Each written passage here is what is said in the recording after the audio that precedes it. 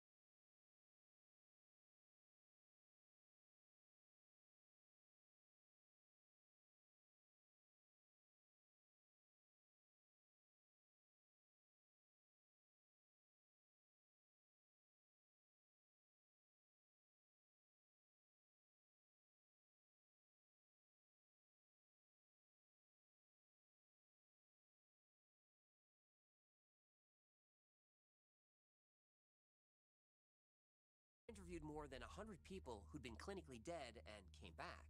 Their stories were almost identical. A tunnel, an overwhelming light, deceased relatives waiting for them, a sense of peace so deep it changed their lives. Skeptics had answers for all of it. Oxygen deprivation caused tunnel vision. Endorphins flood the brain, creating a sense of peace. The temporal lobe, under stress, creates visions of dead relatives. For decades, those answers held. But over the next 30 years, Moody kept hearing from a different kind of witness. These weren't people who died and come back. These were people who'd been sitting at someone's bedside when the person passed and experienced the exact same thing. The tunnel, the light, the deceased relatives. And they were healthy and fully conscious. Moody called this an SDE. STD? SDE, shared death experience. That makes more sense. The elements were consistent across hundreds of reports. Witnesses described a mist, something like golden gray smoke rising from the dying person's body. Researcher Peter Fenwick collected similar accounts from healthcare workers across the UK. They described it as smoke, a gray mist, or a very wispy white shape leaving the body, usually from the chest or through the head. Some saw the mist form into a transparent shape of the person. Others described music, not hospital sounds, something unearthly, beautiful and complex in ways they couldn't put into words. Oh, like Enya. No, not like... Oh, yeah.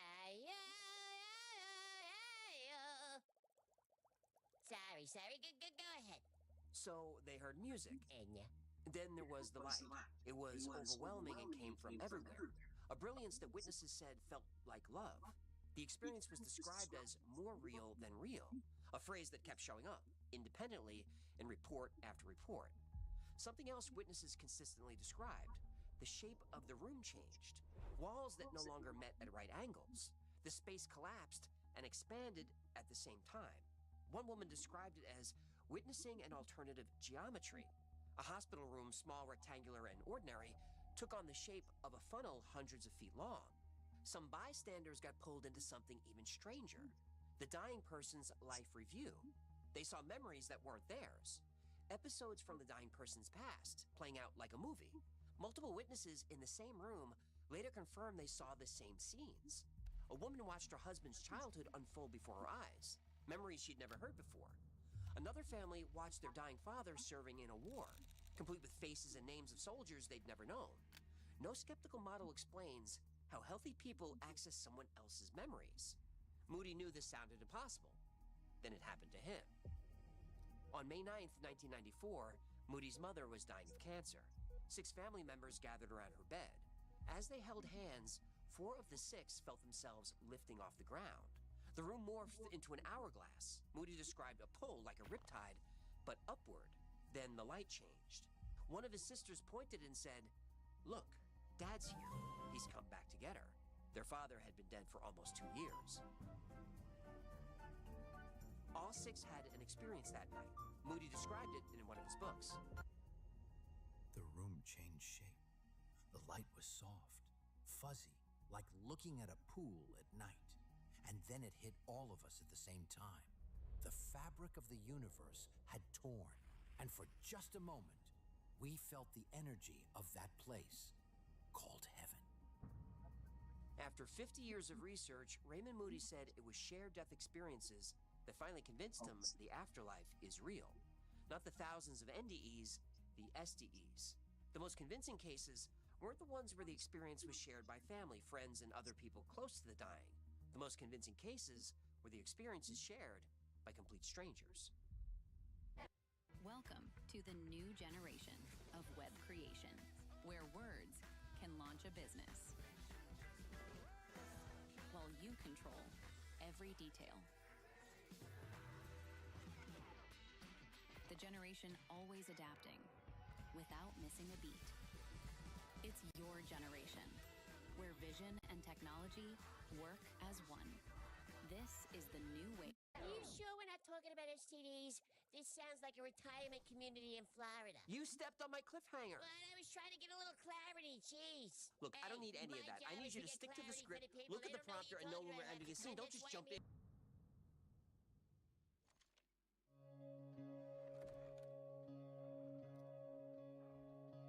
It was Easter weekend 1997. Jeff Olson fell asleep at the wheel driving home. The car rolled 8 times at 75 miles an hour. His wife Tamara and their 14-month-old son Griffin died at the scene. His 7-year-old son Spencer survived. Olson's legs were crushed. His back was broken. His stomach was torn open by the seatbelt. Doctors amputated his left leg above the knee. He spent 6 months in the hospital, 18 surgeries. Dr. Jeff O'Driscoll was working the ER the night Olson was airlifted in. He wasn't assigned to the case. A nurse named Rachel grabbed his arm and told him to come to the trauma room. She said Olson's wife was there. O'Driscoll knew what Rachel meant. They discovered something about each other months earlier. They both saw things they couldn't explain. O'Driscoll walked into the trauma bay. He looked at the gurney and saw a woman floating above Jeff Olson. She had curly blonde hair, flowing white clothes. She was almost transparent, but vibrant. More alive than anyone else in that room. She looked directly at me and smiled. Not a stranger smile. She looked at me like she'd known me forever. Rachel saw her too. She said the woman radiated peace. While his body was on that gurney, Olson's consciousness was somewhere else. He was floating above the accident scene in what he later described as a bubble of light. His wife Tamara was floating next to him. She was calm. She was beautiful. She told him he couldn't stay. Olson didn't want to go back. His wife was dead. His son was dead. His body was broken. Hello. But Tamara insisted. He had to go back. Spencer needed him. Jeff O'Driscoll wrote the book Not Yet about his experience. Jeff Olson wrote his own book, Knowing. The two Jeffs became lifelong friends and told their story together at conferences for years. Even though shared death experiences is a new term, STDs have been happening for a long time. Like she been on the art for almost an hour and you looked at the discourse. No, you didn't. Rewind the tape. SMH. Red free human. Carl Scala was a German soldier in World War I. He was crouched in a foxhole with his best friend when an artillery shell hit. Shrapnel everywhere. His friend slumped into Scala's arms, dead. Then Scala felt his consciousness pull up and out of his body.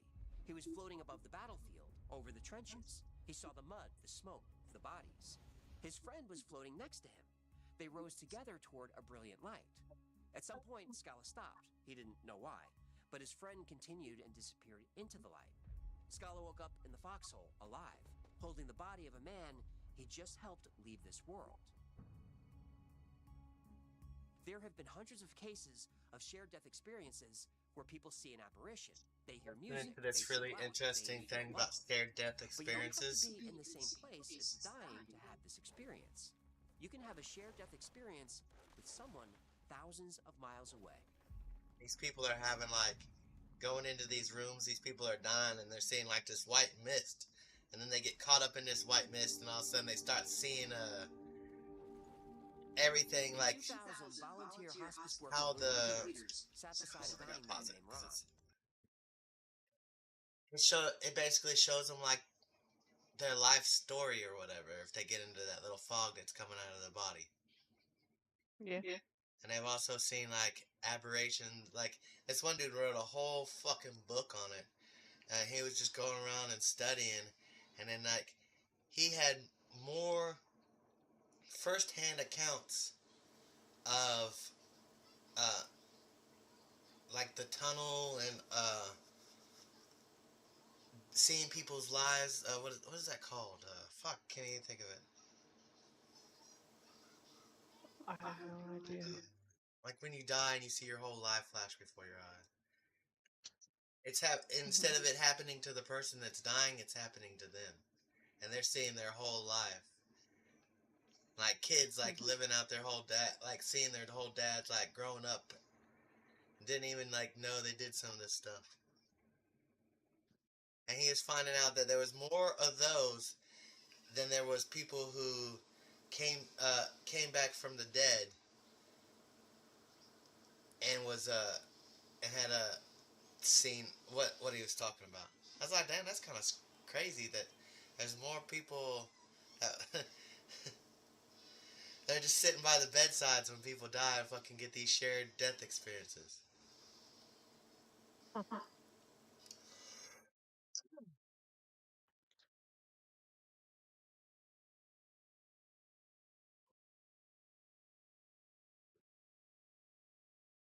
That's where we're at in the story right now.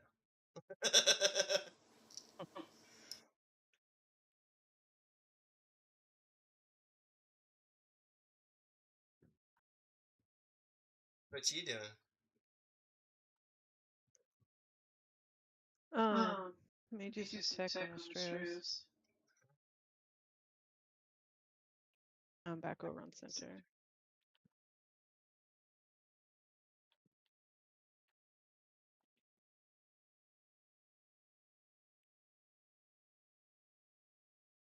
Oh, for the Maguanas?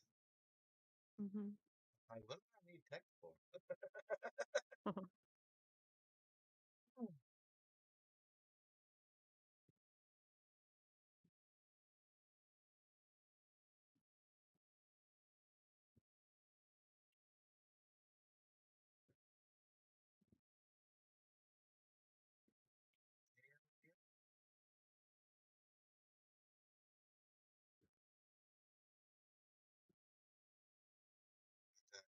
Transfer over there to center, grab my battle animals, and then go to Astraeos, make those ceilings, come back, see if he's on.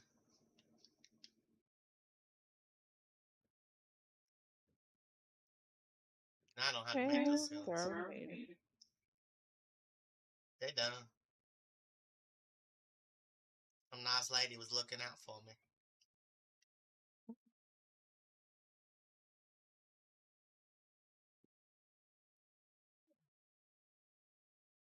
I didn't have my armor. I would have brought him over. That stayed the night over there because cloning the. Oh no, I had to wake up at 10 o'clock, go check on them clones, go back to sleep, wake back up at 11:30, cryo them, and then been asleep off of them all day.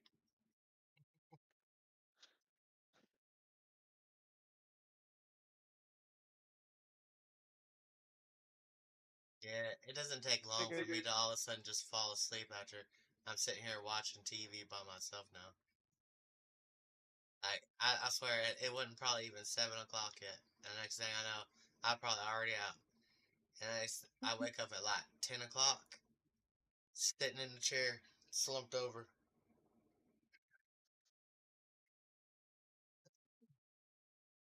Yeah, I've been this way since I was a kid.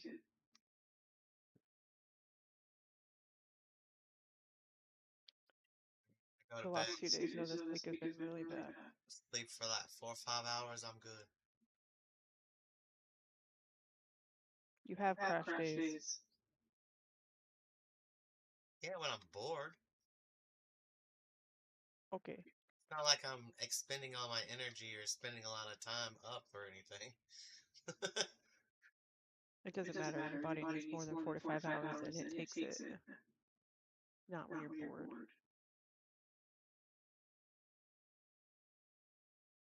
Hell yeah, it's like time travel to the next episode.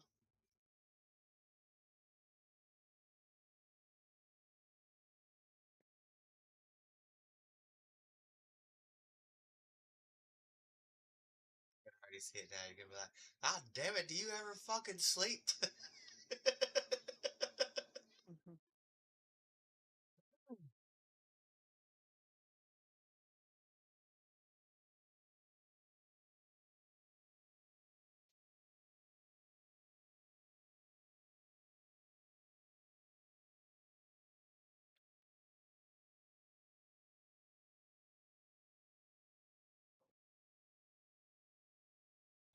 My brain and my body has been telling me all day long to stay away from that chicken. Mhm. I don't think I'm gonna have a vegetarian meal tonight. Or Mhm. dinner. I was telling Dad about it. He's like, mine didn't taste that way. I was like, yeah, because yours was fucking smoked from fucking chicken grease hitting the fucking thing. That's why yours didn't taste like that.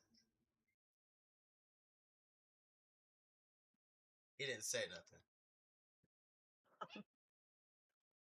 Also, didn't like another reason. Like I wanted to like put my stuff in the air fryer last night, but I also didn't want to be the next one to turn it on, and it fucking just smokes out the thing and turns on the damn smoke alarm and everything. That would have been great last night at like 3 o'clock in the morning or 2 o'clock.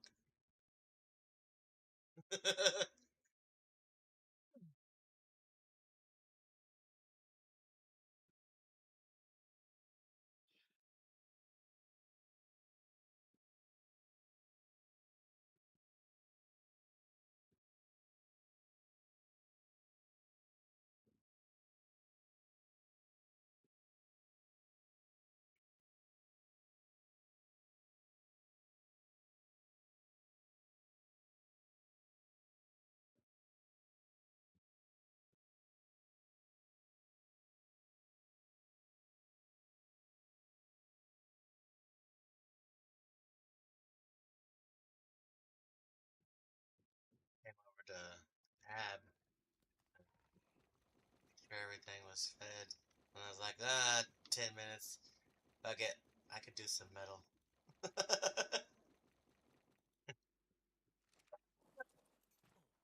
There is somebody looking for a Daddy of Metal. I don't know how much yet.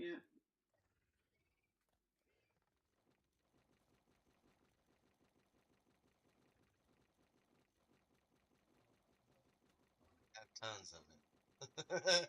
It's gonna take forever to move it, but we have tons of it. I told him to wait till the transfer shit is fixed. I ain't losing all that shit. Yeah, that too. I don't want them to lose it either.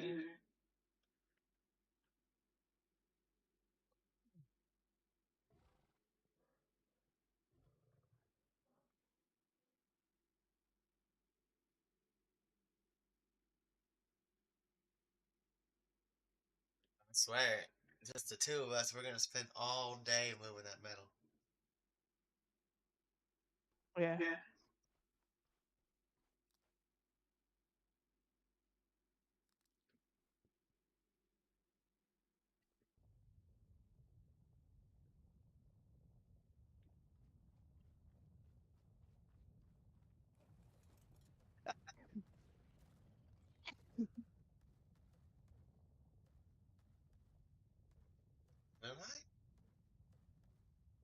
think those were sneezes. Yep.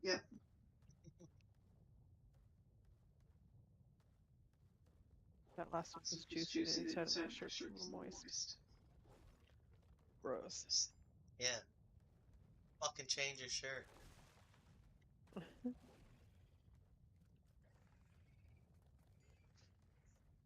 Damn dirty girl. Well, I didn't want to sneeze all over myself. I know. And my mic is right there in front of my mouth. Another fucking Alpha Carno out here.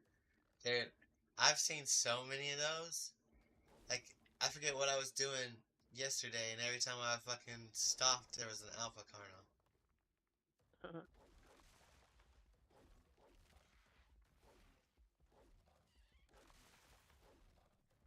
Well, we'll be good at Carno arms for a little bit.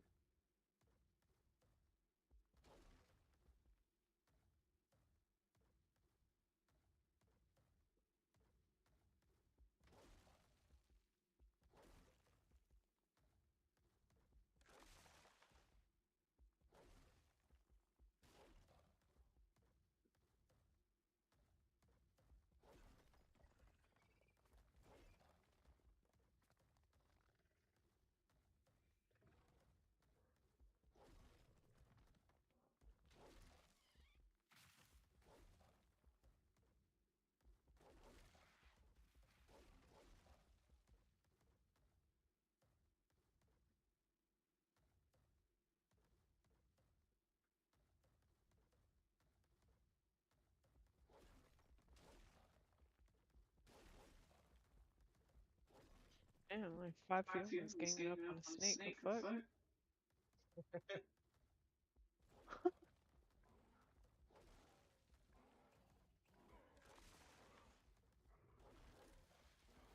I should have just let him duke it out. I ate them all. Let's see who won.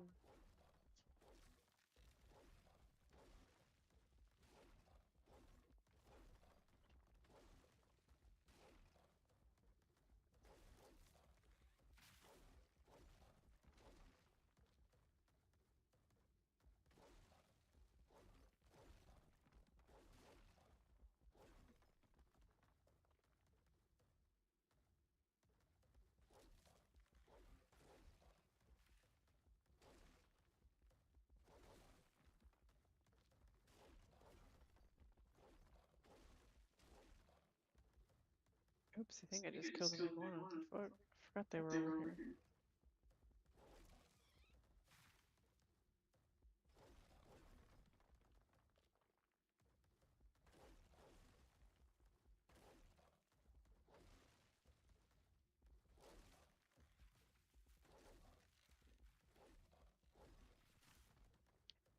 I might see if I can find a colored one.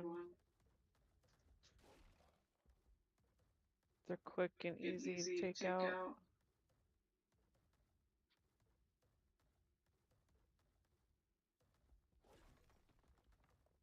Haven't tamed anything in a while. And you still need to tame those capros. I think I'm just gonna buy some. It's been 4 months, let's be real. Oh, I thought it was for your... Wow. It is. I've been trying to do it since Christmas.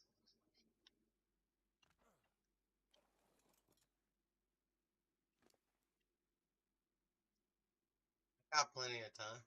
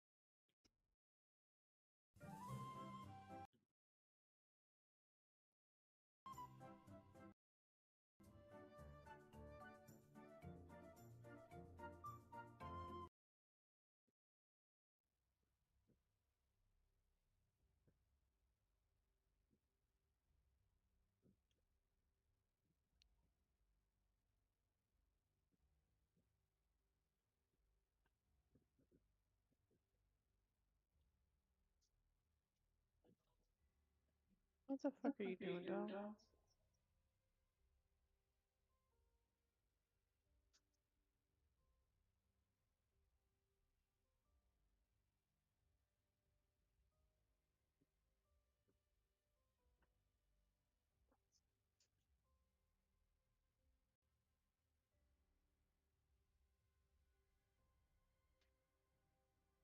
Steal the ball back? Uh-huh. I see.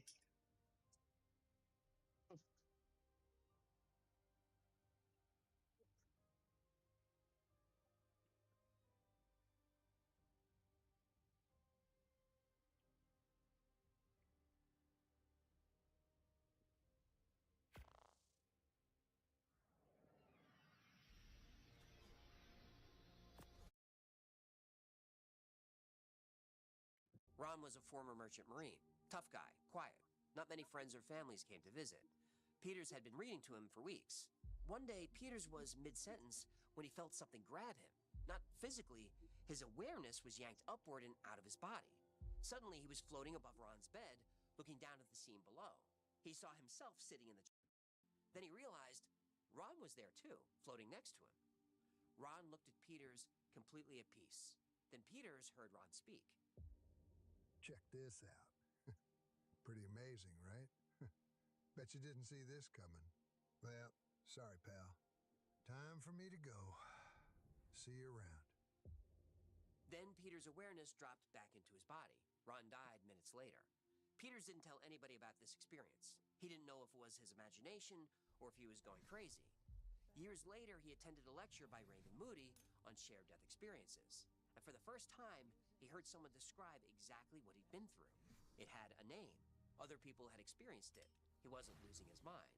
Peters founded the Shared Crossing Project in 2013 and started collecting cases. He now has more than 800. And here's what made the data genuinely strange. 64% of the I didn't even STDs hear you Peters come in. collected were remote. The person having the experience wasn't at the bedside. They weren't even in the same state. Your day-to-day covered with Base 44 super agents. Your life is chaotic.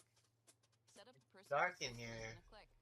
But not like you're dark. Work, email, Yeah. documents, your calendar, everything's I can't safe really and ready to see go. the colors of the animals. They all look the same. Decluttering the Except for this red car chart right here.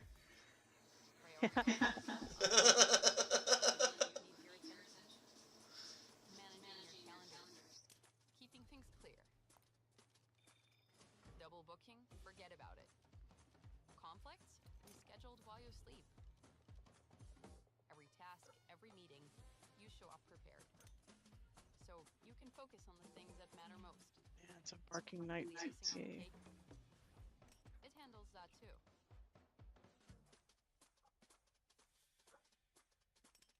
Your super agent is waiting. Base 44 super agents. Oh my gosh, how many of these do I fucking have? Oh, I don't have a Karka problem. Not at all.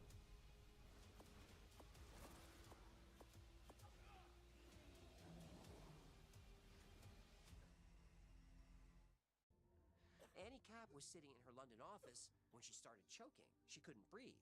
For 25 minutes, she struggled for air with a growing sense of dread about her mother, Betty, who was in a hospital in Portland, Oregon, 5,000 miles away. She called the hospital. Betty died while Annie was on the phone. Annie had been sharing her mother's death from across the Atlantic Ocean. Then there's Mark. He was on a plane with... Oh Let me man, guess. did I leave He it was on out? a Spirit Airlines flight and wished for death? No. He was flying across the Yeah, United yeah, I'm States coming. when he Hold felt on. a telepathic connection to his father Keep your dying in a fucking Canadian fur hospital. on. He heard his father say he didn't know how to do this. Mark visualized walking up a Don't you staircase with his fr father at me. toward a light. At the top, they were greeted by Mark's grandmother. His father hugged her, turned to Mark, and told him he didn't know it was this easy. Mark's phone I am rang minutes later. missing a His brother Karka. told him your Don't know father what I had did just with passed it. away, Fuck. but Mark already knew. One woman hadn't spoken to her ex-husband in over a decade. One day she suddenly felt his presence. She I heard stuck his voice in her everything mind. in He thanked like her the for same using cryo his fridge. I'm son. pretty She sure I texted her cryopotted it daughter right last away. night. Her daughter said her father had just died. A bond she thought was broken reached across the years and the And my miles other to see turtle. Bellevue I should and probably say put my goodbye. fucking glasses. Peters also collected cases involving children as young as 3 or 4. They had no cultural framework for a shared death experience. But at the moment a grandparent or parent died, they described seeing a light mist come out of the body. Then the mist transformed into a figure. In some cases, the children accurately described dead relatives they'd never met. A 4-year-old described her dead grandfather down to the scar on his left hand. She'd never met him. She'd never even seen a photo of him. Nurses, doctors, hospice workers, the people closest to death were seeing things they Oh couldn't God, explain. found him For finally. decades, they kept it to themselves. They didn't realize that What? shared death experiences happen all the time. Or Alexis. Oh. I Yeah, just I happened saw him yesterday. I just happened to be looking for something else in here. And I was like, oh, there they fucking are. God damn. Thank goodness. Penny Sartori was preparing to bathe the dying patient. She touched the edge of his bed. Then everything stopped. The room around her disappeared. She could feel everything the patient was feeling, including his pain. Though he couldn't Man, speak, she heard it. Leave me alone. I just want to go. I'm about to change this costume of bells. Just let me die. Oh, like I could fucking hear that on my speaker, but I didn't hear you join in, and I can hear that shit over my headphones. Like, She was conducting her own investigation. it's gotta go. Is in a book called The Wisdom of Near-Death Experiences. This is I don't more know if I common like than the people think. punchy little In bunny. surveys of hospice workers, I a don't high even percentage report witnessing unexplained even things hear at it the moment anymore. of death. Lights, mist, presences. I was hearing it there for You a got used while, to like, it. Never say a word really a because they're lot. worried about losing Like, their I was like, I know where she's Julie at. McFadden is a Here she hospice nurse comes. who's now an Look expert alive. and advocate for end-of-life awareness. Her patient Randy was a younger man who pushed everyone Man, away. it does it when you're riding a dino He too. helped him reconnect with distant relatives. He lived 9 months longer than anyone Alright, I expected. cannot find On that the day other. Randy died, Julie stopped to see him one last time. He was unconscious. She silently walked to her car. This is your little baby. Goodbye, Randy. I hope you have a beautiful journey. Then And suddenly, then these she other heard two it. over here. Oh my gosh. Julie, It looks like they're wearing pajamas. I wish you could see this. And she could feel what Randy was feeling. I love it.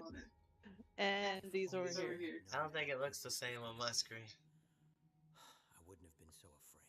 Look like The shadows. spot, Shadows it with just yellow looks like dots. pajamas because they're all yellow. It just looks like shadows with yellow spots. Julie kept it secret for years until she realized these events were more common than she thought. These guys. Even pets show deathbed Yes, you behavior. showed me these Rick yesterday. Grayson documented dozens of cases. I of did not. comatose You dogs probably saw them. suddenly sitting up and wagging You their showed me them. tails, Because you smiling said, at and something these are the Grand unsuspecting. Tortugas. A woman saw her dead cat I sitting did not. on her dying father's bed, purring. The cat had been gone for 3 years. How can we kill one of your cats to test this theory? Oh, you go before any of the cats. Peters found that many SDE experiencers waited decades to tell anyone. 30 years, 40 years. They thought no one would believe them. Healthcare workers were the I most silent. said of something all. about them to you. And none of this required And that's when we religion. started talking Peters about it. reported cases of A couple committed days ago, atheists who wasn't had yesterday. SDEs and were shaken. They weren't looking for a But I spiritual can't find. experience. I can't They find didn't this want other anything. carpet. This One one. culture figured this out 1,000 years ago. Tibetan Buddhists have a practice called Pretty Pawa. sure. This is where the nothing living help guide a died. dying person through the transition. They report the same things: the light, the tunnel, the people on the other side. One of the oldest spiritual traditions on Earth built an entire practice around something Western science is only now starting to take seriously. And they're not the only ones. There are 8th century records of people witnessing a light while a monk passed away. Aboriginal Alright. I Australians gotta get have stove for traditions food. around communal dying. Community members gather and report shared spiritual experiences during death. This has been happening for as long as humans have been dying. We just stopped talking about it. But these experiences still won't convince skeptics. They don't want ancient legends or anecdotes. They want hard science. So let's give them that. Oh, it's already out. I just popped it out and didn't realize it. This mod gives you over 150 lag-free real-time voice changers and unlimited Probably in this sound clusterfuck. variation. Whether you Yep, want here it something is. with a realistic Alright, I found it. or clear up your comms with the voice enhancer, our app works with any gamer app that supports voice chat. Sound off with a voice that matches.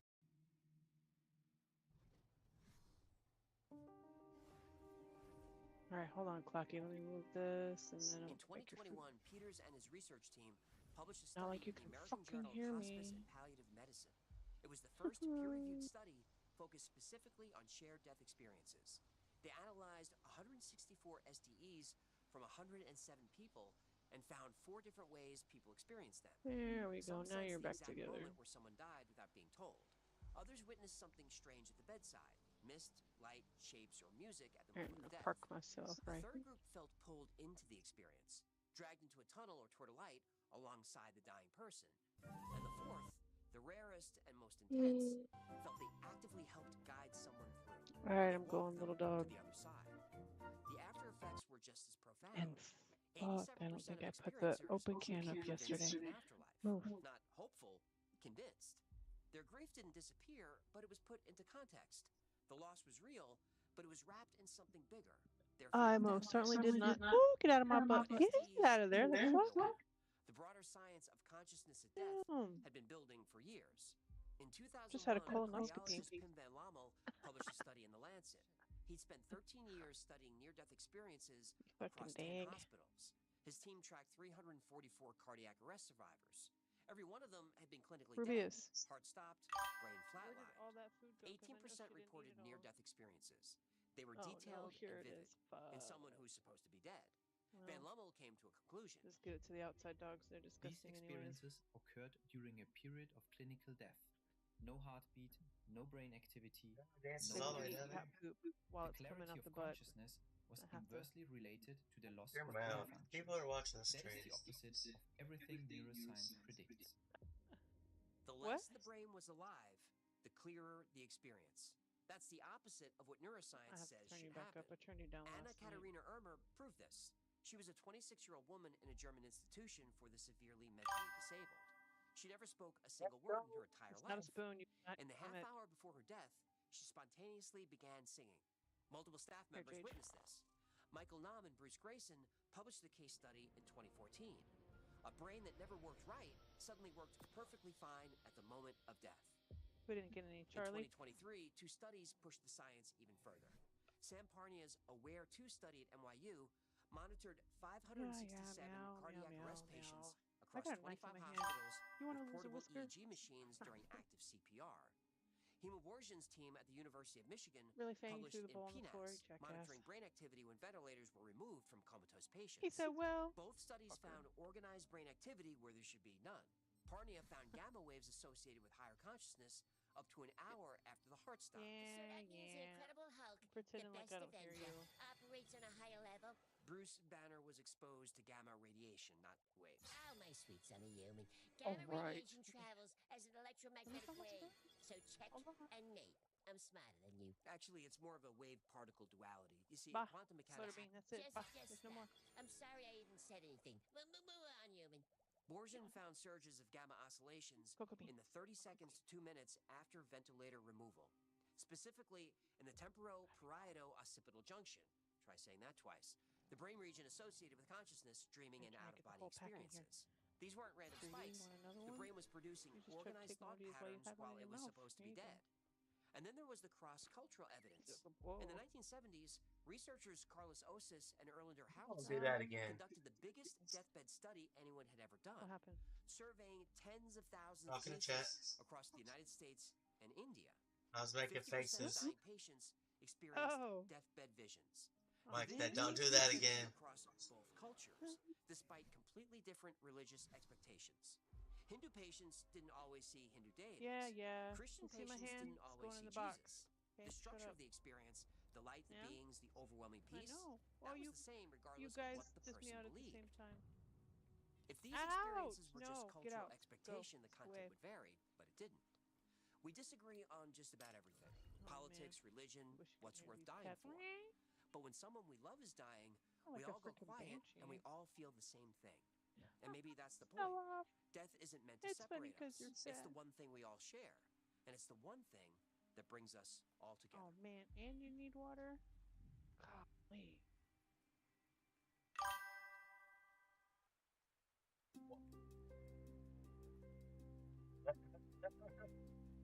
For thousands of This years, podcast's a little too deep for you two. people have been reporting experiences.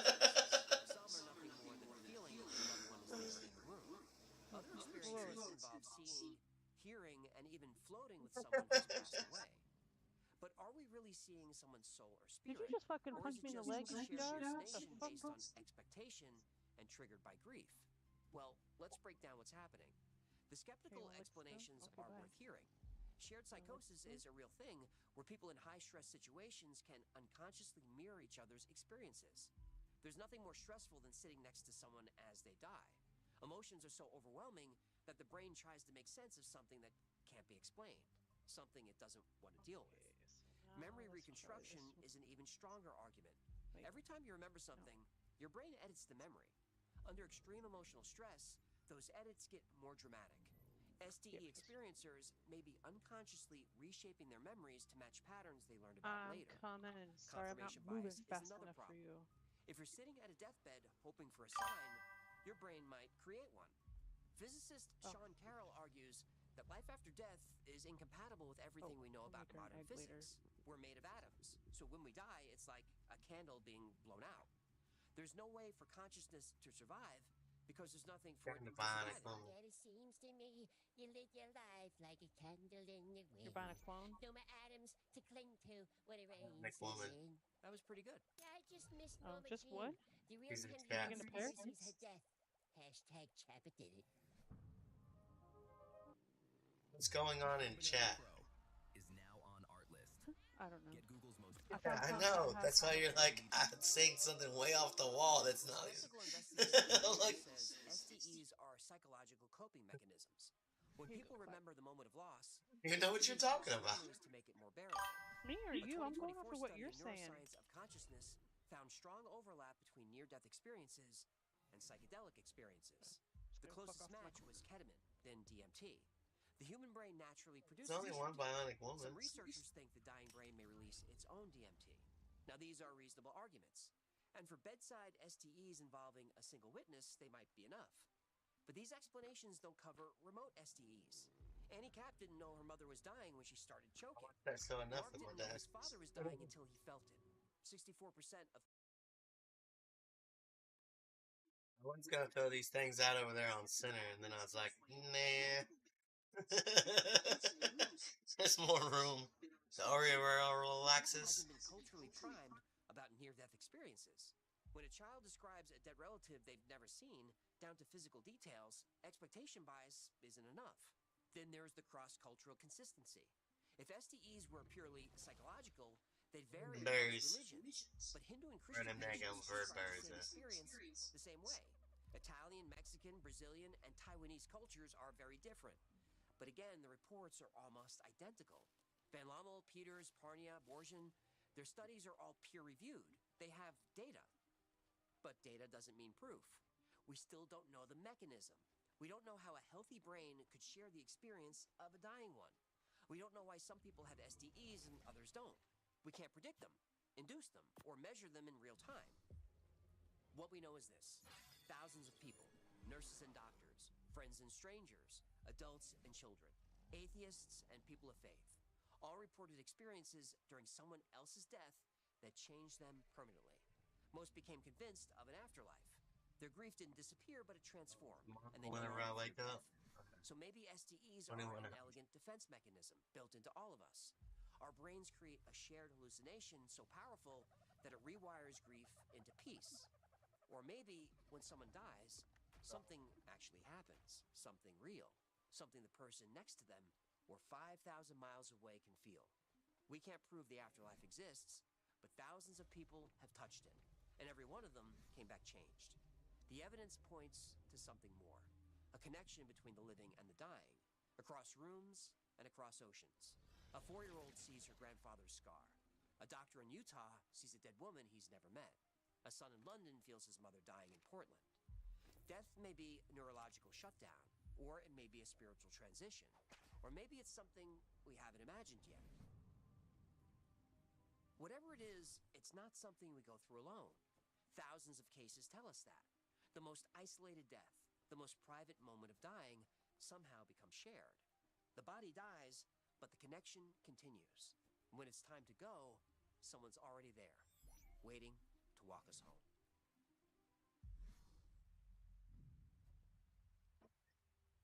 Thank you so much for hanging out today. My name is AJ. That's Hecklefish. If you need me, I'll be sitting.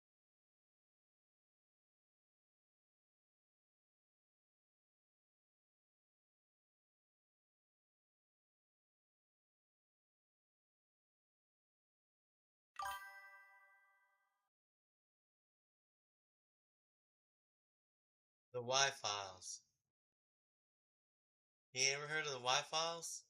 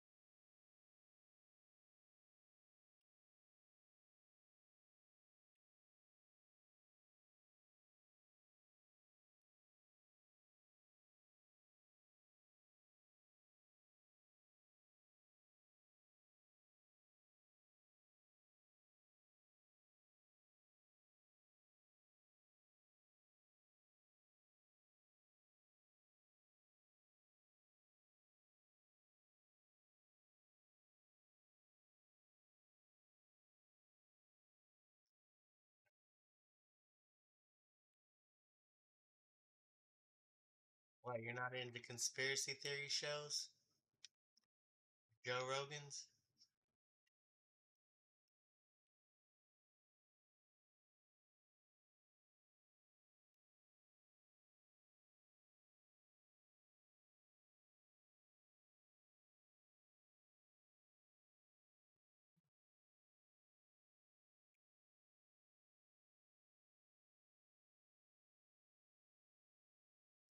2.5 hours. Blah.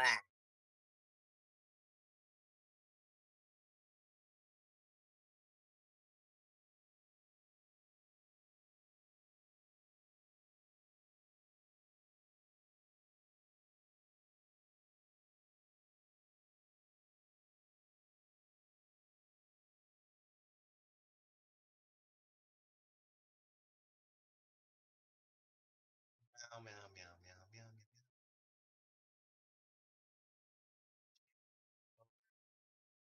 Change over.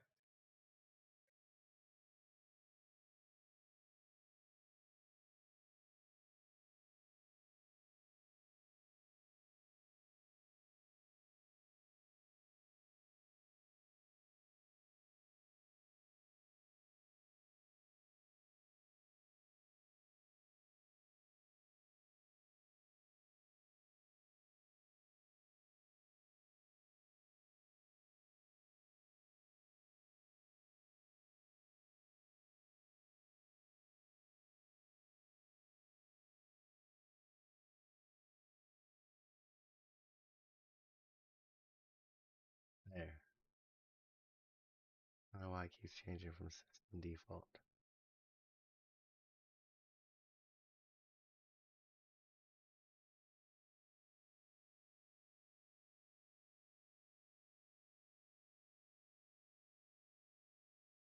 You can still hear me in Discord, right?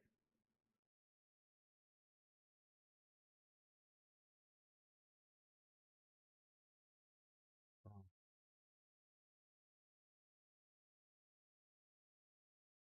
I guess it would help to undo that.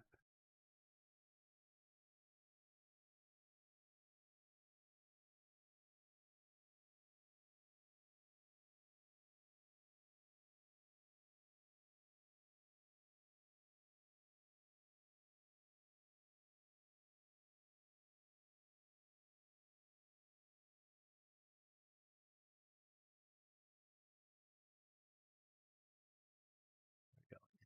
Mysteries. This episode of the Y-Files is brought to you by PDS Debt.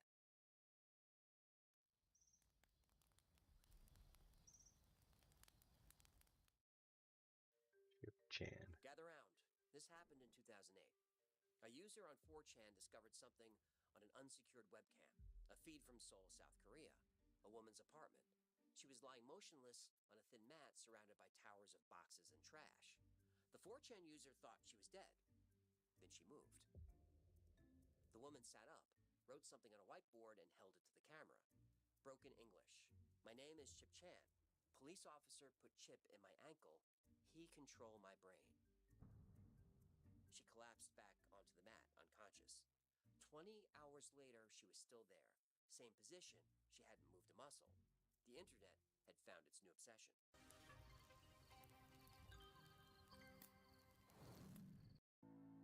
Apparently you can go from 0 to a complete site in just a single prompt with Wix Harmony. I don't know if this is going to be possible. Before the stream, she was normal. Jane, a Korean woman in her 30s who wrote a blog. She talked about restaurants. She gave movie reviews. She talked about her weekend plans, her friends, her job. Ordinary life documented in ordinary ways.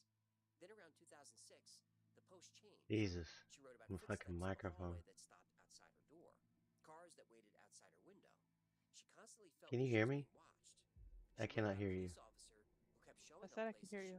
Oh. Coffee shops, the grocery store, where she worked. I hear you now. Always the same man, always watching.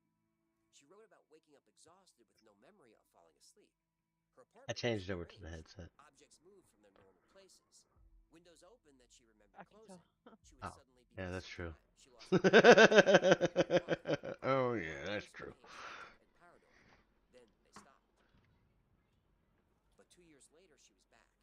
She live streamed herself 24 hours a day from an apartment that looked like a hoarder's tomb. Boxes stacked to the ceiling. Trash bags lined every wall. The floor was buried under food containers, empty bottles, and crumpled paper. Her windows were completely covered with newspaper and cardboard. No natural light made it inside. She called him P, a corrupt police officer who had implanted a Verichip in her ankle sometime in the late 1990s. The same technology nightclubs were using to identify VIP customers. The same RFID technology medical facilities use to store patient data. An implant about the size of a grain of rice that could be read by external scanners. These chips are real, and they can be read by scanning equipment passively, meaning you don't have to activate them, they just work. According to Chip Chan, her chip was different. P could trigger it remotely from anywhere in the city. He could force her to go unconscious with the push of a button. He controlled exactly when she slept and when she woke up.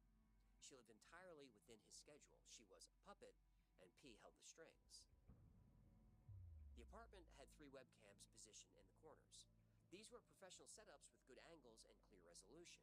She installed them herself to document what happened during the hours of missing time.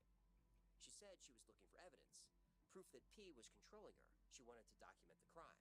What she created was a window into hell, and the world started watching. The stream never stopped. The cameras captured everything.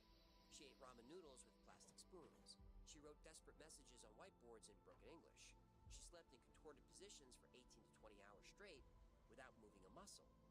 During these sleep periods, she looked dead. She didn't shift or turn over. She didn't twitch. You had to concentrate just to make sure she was breathing. This death-like stillness went on for almost every day. Early viewers timed her blackouts with stopwatches. They created detailed spreadsheets. The pattern was consistent and unnatural. She suddenly collapsed into a deep sleep. Look, there's another Alpha Carno. Every day. Then she woke up at the same time. This is where I was.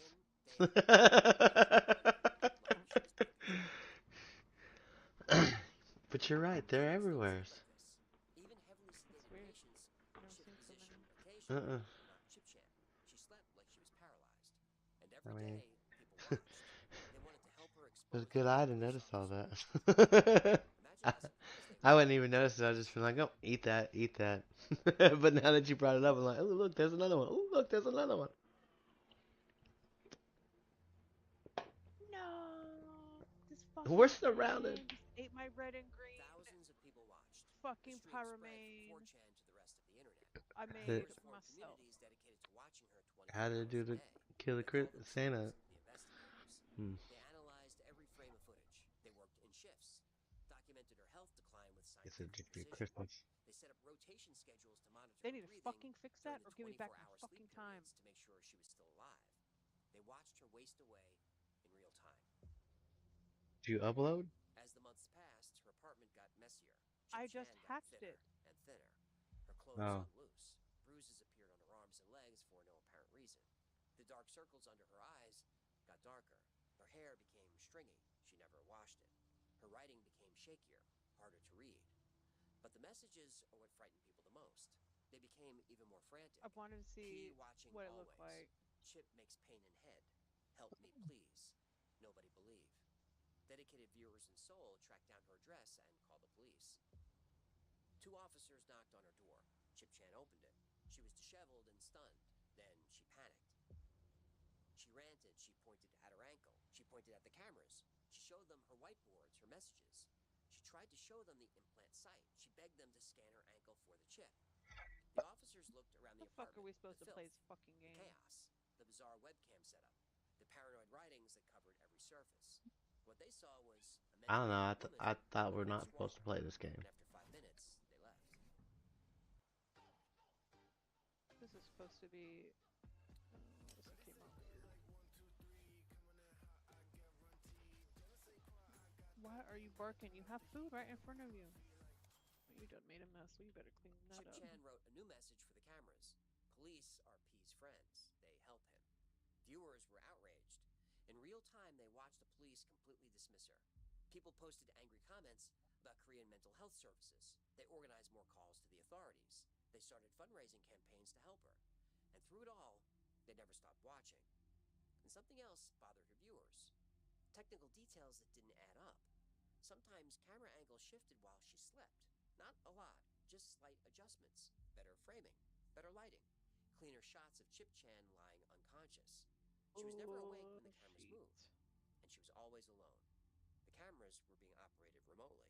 Someone was directing the production, adjusting the angles, making sure the global audience had the best possible view of her suffering. The investigators debated this obsessively. Was it P controlling the cameras along with her mind? Was it Chip Chan herself, using automation software she'd set up during lucid moments? Or was it something more disturbing? A third party monetizing her breakdown? The stream became their daily dose of tragedy, their mystery to decode, their community center. They logged on every morning to check if she was still breathing. They posted details when she shifted position. They celebrated when she woke up and wrote new messages.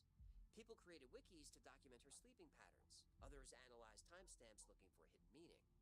They turned her isolation into their connection. I don't know. Her I don't know if I like this became gloon. content. Her The one that psychological came out with breakdown the became blue. entertainment. I bred the monster gluons and it came out with some Viewers blue on it. donated money to her PayPal account. She used it to order food delivery.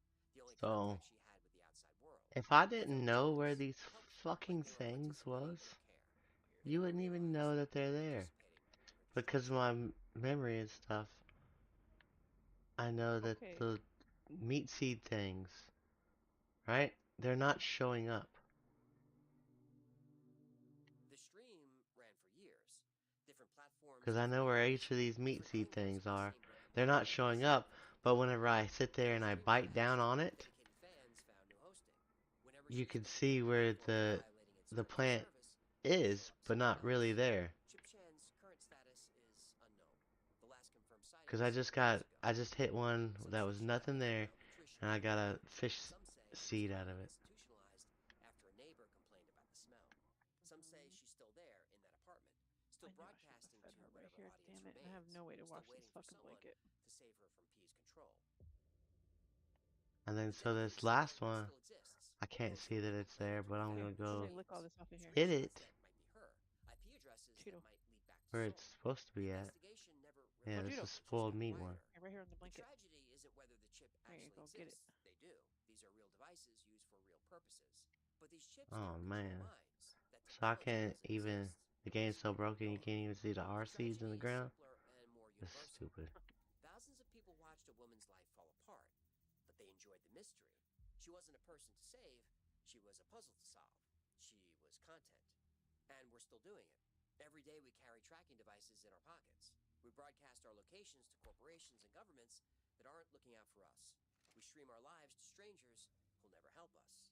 We invite surveillance into our most private moments and call it connection. We live in voluntary versions of Chip Chan's apartment. Patch this which inky egg. just You have know how better hard this is gonna Wi-Fi be to and floors. doing like the color combos, Chip Chan was the extreme but version putting of them in what the we do like they're for the willingly. shop. She lived I just want to totally hatch all of them connected, because I yet want to totally see what alone. they look The like. cameras never stopped rolling. The audience never stopped watching. The show never ended. The archives Well, still you exist. can, because you can Thousands of just hours of footage. put them Chip in their Chan's own little undescribed display lives were thing. held. Videos of a woman slowly disappearing Yeah, world but I want people to have eggs with their name on it. If you search I mean, long some enough, things are you'll not going find to be them. that way You because can I watch a few am not minutes going and to have see what any everyone impulse else saw. control and I'm going to A fucking woman hatch it. sleeping unnaturally Because still I on want a to thin see mat what it for looks hours, like. writing messages that nobody answered, Do you need water, begging little for dog? help that never came. Yeah, probably. But remember, while you're watching her, you're not investigating Actually, I'm a going to mystery. walk her You're outside for a participating in minute. one. And the mystery isn't what happened to Chip She Chan. can smell The something mystery is different. why we watch. Ooh, where are we, huh? Does it smell good out here? Move. Move. Gather round. This happened. And leave the TV off for this one. In 2015, a YouTube channel I'm going to appeared shove you called guys Local downstairs 58. before you It make looked me like fall down the recordings stairs. from a Move! public access station Fuck. out of Mason County, West Off Virginia. me! Call sign WCLB TV. Fucking swear, The y'all. videos were short, 2 or 3 minutes each. Weather bulletins, emergency broadcasts, kid shows, the kind of programming that aired at 3 Toby, a.m. no. on stations nobody watched. This dog likes But to the broadcasts kept getting come hijacked. between your legs and walk the with hijacked you. messages It's my all fault. said the He same tries to thing. do it on the stairs. Don't look at the moon. Out. Now. Still staying up late gaming solo? With Hacko AI, get the ultimate companion for your playtime. Leave her alone. How dare you raid one of my outposts? My thralls will make you rue this decision. Move. Blocking the light. Who's on? Charlie, you're blocking the light. Up the stairs. Heads up. Choose from a You have wide more range of thralls heading characters this way. and make every gaming moment Yeah. more vibrant. Come and give it a try.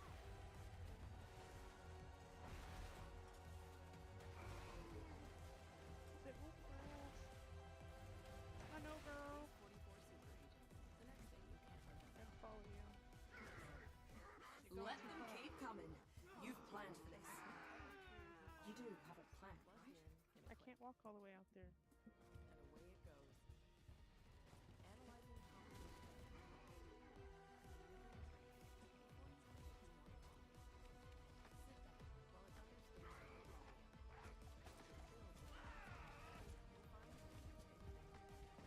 Okay.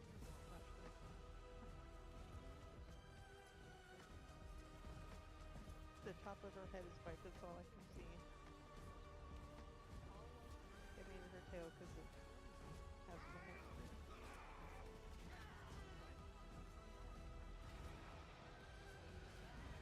You don't fit. What a shame. Oh, I was stuck on your foot. I'm so sorry. I'm sorry. Don't- Oh man, alright, that's enough, Venture. Let me go back in. She didn't cry. I was stepping on her toe. I went to pick her up and I couldn't. She got ripped back out of The my first hand. video is called Poor Weather dog. Service. A standard weather alert Because I fills the stepped on screen. her toe. White text on a colored background. The kind of message the local station runs during a tornado warning. Fucking fire, Then the motherfucker. screen glitches, the image changes. Then the words appear, do not look at the moon tonight. The station is Yep, trying back to in the warn hot its box. viewers, Sorry. but something else is taking control of the signal. The text flickers, distorts, and flips. Now the message reads, look at the moon is thrown. Motherfuckers, get out of me. Whatever hijacked that broadcast didn't just override the warning the first time. The station tried to protect you. The thing that took over the signal. Go ahead and make that mac and cheese. Can't do that. The next video is Contingency. It opens with the presidential seal and an emergency broadcast tone. The voice is Better grab calm and anything of measured, value the and kind clear you hear out during a before real reinforcements crisis. arrive. The worst has come to pass. Despite the sacrifices of our citizens and the might of our armed Alright, forces, fucking the Matt United decided to treat States my has water been like a forced to freaking surrender to her enemies. hot tub and Those who died. occupy our borders, our Yes. Oh, streets, look at this bird and our behind me. homes, the enemy will never occupy our spirit. That is why all Americans are now called up to act to preserve the memory of the United States, clear and bright, untarnished, and uncompromised. America has lost the war. A foreign power controls the country. There is no path to victory. But the government has one final plan. It's called the Victory Position. The broadcast walks viewers through it step by step. Lie face down Oh on man, it American smells soil. like Dunkin' Donuts Press your in here. body to the earth. Place your hands behind your head. Close your eyes. The instructions are precise. The tone is reassuring. They tell you Oops, this I is went your on the duty wall. as a citizen. They tell you the pain will be brief. They tell you this is how you win. It takes a few seconds to register. The government is telling its citizens to kill themselves, and it's framing suicide as patriotism. The broadcast ends with a waving flag and the words, "Victory is yours, America." The national anthem plays over footage of rolling hills and farmland. And the delivery is so convincing that your body responds before your brain catches up. Your pulse rises, your hands go cold, because you've heard that tone before. Every tornado warning, every Amber Alert, every emergency broadcast you've ever received used that exact voice. Calm, authoritative, trustworthy. The voice that says, "Do what we tell you and you'll be safe." In January 2018, about a year later, every phone in Hawaii received an emergency alert. Ballistic missile inbound. Seek immediate shelter. This is not a drill. Oh gosh, what happened? Holy crap. Did something happen? It says this is not a drill. Missile threat inbound to Hawaii. Seek immediate shelter. This is not a drill. They called a nuclear bomb strike on us, and I'll try and keep you updated on what happens. Let's go, Dad. They're not gonna tell us. To know, like people vacationing out here. Man, I'm This scared. ain't no joke. If you're watching this video, that means I didn't make it because of the missile that's coming towards Hawaii. I had a good life. There's the terrible version. For 38 minutes, people believed it. Some said goodbye to their families. Some hid their children in storm drains. It was a false alarm. An employee clicked the wrong button on a computer. But for 38 minutes, 1 million people obeyed a message on a screen without question. But contingency was just the beginning.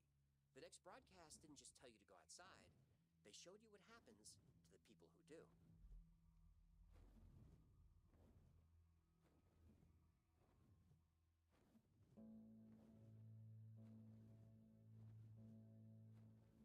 The next video is called "You Are on the Fastest Available Route." Dashcam footage. Someone driving at night. A GPS voice gives directions. Turn left, continue straight. The road gets darker, the turns stop making sense. The GPS tells the driver to follow signs for "Do Not Enter." It tells them to turn off their headlights. The driver doesn't.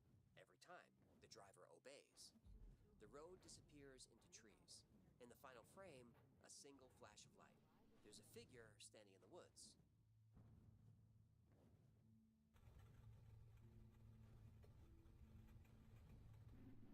Like, that's good stuff. That's got 3 entrances.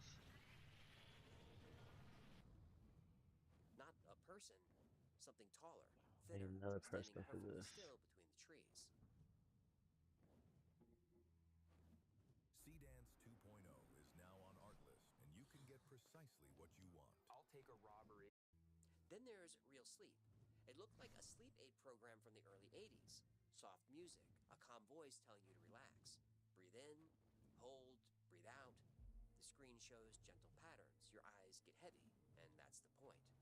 Then the instructions change. Stand up, walk to the door, open it, step outside, look at the sky. The voice never changes pitch, never gets urgent. It guides you outside the way a meditation app guides you through breathing exercises. And behind the text on screen, almost too faint to notice on first viewing, there are faces. Distorted, stretched, watching from behind the broadcast. Ooh, that's creepy. Thousands of viewers didn't notice the faces until their 3rd or 4th time through the video. They went back and checked. The faces were there from the first frame, watching the whole time. Butterbean. Sky watching What you starts doing in as here, an dog? astronomy program. A cheerful host points out constellations. Oh, my tutus. Then the footage cuts to a field at night. No crickets, no wind. Dozens of people standing completely still. Heads tilted back at the same I angle. got no food in Nobody here. moves. Nobody speaks. They're all staring at the same point in the sky. Viewers who went frame by frame found something above the field. A shape in the sky, barely visible, looking down at the people who are looking back. Nobody knows why. Go on, it's poop dirty. Show for Children opens with a cartoon skeleton named Cadaver No, doing okay, a little no dance. kitty crunchies. Silly music plays. It looks like an 80s kids show. Then the moon rises in the cartoon. The skeleton stops dancing. The animation shifts from cartoon to photorealistic. A real human skeleton fills the screen. The music is gone.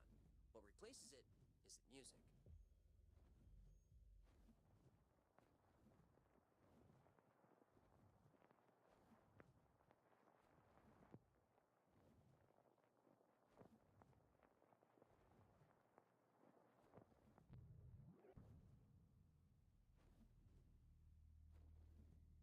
The pattern across every video is the same. Weather alerts, government broadcasts, GPS navigation, sleep programs, children's shows. Every system designed to keep you safe has been turned into a weapon. And every one of them is trying to get you to do the same thing.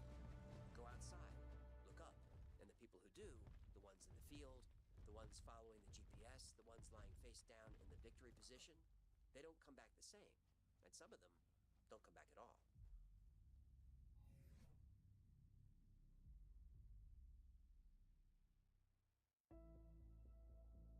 Oh man, I burned myself pretty good. One person made all of this. A Doing cartoonist what? named Chris Straub. He made the first Coffee. video weather service in Ouch. 2015 using iMovie. Yeah, Posted like it on a the shared side of my YouTube wrist. channel nobody was It's watching. not. It got It a few might thousand views blister. and I sat don't know, there. but you can. 2 It's years all later, he swollen. created the dedicated Local 58 channel and Oh, started yeah, I don't uploading have the any rest. ice. 7 videos over 8 years. The longest, a 30-minute piece called CLOSE, came in 2023 with an alternate reality game attached. A real website, Standing here local58.tv, under some cold filled water. with That's hidden all I can messages and do. coded transmissions. Fragments of a story that had been building since the first upload. No behind Man, the if it was scenes, winter no though, interviews wouldn't need explaining ice. the That lore. cold water Straub never is broke ice cold. character. The channel exists the way a real hijack TV station would. The broadcasts are there, but nobody's explaining them.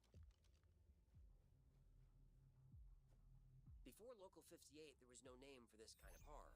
Creepy VHS-style videos existed, but nobody had put together the broadcast format, the institutional authority, and the slow corruption of trusted systems into a single concept. After Local 58, there was a name, Analog Horror. The Mandela Catalog. Just Gemini look Home at the Entertainment, sorry Monument state of this Mythos, place. The Back Rooms, Whatever killed dozens my of children patents, might be on hundreds its of way back videos, to you millions even of now. reviews. All the Better traces fire back up some to one replicators cartoonist who made a fake and weather ready your bulletin on fortifications. iMovie and told you not to look at the moon. But here's the part nobody talks about. Straub also wrote a creepypasta called Candle Cove, a forum thread about a kids' TV show that never existed, broadcast on a local station nobody could find records of. The puppets had human teeth. The show aired screaming and static, and the station that broadcast it was called WCLB, the same call letters as Local 58. Candle Cove, CANDLE COVE, WCLB. Straub also created a webcomic called Brood Hollow, set in a town where reality is thin, and something ancient Ever get lurches my from the spoon back edges. from you, One cats? of its characters, a skeleton named Cadaver, is the same skeleton that dances in Local 58's Show for Children, the same skeleton that stops dancing when the moon comes up. Broad Hollow, Candle Cove, Local 58, all set in or around the same fictional town in West Virginia, all connected to the same thing. Straub has never explained what it means. The channel has over 500,000 subscribers and 20 million views. The website is still live. The signal is still broadcasting. But if you're watching this late at night, alone in the dark, don't look out the window. Not because something's out there, because some part of you, trained by a lifetime of obeying screens, might actually do what the broadcast tells you. Don't let them wreck my property. There are things there more valuable than you.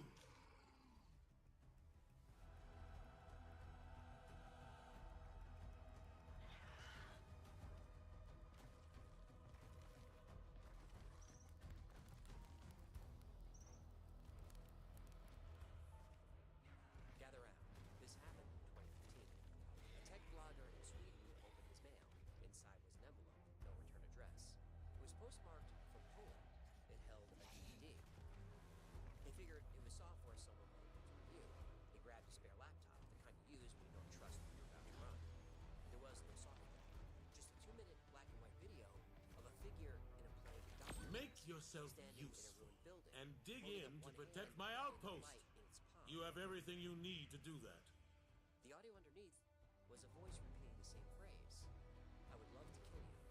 He posted it online and asked for help. And the internet answered. Hard to go wrong with good old auto turrets. They carry on fighting for you and shoot holes through all your problems.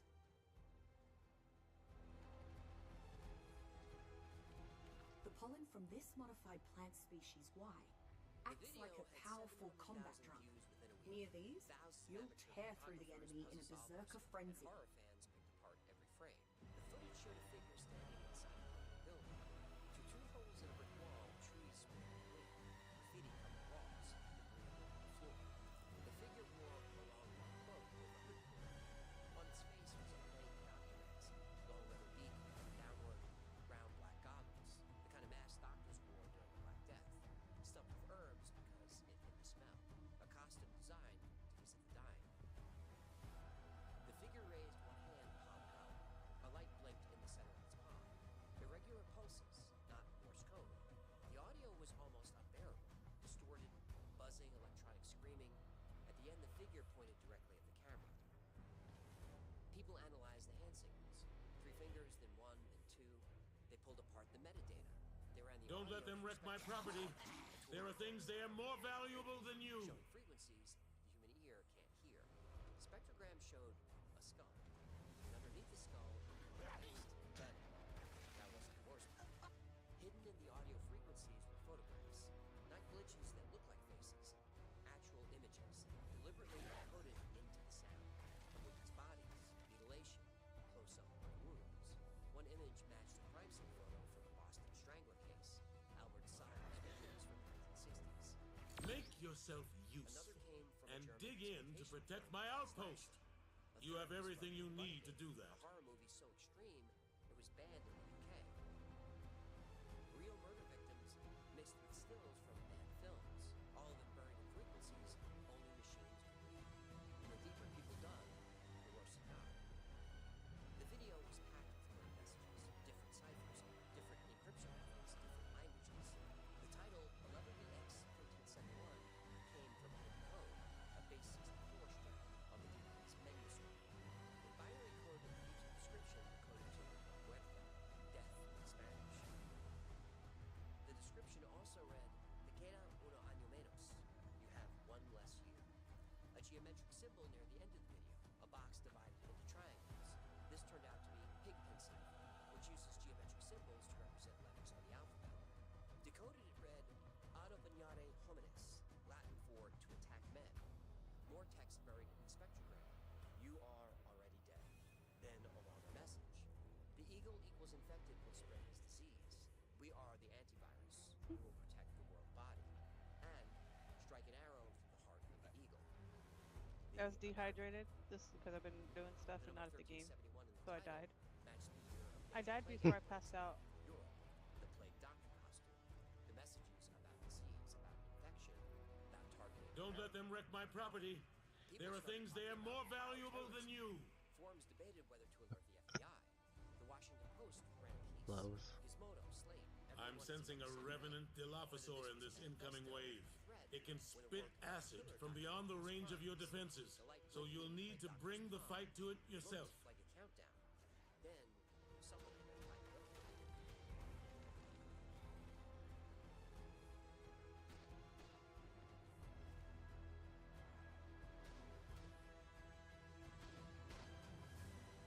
a Polish internet user recognized the Make yourself useful and dig in to protect my outpost. You have everything you need to do that. Warsaw in a town called Otzwig. The building had a history that made everything worse. Sofiewka opened in 1908. A group of Polish Jewish doctors raised money to build a mental health facility for Jewish patients. They called their organization the Society of Poor Jews with Nervous and Mental Illnesses. By 1935, the sanatorium had 275 beds. It was built as a place to heal people. Then the Nazis came. Plant species X may not do the damage of an auto turret, but they do their part to slow down invaders. Don't overdo it with these, but don't underdo it either.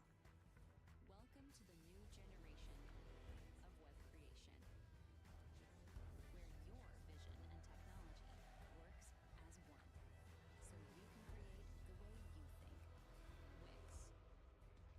In 1940, Sofiewka fell inside the Auschwitz ghetto. Nearly 400 patients started starving. The Germans weren't going to waste resources on people they planned to kill anyway. On August 19th, 1942, German soldiers and Ukrainian guards rounded up all the patients and staff into the first pavilion. They shot between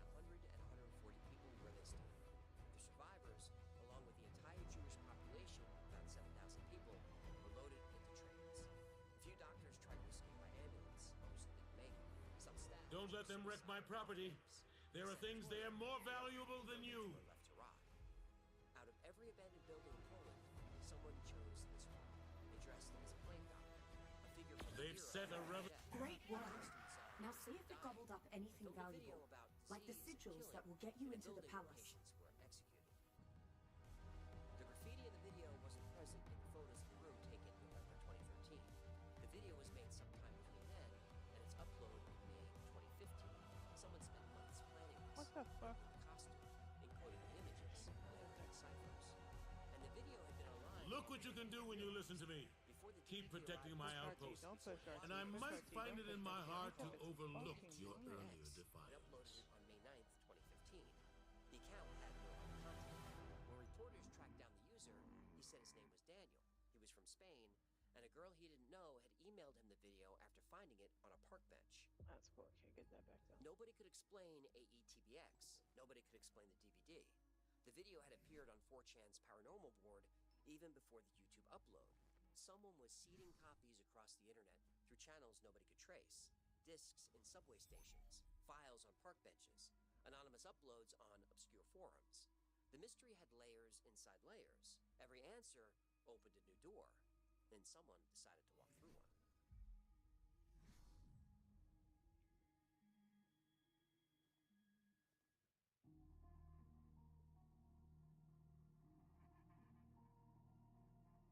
In late November 2015, a Twitter account appeared under the name Parker Warner Wright.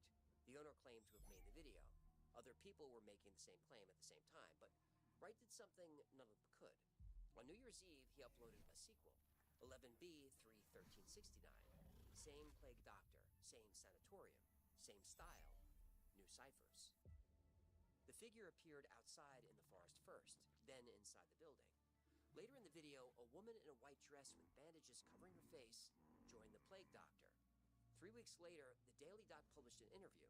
Wright said he was an American living in Poland. The videos were an art project, an elaborate cryptographic puzzle. He'd left copies on discs hidden in a Warsaw subway station and a park, and posted an early version to 4chan's paranormal board. The Swedish blogger got his DVD because he'd handed Wright a business card at a tech convention. Wright said he had built the plague doctor mask himself from scratch. He challenged anyone to make an exact copy, and nobody ever did.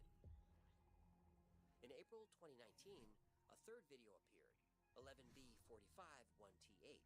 More ciphers, more encoded messages. The project had been running for 4 years. An IMDb listing credited a second person, someone named Emir Yakimos. Nobody has ever identified who that is. Wright hid 8 USB drives around Warsaw with GPS coordinates for his followers to find. Each one held encrypted bonus content. His last known video, The Trigger, appeared in 2021.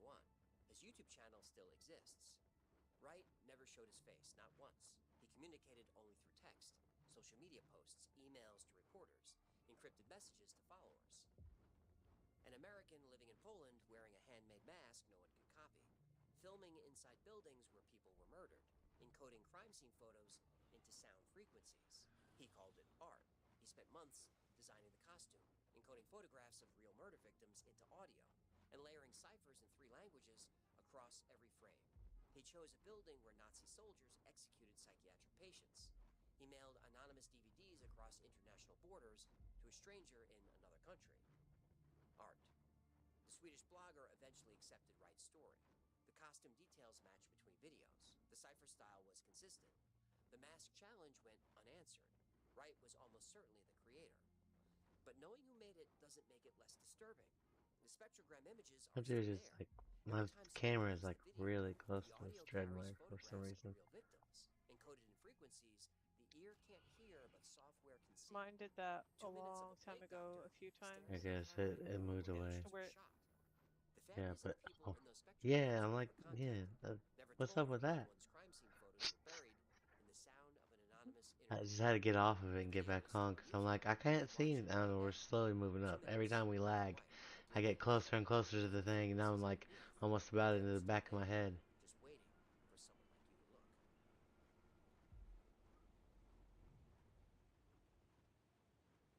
Oh my goodness.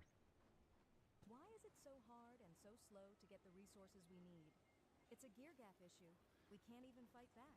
The time sink, plus having to tell your friends you failed again. Thank you so much for hanging out today. My name is AJ. This is the Y-Files, and that was a campfire story. No debunking, no analysis, just a creepy story.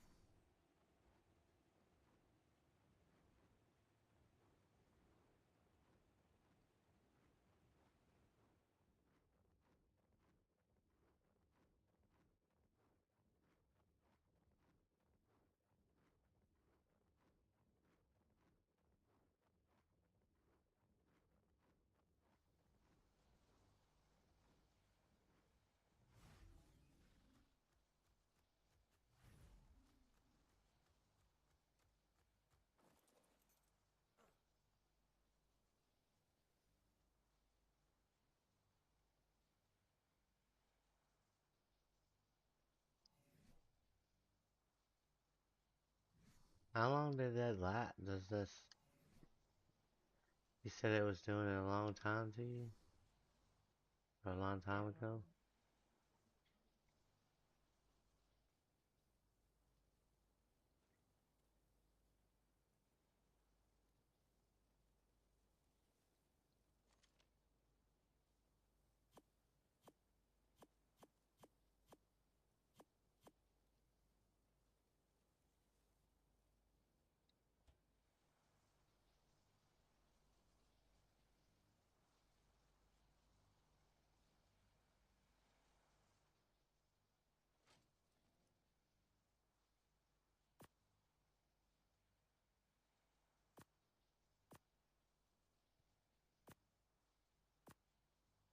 Ooh, another crowd hospital. Hell yeah.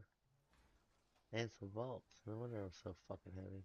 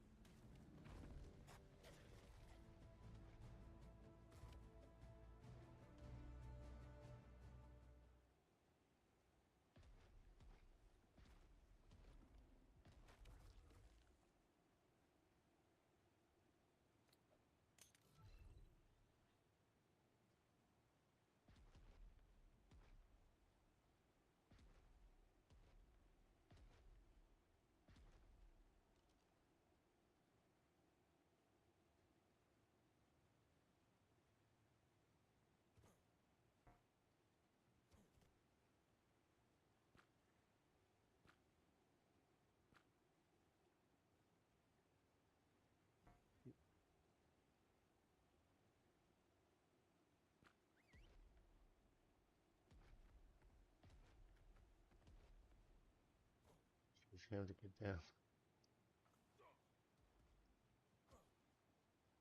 Finally took it out to whatever.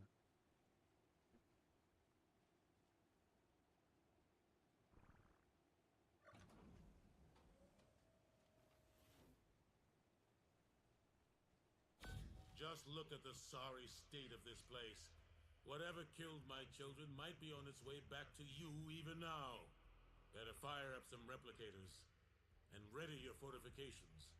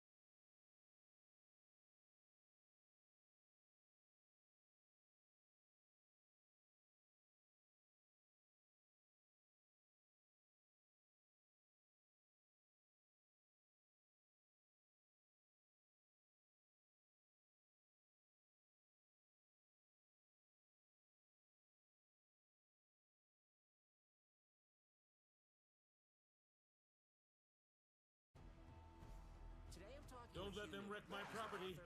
There are things there more valuable than you. Conference, which just hit its 20th year. And Hugh doesn't sit behind a desk and theorize. He goes out to these sites and gets his hands dirty. He co-discovered a winter solstice alignment at Kara Tepe, one of the oldest engineered sites on Earth. We're talking 11,400 years old. And what he's finding there pushes back the timeline on everything we thought we knew about early civilization. Pushes back the timeline again? Well, at this point, they should just leave a blank page and say, we'll get back to you. In this conversation, we get into Göbekli Tepe, underground cities, standardized units of measure that shouldn't exist yet, and a sneaky visit to some caves under the Giza Plateau that are now bricked up forever. Hugh also made a case that the Sphinx might not be a lion, it might be a leopard, and he's got the evidence to back it up. Oh, we also get into everyone's favorite subject, giants. Yeah, everyone except the Smithsonian. That's true, and we get into that. This one covers a lot of ground. And honestly, the math alone is worth the ride. Yes, math. Let's go down to the basement. Make yourself useful and dig in to protect my outpost. You have everything you need to do that. I really appreciate it. Now, how do you go to creating the conference, which is it's still running, right? Yeah, for sure. Actually, this is our 20th anniversary. Oh my goodness. You know, so we're like having a bit of a celebration this year. So this is the Megalithomania conference. So this is what we've been doing since May 2006. I founded this with John Mansell, who's also the publisher of the Wood Books, and Gareth Mills. I pretty much run it Hard to myself. go wrong with good old now. auto turrets. They carry on It was fighting really set for up, you and it's and shoot quite holes intriguing through when all you look your at what's going problems. on online nowadays. It was set up as a forum, like a public forum, to have the alternative historical information researchers with the academics So on the well, same there. stage, but in a very kind Plant way. species Right, X connecting with may each other. not do the damage of an auto No, turret, no, but it's they just do a their part to respectful slow down way, so we could have a invaders. multidisciplinary Don't overdo it with look these, at megaliths, but don't underdo it ancient either. sites, the ancient mysteries, and have it as an open forum. So that and we now have top archaeologists, top historians, anthropologists coming along, next to people who are talking about what they deem as fringe or outrageous stuff, and it's actually quite fun. And so a lot of the academics know each other. So one or two of them came along. They had such a good time. They actually recommended it. So it's easy to get some really cool academics to come along. So like, how was that? Don't let them wreck my property. There are things there more valuable than you. It's not like online, you know, the whole Flint Dibble, Graham Hancock thing. There's all this big, nasty kind of back and forth. Yeah. And we just have to find out very, very nice, very polite, very respectful, and it works brilliantly. And we've stuck to that focus every year for the last 20 years. I'm glad you said multidiscipline, because what I like about your research is you bring in acoustic engineers, electromagnetic research, all that stuff. I think that's missing in archaeology. I think you're right. Yeah, this is one of the things that kind of bothers me a little bit, and a lot of other archaeologist and brilliant work. And getting Make around, yourself they, useful and very dig well in to trained protect in, my outpost. preserving, digging You up, have everything you analysing need to these do sites, that. dating it and everything else. But when it comes to things like astronomy, acoustics, or mythology, or symbolism, even subtle energies and things like this, it's not something they're interested in or trained in. And I think this is where the problem lies in interpreting these sites and having a voice about these sites. Because you need to have this Tesla multidisciplinary coils look need at a them, lot because of energy, these people back but then, their they had volatile the same arcs brain can zap capacity a bunch as of us. the pollen They from may have been this smarter modified than plant us. species We don't know. Y. And so Acts like they a were powerful obviously into combat lots drug. of interesting Near things. When you these, just look at the you'll symbolism tear of these through the sites, like enemy in a Göbekli Tepe, berserker Egypt, frenzy. and the abstract arts and creation of these sites is insane. It's just wow. It's like these guys were just like master artists as well as being master builders. And so I think you really need to approach it from all these different angles. Now, I'm not saying I'm a specialist in all these different things, but when you put it on a conference, it's great. You can invite people to come and you can actually share research. Do you mind looking at this? I want you to check this out. You know, you can present it and they can, oh, that's interesting. I didn't realise, that astronomical alignment was there. That fits in with what I'm doing. And so I think it's really important. But I think archaeology nowadays, as you know, with other guests you've had on this show, you need to approach it from all these different angles. It really has to be done. Don't let them wreck my property. There are things there more valuable than you. Paradigm, I think, is part of the nature of any discipline like that. They want to keep it within what they're doing. But one of the things I have learned, this is a friend of mine, she comes to our conference. She's actually in her 20s. She's now Did you eat anything yet? archaeology degree, doing a proper course about it. And there's actually a thing that she told me we had No, lunch that we were doing Avebury Stone Circle of all places. It was a public little Avebury Stone Circle. And she was telling me now they actually open and they want information from alternative people, because a lot of the discoveries being made, and this has happened a lot over the last decade or more, several decades, a lot of discoveries are being made by non-academics, non-archaeologists. And so how do you address that in archaeology when the archaeologists are supposed to be the only ones making the discoveries and talking about them? And she said now there's an acceptance within that. And so that's just now.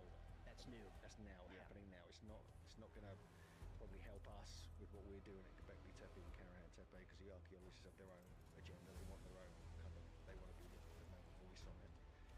Make But yourself now things useful appear to be and changing, dig at in least to England. protect my At least this outpost. one person I spoke You to. have everything you need to do that. Just speaking of gatekeeping, this reminds me. I just covered Andrew Collins and Two of the Birds.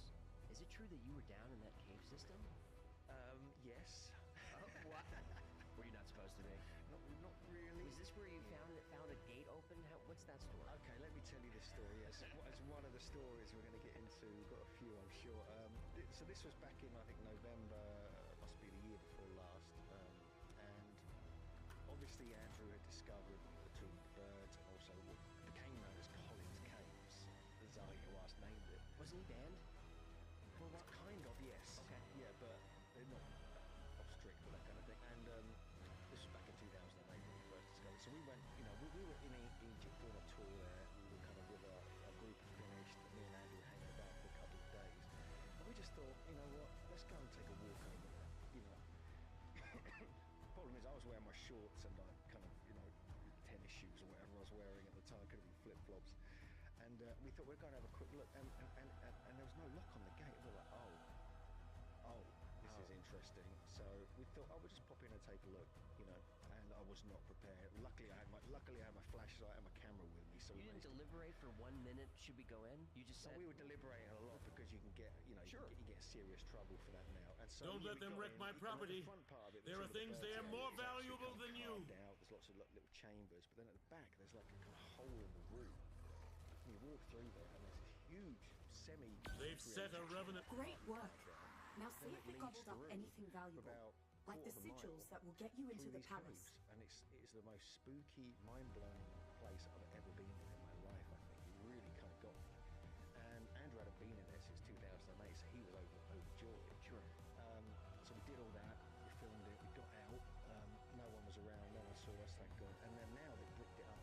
So literally the last few weeks, we record Andrew was over. was over there and actually found it being bricked up, so you can't actually go back in there now. But the reason that I found that so interesting, because a few months later, in March of last year, they discovered potentially all the stuff under the Giza Plateau, which interestingly, Tomb of the Birds and Collins Caves, or NC2 it's called, leads to sort of almost in that direction towards the Central Pyramid. Is this the research from the Italian group? Yeah.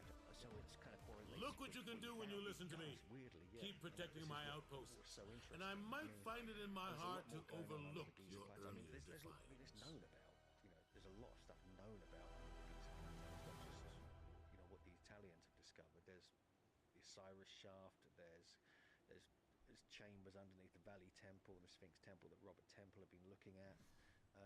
There's the whole kind of Sphinx area, obviously, under the paw of the Sphinx. That's right. And so it was just to get under there and have this experience of going into these caves really blew my mind. It really got me.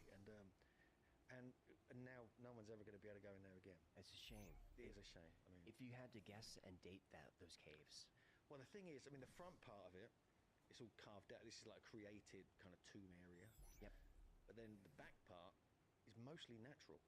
And so I think very few people, even in ancient times, knew about that. I think that was like a very secret, this is what Andrew writes about, it's a very secret, maybe an initiatory area where people would go into, some initiations or rites of passage, things like this. We really don't know. And so, there's something, something odd going on there. And the fact that they bricked it up suggests they don't want anyone else going in there. That says a lot. It is a safety issue as well. It's pretty dangerous because right at the end, you have to kind of, if you want to go any further, you have to kind of go down this kind of almost, it's called the tube. And I can't fit down there. Andrew couldn't fit down there. But a small person could probably squeeze down there. The last couple of days are just doing these defending attacks. Does this connect all the way to Like, I don't make a lot of resources, but I mean, they come in. There was actually some similar SAR type scans. But it's like, 2008. what I got? It seems to indicate No, that it does I got lead towards Khafre's pyramid. And so it could be connected. 42 red element.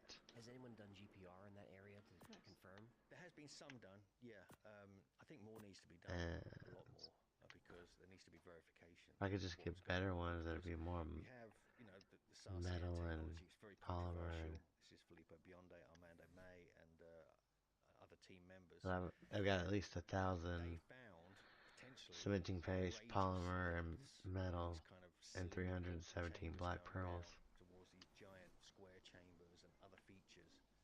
But someone needs to go on that in an official capacity with GPR technology and just go round the Giza Plateau just to verify, what they've discovered, because they've had other people using the similar technology and finding the same things as them as well.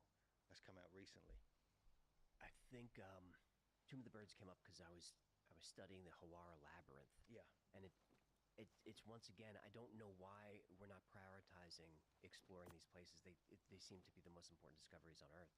Yeah, I think with Egypt, there's so many sites. You can just, it's overwhelming when you go there. I can't, it's hard to cope with, and they're so magnificent. All of them, pretty much. Yeah. So I can understand why they're kind of hesitant.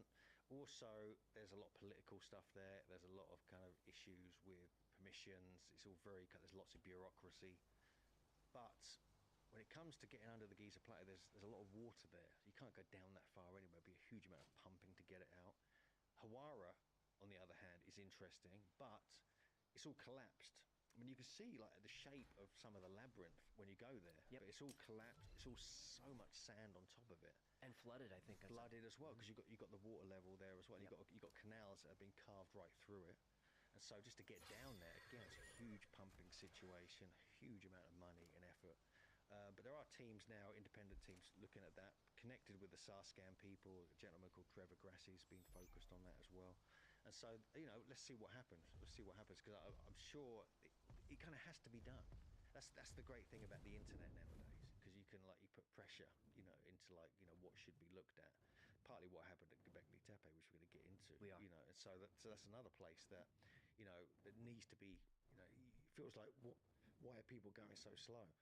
Why are people kind of digging down, getting on with it? But there's always reasons why they can't do everything immediately. Well, before we go to Turkey, let's speculate for just a second. Did the Egyptians build the pyramids, or did they find those? That's a good question. That's one of the big unknowns. I mean, you look at the technology to create that, it's outrageous. I mean, I personally think the people who built Göbekli Tepe, they were somehow connected with the people who built the pyramids, because Göbekli Tepe's got the same kind of quality, the abstract Orange. construction.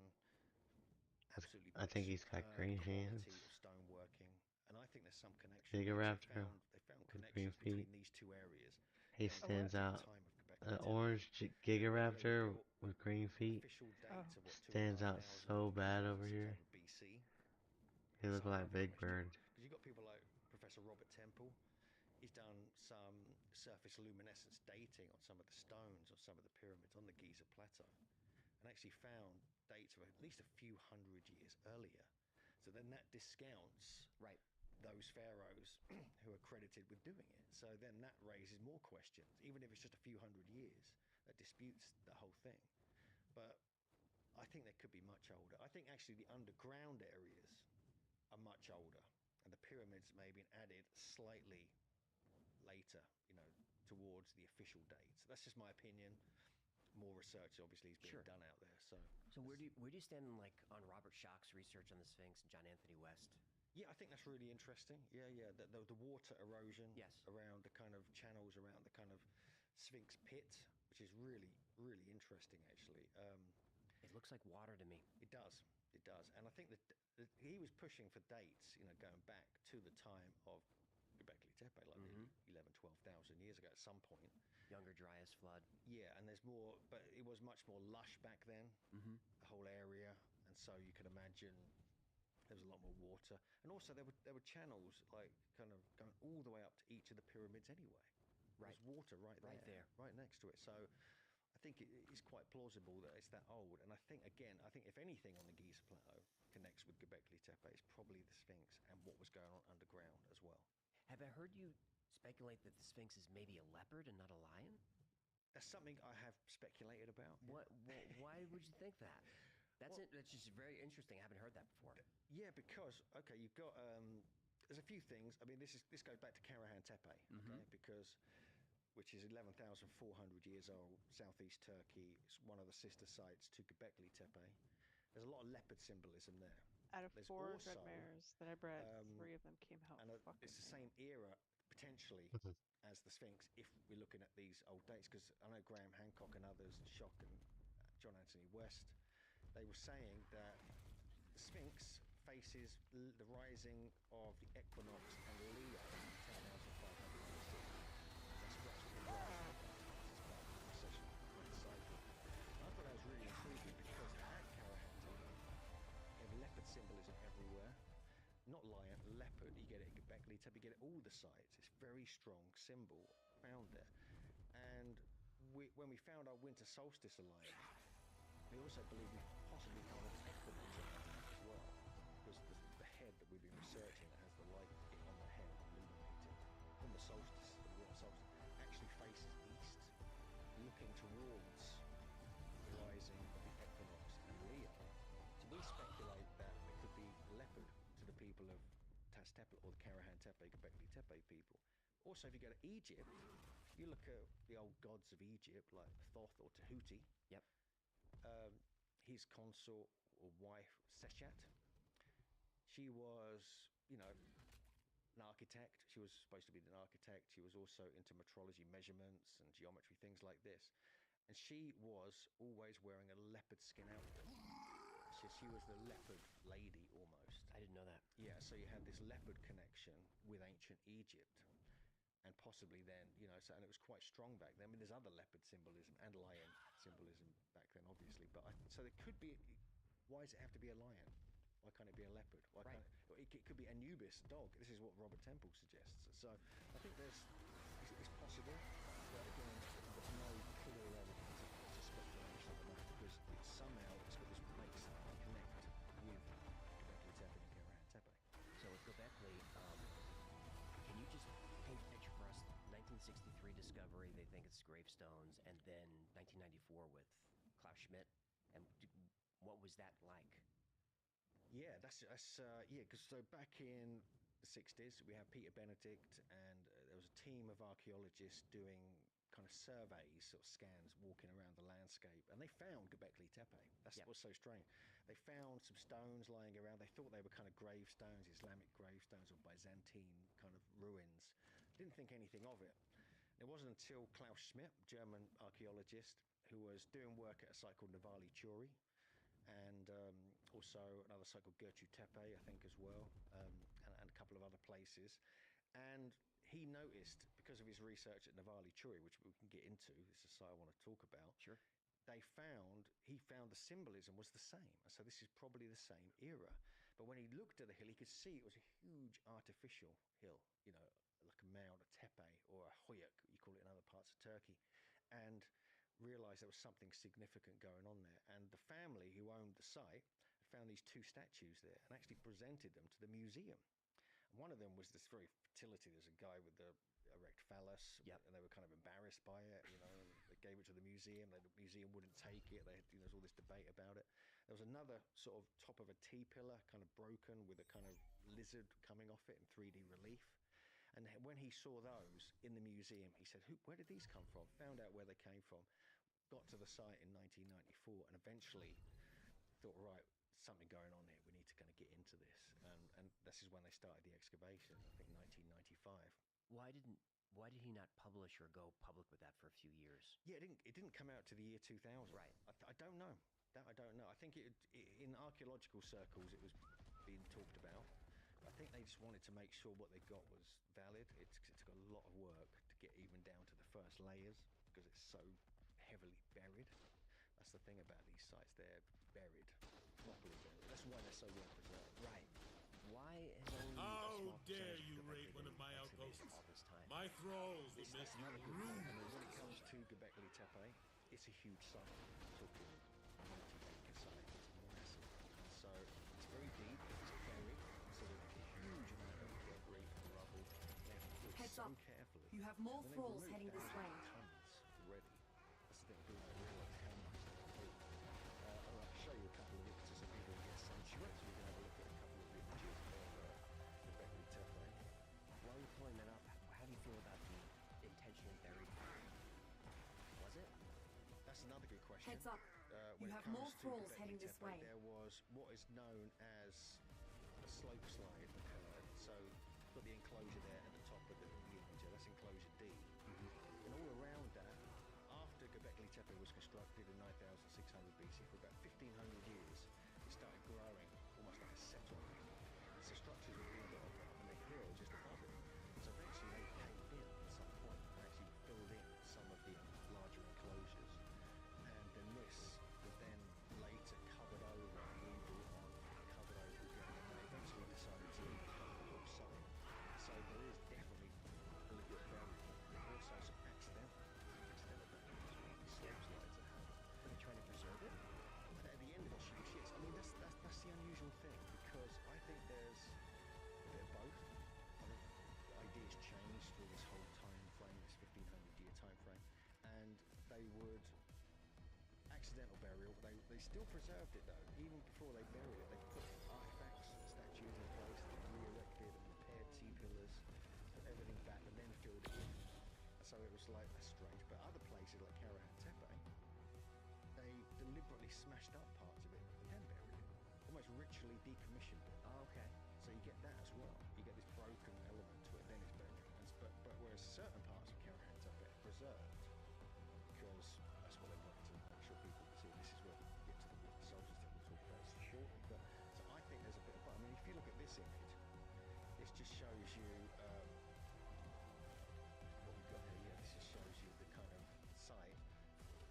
That's the site there. That's the main area. This is like the southeast depression, they call it.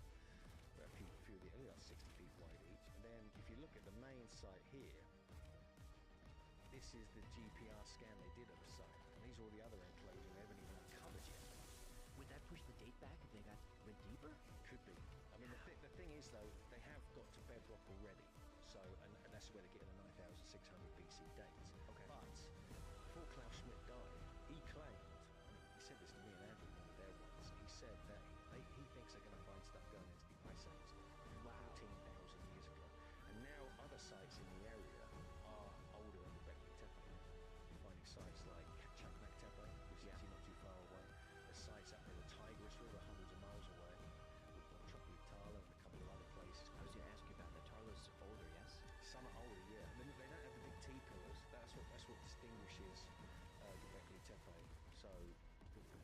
sites. That's actually that's when I first went there before they built the roof over it. Oh, that's Murderer's Row right there.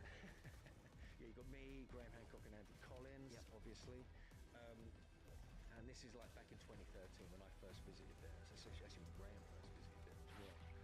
And it's an absolutely fascinating place. And this is just a scan I got of one. This has been closed relatively recently, a few months ago. They've actually cleared more of it now. So these giant T-pillars were actually kind of found like this, but with all the rubble around it holding them all up in place. And so a lot of it was preserved. That's what's so interesting to me. You know, they actually preserved this, and the bedrock there, they cut down into the bedrock and created the floors and the curbs around the edge, which they would slot T-pillars into. I think all these walls that you see here, these small brick walls, they were added later. Better grab anything of value and clear I out think there was, before everything reinforcements was arrive. balanced. It was kind of held in place maybe by certain types of scaffolding or other stones. So is that floor level and polished? It is level, yeah. It's level. And this is pre-pottery. Yeah. And they also, in some of the floors, sure what the next image. Some of the floors, that's the astronomy. Some of the floors actually made of what's called terrazzo. Now this is like a lime cement, and this is outrageous. You have to heat it up to like 850 degrees, you know, just to kind of get it hot to create this lime cement terrazzo. And they thought the Romans invented that. That was the start of the Romans. Now they found it going back to 9,000. Even actually older sites have terrazzo as well. So some of the floors are flattened limestone carved out solid rock, and other floors, some of the other areas are actually like made of this kind of very waterproof cement called terrazzo. And so that's insane. That they were doing that, and they were making it waterproof, which is interesting. It is. And like you see on here, you can actually see the curb around the edge, you know, and so they could have had water in here, you know, and it would have Ooh, stayed we got in there. You know, it wouldn't have 213 cursed long neck rifle. they created. So that's Ascendant. another interesting element of these sites. Is there controversy right now about Cost like 117 red element to make though. Ooh. There has been some controversy. There's a gentleman called Jimmy Corsetti of Bright Insight. I know him quite well, actually. I've been assisting him with some of his research. He looked into this because they slowed down excavation there dramatically. But then we realised they were building infrastructure. They got funding from the WEF, which is a bit dodgy in my opinion. It is. And they are focused on building a whole tourism thing there as well. So it's an investment project as well. They've got to monetize it and make it work for them because it costs a lot to excavate these sites. It's not a cheap process. And when they see how much there is to do, You don't know where what's at? God, it's outrageous amount. The they've Rainbow actually got to do. Oh. So technically, they have slowed down the Shit. excavation. I forgot to see if True was online. And now they're going to restart the excavation. That was what I was supposed to do. I'm going there. Clear away the olive trees, Oh, which were damaging the ruins potentially. This is something that Jimmy Corsetti campaigned against, and potentially he may have even changed their mind on it because he's full on. You know what I mean? Yeah, Jimmy didn't make a lot of friends there. No, you don't make a lot. Yeah, he went out there though and got to see and filmed everything and got access to stuff, and that was. It was cool. outrageous. His video was outrageous. It is, yeah. Him and give a shout out to Mike Collins of Wandering Wolf as well, because he also was there and he did a lot of the research with him. And they kind of looked at all this and and they've actually now moved the olive trees. And so whether Jimmy made that happen or whether it was their long-term plan is still people are a bit unclear about. But it happened, so it's a win either way. Sure. Yeah, and so now they've got no excuse not to get down there now and start doing some excavation. And they've now announced they will be doing some. And so whether that's due to the pressure or whether it's just something they had in mind anyway, I think there was a lot of the archaeologists were responding to the pressure, and so I think they may have caused some changes there. So it's great, you know. The stuff's happening, and I can't wait to see what else is going on there. I mean, because when you consider how little has been excavated, and what it has been excavated is mind blowing already. It really is. So what else are they going to find? So if they can't go deeper because the bedrock is it just going to keep getting wider? Is this a whole complex? Yeah. And this is it. I mean, what was it used let's for? jump back to this. Okay. This is how big it is. I mean, you look at the bottom right there. That's what's kind of been excavated. So we have these enclosures. You've got enclosure D at the top. On the right there, you've got enclosure C, which is like a double enclosure, it's like a double stone circle. And all the other ones, this whole scanned area, are places they've only just started excavating.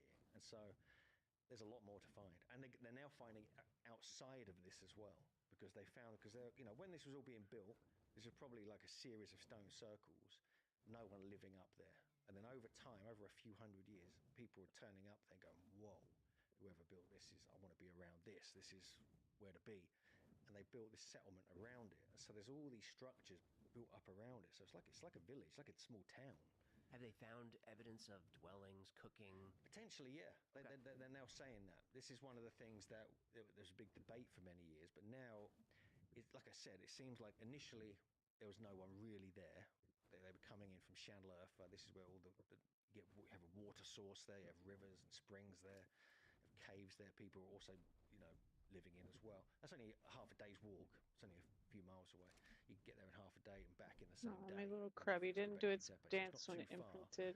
And then I think eventually they got tired of going back and forth, and they started building these No, smaller Krabby. square structures, which you see kind of So around cute. the edge. And they're the ones that actually No, collapsed in Krabby, later. no. But even they had T-pillars inside them, which is odd. And so, are they really domestic?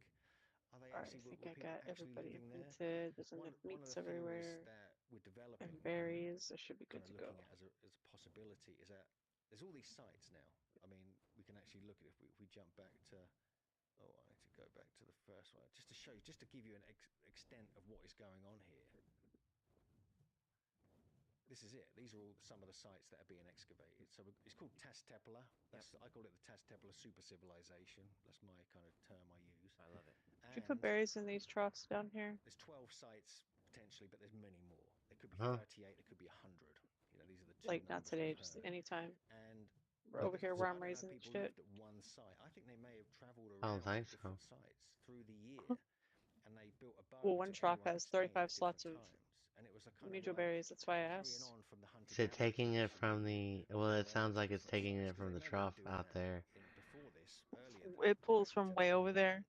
When I'm they guessing were because that's the only place that 2,000 had sites, be they getting went to 14,000, mayo berries at. But then, 15,000 years ago. if it's doing that, They this were other the pig cart's permanent closer. How come settlements, it's but not they built shoving meat over places, here? and then would move to another place for hunting grounds and Ah. migrations and plants. They Unless brought in, everything ate all those and other then make berries their way first back and over just the left year. these. So Like, it could I've have been a never Yeah. seen that happen before, but between these different It then always again, leads I've to never mayo seen an egg berries. called a seed. symbolism, T-shaped That's not what I'm pillars, saying. I said Oh. they ate statues, all the even other burials. berries Now they're and finding just left all those. I've never are seen the that same before. style. And it's Oh. almost like the builders of Göbekli Tepe, the first sites that were put Because there, if there's no they way the were berry cart is shoving berries all the way over was here, because duplicated. then the meat Nothing cart is changed. It was like almost like they came in 100 perfect. times closer. Like I just. Nothing No. changed. Oh, well, then on that It's fact, it is it's because like you think they they're eat all building the other berries and leave the different mayo berries styles and all the last. such things, but the style maintained What I just itself. say? Yeah, I it's have almost like a never TGI seen that Fridays, before they in just my build entire it. art Yeah, life. I know. Yeah. Like it's the same. Yeah, it's almost like a franchise. It's like a I was just franchise. reiterating that. Feels like. I mean, That's it's very, what it's very that bizarre happens. because Because you All had never berries. seen a it lot of these one sites, time in your we arc did life. some analysis of this. If you stand at the top of one site, because they're often up on top, quite high places, and not all of them, but some of them, you can see the peak of the other hill in the distance, and then to another place. So it's almost like they were aware of each other going across the entire landscape as well, which could have been astronomical. They could have been sighting themselves astronomically. I'm going to pick They up could have the tech been lighting first. beacons certain How much times is of it? year. They could say everyone could 200? see each other. 100? We don't know. It's Breeding really, pair really is 200. intriguing when you realise it's not just Okay. one site. Göbekli Tepe, which And is if he's twice not, I'll just excavated. All these sites, and a leave it lot in of one them of your are now vaults being upstairs. excavated. Which one do you want me to put it Karahan in? Tepe's got a lot of excavation being Yes. done. It doesn't Sefri matter. Tepe, you've got a few other sites like Saybirch Oh and my others. goodness. But I don't have any why so many paper. sites? I mean, this is why I believe this was the world's first civilization, or what I call a super civilization, because the 'Cause I was elements gonna of paper cut you. civilization were different back then. Ooh. They didn't necessarily have writing as we know it. They may not have had I do. My certain notebook's things too in far away. place as How about a box? the civilization. That's like They a had other fucking things knife. going on. You know, ritualistic elements, the geometry, the metrology, astronomy, which were highly advanced, especially I put for less its time. coffee in my thing, Sure. I mean, but I know put there's more not sugar a in my lot of cup. writing, but The shit came out metrology strong and not as sweet. astronomy What the fuck? speaks to engineering. That there's Am I in a intentional different engineering timeline right now? What is happening? So clearly Ooh. they have to communicate that, to pass this information down somehow. Are we finding any of that? Haven't felt like here's how myself to do all week. this. Yeah, I mean, I'm finding that's what I'm writing about at the moment. Actually, I'm finding there are connections that are being made in other parts of the world now. Is this what you mean? Other going across other areas? Right, like if you look at the Edfu text and stuff, it's like, here's how we built this. Oh, yeah. No, I want some spaghetti. It's very little. Fuck, I want one some of the spaghetti. clues about how they built stuff is the quarries. What we're finding there a lot is. I always want some spaghettis. And at Karahan Tepe, there's an area they kind of leave. Oh, here comes rain. Finished. My knee was right. Huh. Actually in situ, which is really, really interesting. I mean, I'm not sure. Maybe I'll just make some pasta. I don't know. Intrigues me because if you got that, You got some tomato soup? then that suggests Put the pasta and the tomato soup and some pepper in it. Oh, fire! But that shows you that they were leaving I have certain things could make at some the site or near the site to say, hey, beef this is how we noodle did soup. it. Right. This is where we got the stone from. This is the birthplace of this Yeah. temple we're looking at. You'd need vegetables to go with this. this. Articles about that because you have that with like Aswan Quarry, biggest obelisk in the whole area of Egypt is left in the quarry half finished. You get it on Easter Island, the biggest Moai statue is still in the quarry half finished. You get it at Baalbek. Oh, she is. She's got canned veggies. I'll be right back. Still in the quarry, unfinished. Right. Same with Göbekli Tepe. Same with Karahan Tepe. And so there's like almost like a tradition. Oh man, I forgot. Man, I picked up Clacky and put her back in her bed because she was drinking water. And what the fuck did I do? Stuck my foot right in the fucking water, and there's water all over the floor. Now my feet are wet. One of my shoes is still wet. There's places in Bible lands that have all this kind great. of tradition as well. Good thing you're not wearing socks. And I find that really intriguing. And so, but also you got to remember, Yeah, hardly they ever mainly wear built with socks. limestone as well. So it's relatively Unless I'm wearing relatively actual still shoes. Possible for me or you to do it probably, but And it's when either you're building with sandals or limestone, no you could shoes cut it. most of the You could time. cut it with the tools they had. Relatively I prefer easy, no but when you shoes. get into the intricate stylings of everything, it's like, oh my god, I mean, how did they come up with this? But Okay, where's the legacy I'm of gonna go that? get It's some. almost like it I'll go right in the emerged, veggie blasted cabinet. out of nowhere, right at Bark, the end bark. of the last ice age, just after the Younger Dryas. What? And boom, I'm done. I got here chicken we in the go. freezer. It's almost I can like, make some but fucking noodle with soup. now what we're doing for mine Who and JJ's cares? book, it's JJ Ainsworth, my partner or my co-author I'm working with. We're looking at the kind of lead up to that, where it all came from. That's where the big questions are. How it all came to be, and people aren't going to like what we say. I mean, because we're not super out there. We're not super controversial. I really believe these hunter-gatherers were a different class of people that people don't realise. There were elite groups within these hunter-gatherers that are often not talked about, but they were the ones who had this high level of knowledge, and it was passed down generationally, and they were super advanced, and they were also, I think they were taking various substances. You could say psychedelics. We're going to get into that. And I think in one of your books, don't you talk about secret societies back then? Yeah, and I've written about that in a couple of papers, articles that I've written, because you look into hunter-gatherer societies, you go back far enough, even into the Paleolithic times. I might have an image of that as well. There's a couple of images that you can actually find evidence going way back of these kind of societies going back to the Paleolithic era, which suggest that they were very advanced back then. Oh yeah, the hatch marks. This is Alexander Marshak, and this is like counting. This is like numerology. This is astronomy, counting the moons and things like this. And there's certain things they were doing way back in Paleolithic Europe, going back 40,000 years. Some of these places, suggesting that they had advanced understanding of astronomy and the solstices. Which is where we get to Karahan Tepe. Eventually, we're going to look at that. And they seem to be obsessed by it. There was this thing that they were actually aligning many of their caves. Let me just find the right one here. They were aligned. You even see it at Karahan Tepe itself, actually. This is actually the top of Karahan Tepe. They have all these etchings at the top of the hill. You're not allowed to go up there anymore.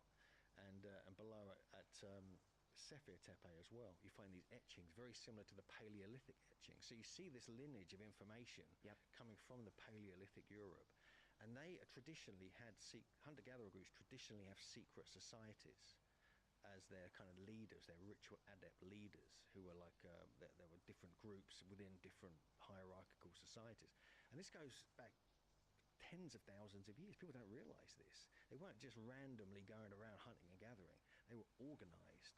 They planned things, they chose specific caves that are aligned, so the entrances would have light coming through on the summer solstice morning or the winter solstice sunset or something like this. Which would take generations just to observe that pattern. Exactly. And this is actually Lascaux, for instance. We I was actually gonna have ask you about this. that, yeah. This is the most famous cave, for example, in France. You know, in the Dordogne Valley of France. I managed to, luckily, went here this summer. Found a family holiday, which turned into a full-on exploration, much to the disdain of my family. But that's what happened.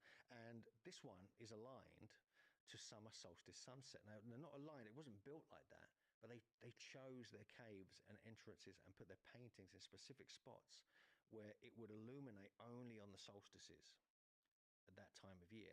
And there was a lot of research done on this, and they found that the majority of the caves there, not only did they align to the solstices, they were chosen because they had this passageway that would illuminate the whole passageway on that particular time of the year, but also paintings were put in spots where they would get illuminated, or carvings were placed there. And so much so that this analysis was done by these amazing French researchers. Yep. And they found that this is all scientifically analyzed, this is all published in academic papers, and they found that more often than not, you know, there's no way this could be chance. You have the winter solstice mainly, plus the summer solstice and the equinoxes, aligned caves and illuminations taking place. I mean, this is actually a map of all the different caves, where they were and how they're aligned. And that really blew my mind, because this knowledge was going on potentially 40,000 years ago, right up until the time of Göbekli Tepe. And then now we're finding it there. Very similar ideas, very similar principles.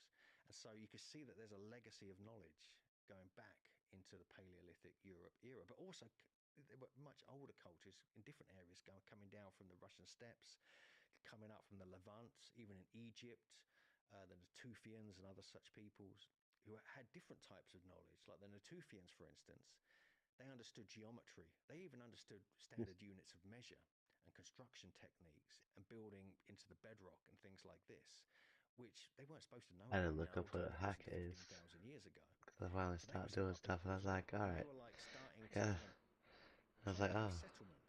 It's Or like a not. warrior's They were dance. kind of moving around, as I said earlier, like pilgrimage routes, following the different That's migrations funny. of animals, but choosing sites in specific areas where they could take measurements of the sky. They could they would build in a certain manner, align and orient things in a certain way, so it would kind of continue their traditions. And that really blew my mind when you start looking earlier than Göbekli Tepe. You find all these elements in place. And there's actually a very Natufian site right near Göbekli Tepe. This is what we mentioned earlier, Çakmak Tepe. That again it's got Natufian stylings to it, because it's got like holes around the edge where wooden poles could have had roof supports, like the Natufians used to do. Right. So you get things like this going on. So yeah, the more you get into it, the more you dig into the kind of academic papers, there's nuggets of information in there which kind of a lot of people haven't heard about. Well, let's take a quick break, and when we come back, I want to talk about Karahan Tepe Solstice 2021. Karahan You always Tepe. get yourself into some trouble. Be right back.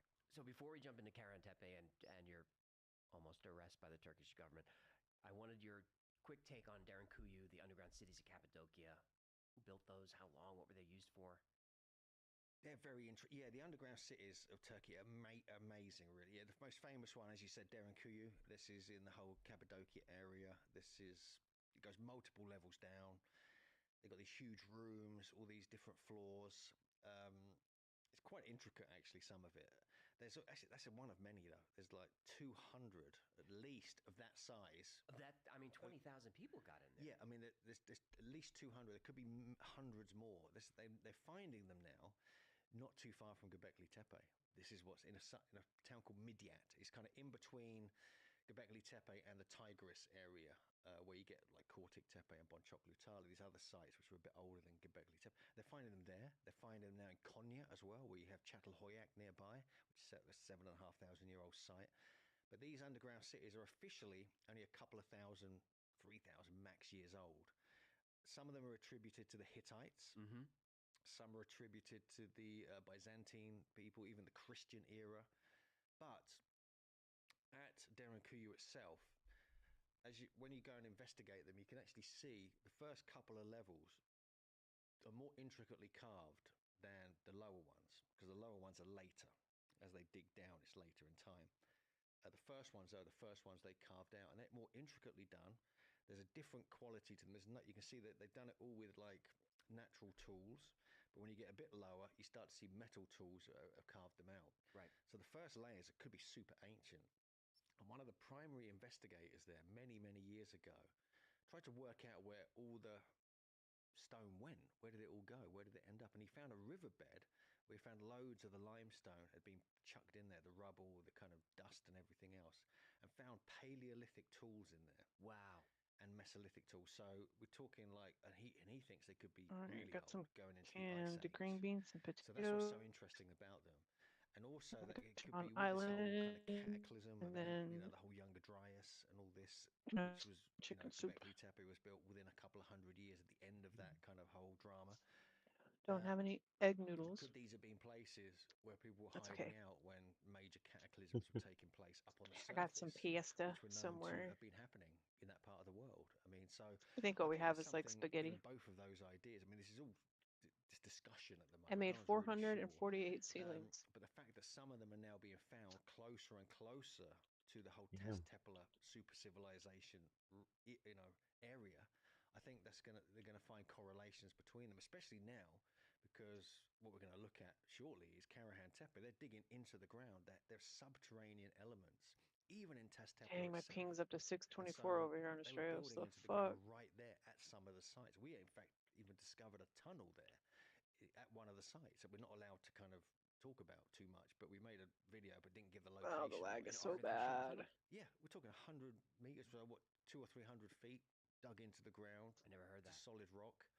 For what purpose? No one knows. Oh. They say it's a Every well, time we gotta but fucking when touch we my looked at it, it was controller. like, whoa, hang on a sec. What on earth is this? And so that's actually our site. Gotcha, They're starting killer. to excavate as well.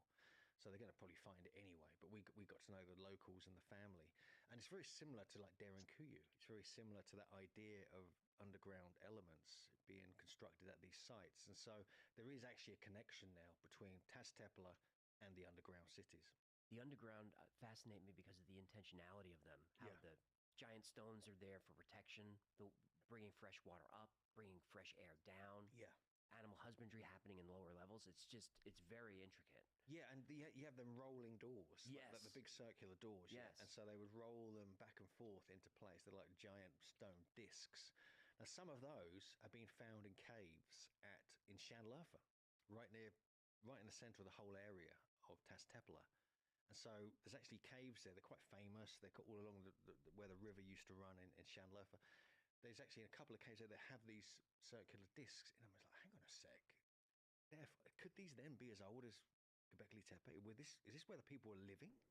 And is it the same ideas were then transported to different parts of Turkey as well? And so, yeah, there's a lot more going on than people realize in that area. How many people were living there at the time? In Shanlarfa? In this whole area, I mean, these are thousands, hundreds of thousands of people. I mean, when it comes, right, this is what's one of the big debates about the whole Tez-Tepela region, because Shanlarfa itself had not only a river running through it, very strong river, it was a super lush area. It had all these caves where people were living in just above the river. It had springs. There's 4 sacred springs that now feed what are known as the Pools of Abraham, where all the sacred carp are. You have the Cave of Abraham as well, where he was said to have been born, which is all carved out in a weird way, and there's all water in it. And it makes you wonder if all these kind of biblical sites in Shanlarfa were actually adapted from the whole Tez-Tepela region. And because there was actually a site in Shanlarfa itself called Yemenahale. This is where the Urfa Man statue was found, or the Belikligol statue. And that's got obsidian eyes, no mouth. It's kind of in this sort of pose with a stump for its legs where it would have been placed in a prominent position. Yes. With this phallus kind of out with a V-neck motif or insignia. And so there was a major site in Shanlarfa itself, as well as all the big sites like Göbekli Tepe and Karahan Tepe. So it's and I think most of the people were living around Shanlarfa going back 10, 12,000 years. And then they spread out and they started building these outer sites that then became settlements themselves. And so, yeah, there's a lot going on in Shanlarfa city itself. I like Andrew Collins' theory about how the Garden of Eden could have have been a place there. Yeah. Could have been an actual place. Yeah, lots of it lines up because this is the ancient city of Edessa. Yep. This is Man, the lag was where, not this bad you know, earlier. many of the kind of stories of Friday night, everybody's on. Adam and Eve and things like that kind of emerged from these kind of zones, and you know, there's a lot of debate about that. I mean, Andrew's the expert on all this kind of stuff, but you know, Channel Earth is a prominent place. People don't realize that. They think it's just the city that's near Göbekli Tepe, but it's not. There's something going on there as well. Where are you with, are you finding Sumerian iconography, Anunnaki, that sort of thing? Are you finding that at these sites? Well, what JJ has been looking at, and I think Robert Schoch and a couple of other people before were looking at some of the symbolism is very similar to Hittite or kind of similar type of symbolism, but 7,000 years later, which is odd. You know?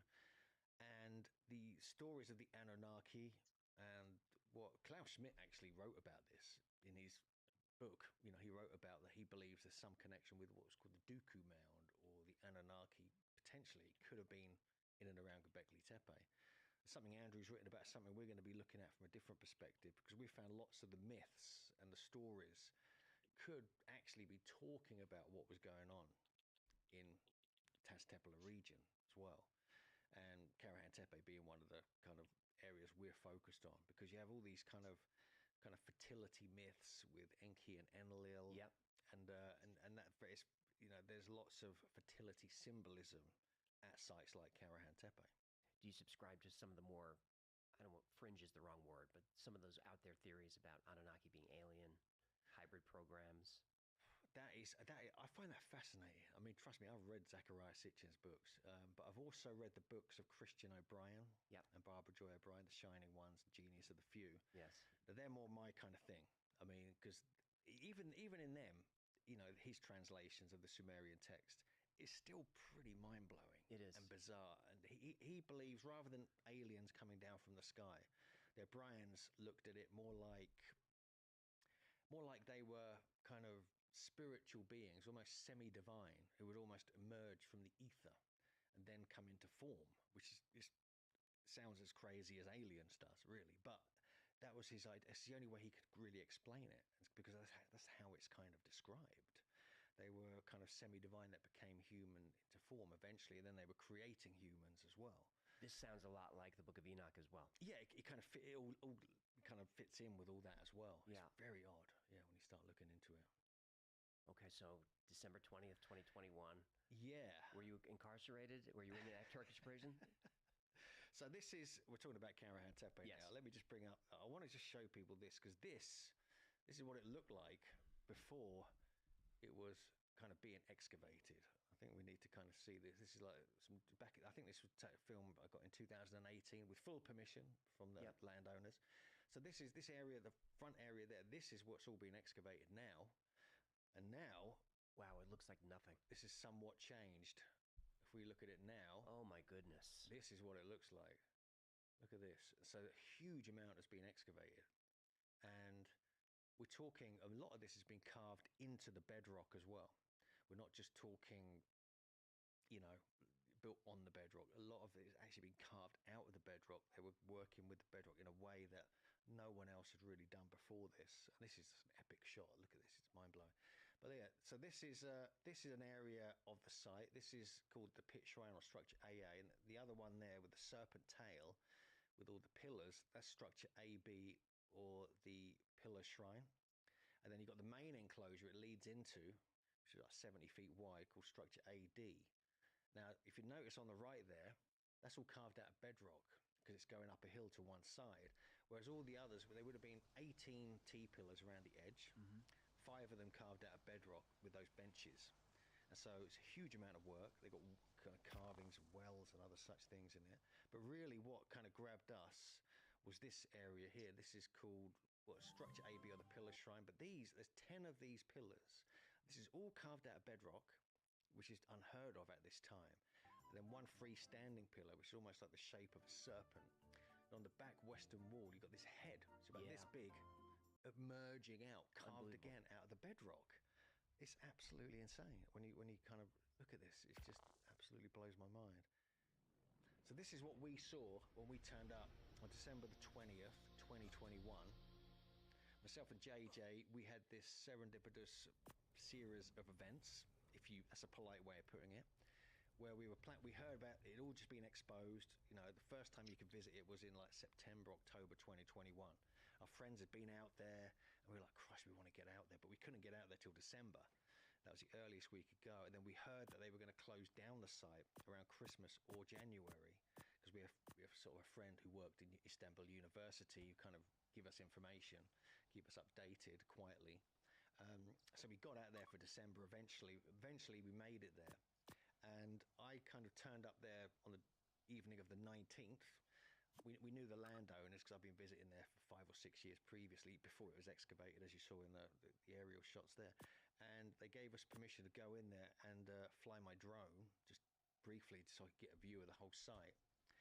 And then the military guys who also worked there called Istanbul because they saw someone flying a drone and tried to get me in trouble, but I kind of had permission at the same time, but he didn't realize I wasn't supposed to. And then, so anyway, this whole series of problems started, and then I got a call from my friend who owns, the son of the landowner, the guy I flew the drone with, and he said, "Oh, you can't come tomorrow," and we had to go tomorrow because JJ hadn't been there yet. And we want to see the site when it's sunny and everything.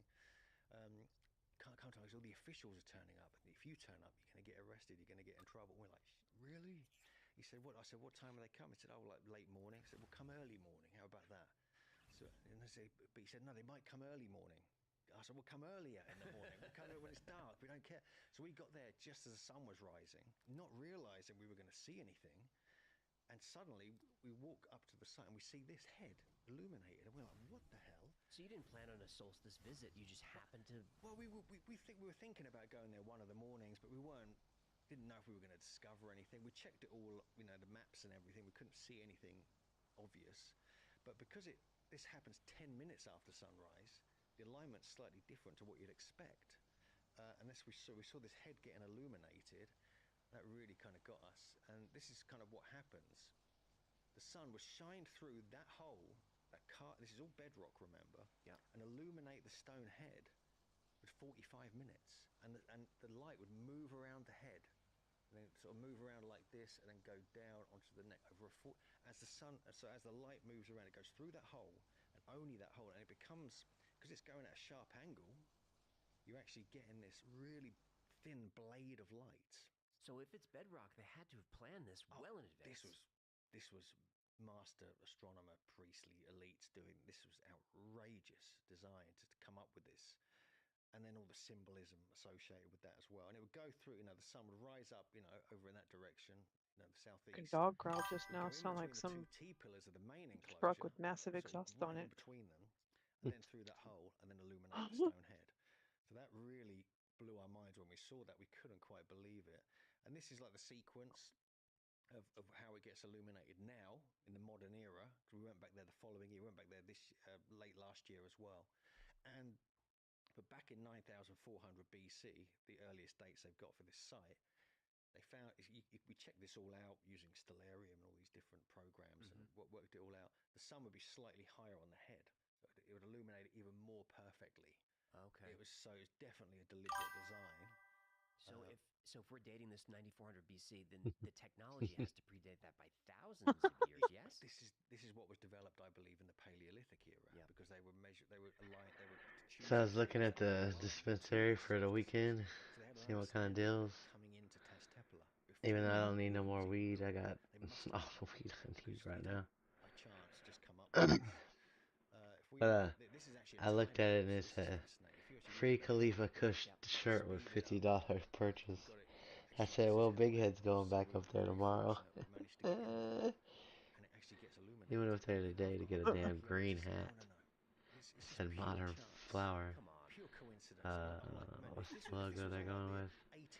420 for all. What for? Yeah. This is specifically only. That sounds like Drink the Kool-Aid to me. Its most southerly position on the horizon before it starts moving north. And what's even funnier is like, so I tell this to everyone.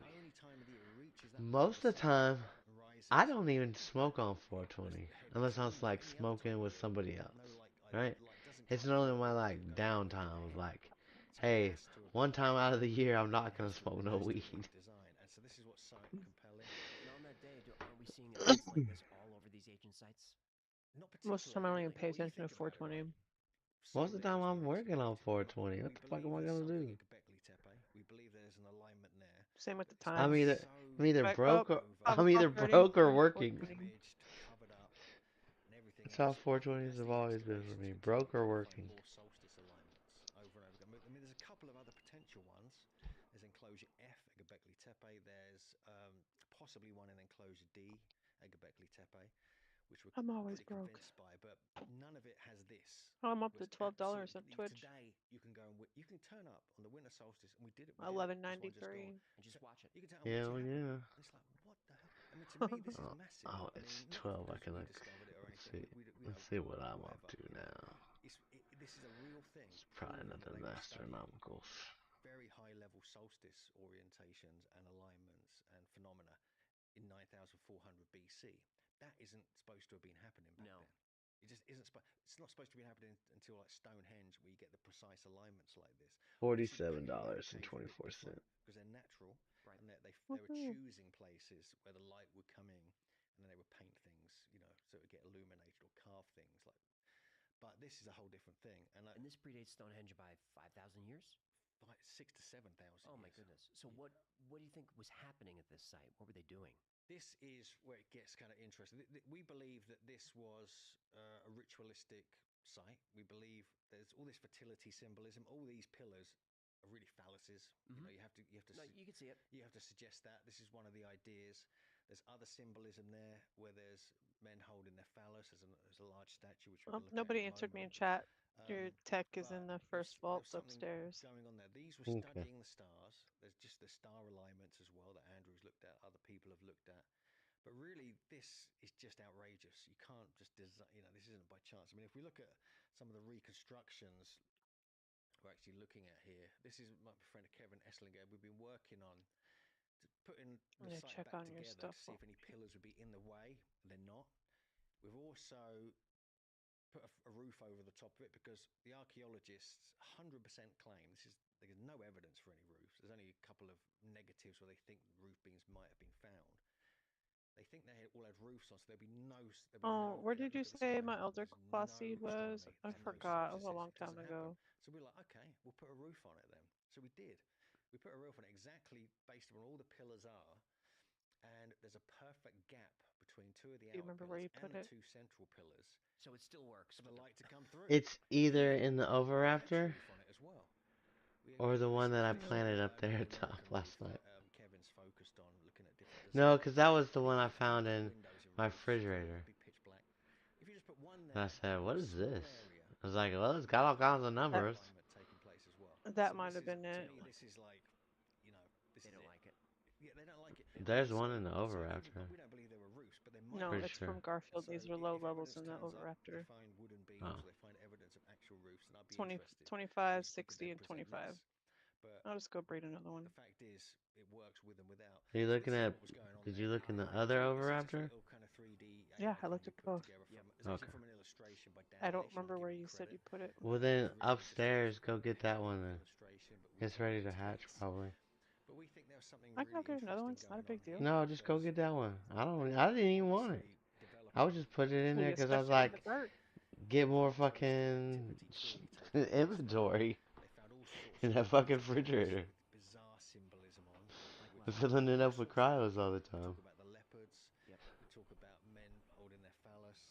We can look at some of them actually. This is actually the roof they're planning to build, which we'll get into in a little while.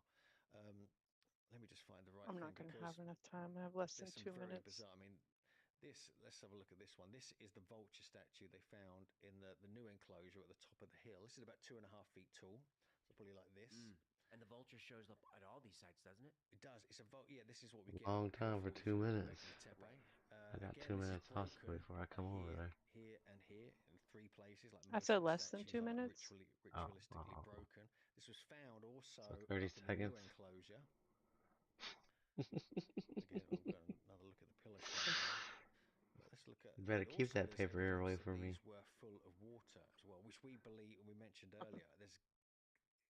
I think there's water symbolism here is really interesting because if these had water in them, it becomes much more ritualistic.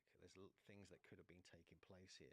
I think you're right because the walls are so smooth that it almost looks like it. It's very bizarre when you start looking into it. Yeah, let's have a look at this. This is the work of Kevin Esslinger. We were kind of experimenting to see because they look like pools of water, but there's no natural water here.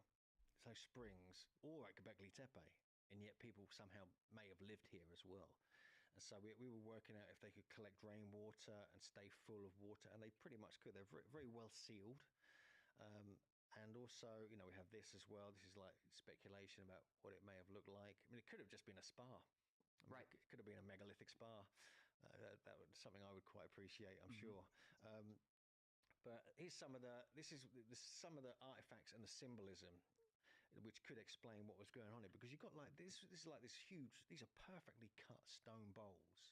Whole fucking bowl of water in the kitchen, all the fucking water outside. You're still gonna drink out of this tiny ass bowl. Porthole stone that the winter solstice comes through. Fucking So weirdos. and then they've got these maces, like these stone maces. You can just about see on the top right image with all these carvings on them and other such things. So to me, this is a ritualistic burial of some artifacts. This isn't just what they were preparing, like their beef stewing or anything like that. This is something else. I think you can see that here's some of the other relatively newly discovered statues with 3D reliefs on them. All sorts of symbolism. It's quite broken, Karahan Tepe. So it's quite hard to find. Felicia's in here. Hey, girl. At the site. And to me, this looks like something Sumerian or Egyptian. It does. Utterly bizarre. And so this is brand new. This is like, What are you 25 doing? feet wide, something like that. It's not huge, but Me? it's pretty big. Mhm. And a lot of the base there is carved I out guess of you can't bedrock. see it because it And so this is disappears in again my head. water sealed as Brushing well. Missy. Well, you keep So leaning this forward and looks coming like a back and level leaning forward. I'm like, what the fuck is It is, happening? yeah, they were Brushing really Missy. working that bedrock in a profound manner. Really, really beautifully. And this is one of the statues they found.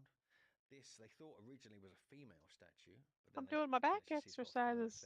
Okay, it's not how you do it. I'm but trying to alright. get. Large enclosure at the top of the hill. Look at the haircut though. That's very similar. Actually, It's to what you reverse see on some of crunches. the Why are you goddess sitting statues down? in Malta. I seen a Whatever. flea on her Right. tail. Sansuna. It's reverse And then crunch. this This one, is yeah, the the- whole Sansuna story blows my mind. Actually. This is the big statue they found on the right. Seen a flea on her tail and I was trying to get it. Late 2023.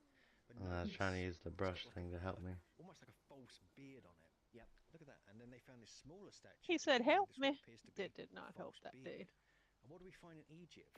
What do we find on Pretty the sure Sphinx? like That's right. We find the these timers are false on the beards. same So time. what on earth is that doing here? And clearly the gentleman on the right, this is 7.5 foot If tall. I was This is a giant.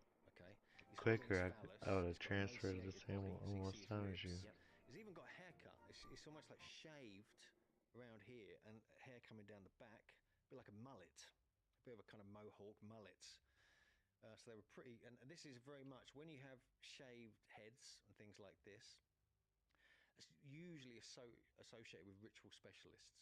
This is a traditional kind of. This isn't like king or warrior. This is like He could have set up, like everybody else does, a pickup place with a pin Priest or code. shaman or something. Yeah, and you get It's not like you're not going to make the payment. It's not like he doesn't know where you Could live. any of these sites been colored, pigment, painted? There is evidence of that now. Yeah, I mean, actually, if we go to this one, this is the boar statue. Oh, that was. Yeah, I found should have in said Göbekli something Tepe. about that though. This was found in the main enclosure. Enclosure D at Göbekli Tepe. This is huge. It's like a Jesus, full-size rocks kind and of everything else, statue go with away. fangs and everything else. And in its I'm trying to mouth, come over here and print on they my found lightning black, wire. red, and also white Hey, pigment that I don't is know a if I cuddle. would as well. You see the a red pickup pigment on there. area. So they had black. I've seen red, too and many white. people Now, getting I know that's interesting to you because you had, I think, Tim scammed Hogan out of was shit. speaking about that being Yeah. the colours of Egypt, and the colors of the Templars. Colours of the Templars. Some people say the colours of Atlantis as well. Yeah. So they're the colors of the Y-Files. They're the three, yeah, look at the Y-Files, of course. So they're the three main colours they found at this site. They had found it previously on another boar statue in Enclosure C many years ago and thought nothing of it. But now there's potentially the whole site might have been painted. We've got to get Kevin on that. Yeah. We'd like to see that. Yeah, because that's spectacular. That would be interesting, actually. Yeah. So that really interests me. The whole idea that they could actually be painted, and the same could be, Karahan Tepe as well. So one of the things they found inside the main enclosure at Karahan Tepe, which I think, could have held sacraments, could have proved its kind of ritual site. Well, these giant plates, these are like this big, some of them. These are carved out, solid stone, polished. Yep. Notice the dark one in the middle there. That is like almost like a indentation smoothed out in the middle. It looks like a beveled restaurant tray. Yeah, and this is like basalt. This is granite. This is extremely hard. Some of it's diorite, I think. How could they carve granite? Exactly. How could they do that? And so this is one of the mysteries that, and they found hundreds of these now. When this was put on display, they only found a handful of them. Because limestone, yes, you can cut that with obsidian. But they got very hard basalt as well. Like What almost the diorite. fuck is going on with y'all? Is there volcanic rock in that area? Yeah. Or they There's brought it in? because you have Karakadar Mountain. They haven't even eaten like. I haven't. Did you fill up the refrigerators? I did not. Slopes of actually. I haven't filled up the refrigerators in like 2 days. But these motherfuckers are growing and eating. And I've only. This one refrigerator is finally down to like 16. Wider super civilization. Rexes don't eat that much. I guess not. I guess the fuck not. Like Carcas and Aussies, man, they fucking devour that shit. Edge of the main enclosure. But now they're finding them in all the So I'm having to refill a lot over here. In very specific spots, like under the porthole stone, in the kind of almost like altar type areas and things like this. It was down to one fridge when I got on. I mean, there was something on these plates. That lip is there for practical reasons. Yeah, to hold something. There was something on these plates. So I don't think they were serving, cucumber sandwiches or anything like that. I think this was a serious. They were serving sacraments. Could there have been human sacrifice, blood? There is some evidence of that at a site called Cheyanu, which is further to the north. There's evidence of that? They've found a human hemoglobin, along with animal and human bones all piled up in a place called the Skull Room at Cheyanu, and they think it could have been human sacrificing there as well going on. So that's another interesting place. That's further to the north. It's around 1,000 years after Göbekli Tepe and Karahan Tepe. Because they can date that hemoglobin, yes? Yeah, they have done that at these sites. And so, but these, I think, I've got this feeling that these were what sacraments were carried on. I'm talking about possibly psychotropic plant medicines. Now, what do you mean? Well, I'm talking about magic mushrooms. I'm talking about potentially other things that henbane, other things that may have grown in the area. Because when you start looking at the whole styling, There's still dinosaur bones. 3D relief cards, the abstract imagery of Göbekli Tepe and all these sites. That's funny. It's not a normal human mind is coming up with that. This is outrageously kind of abstract.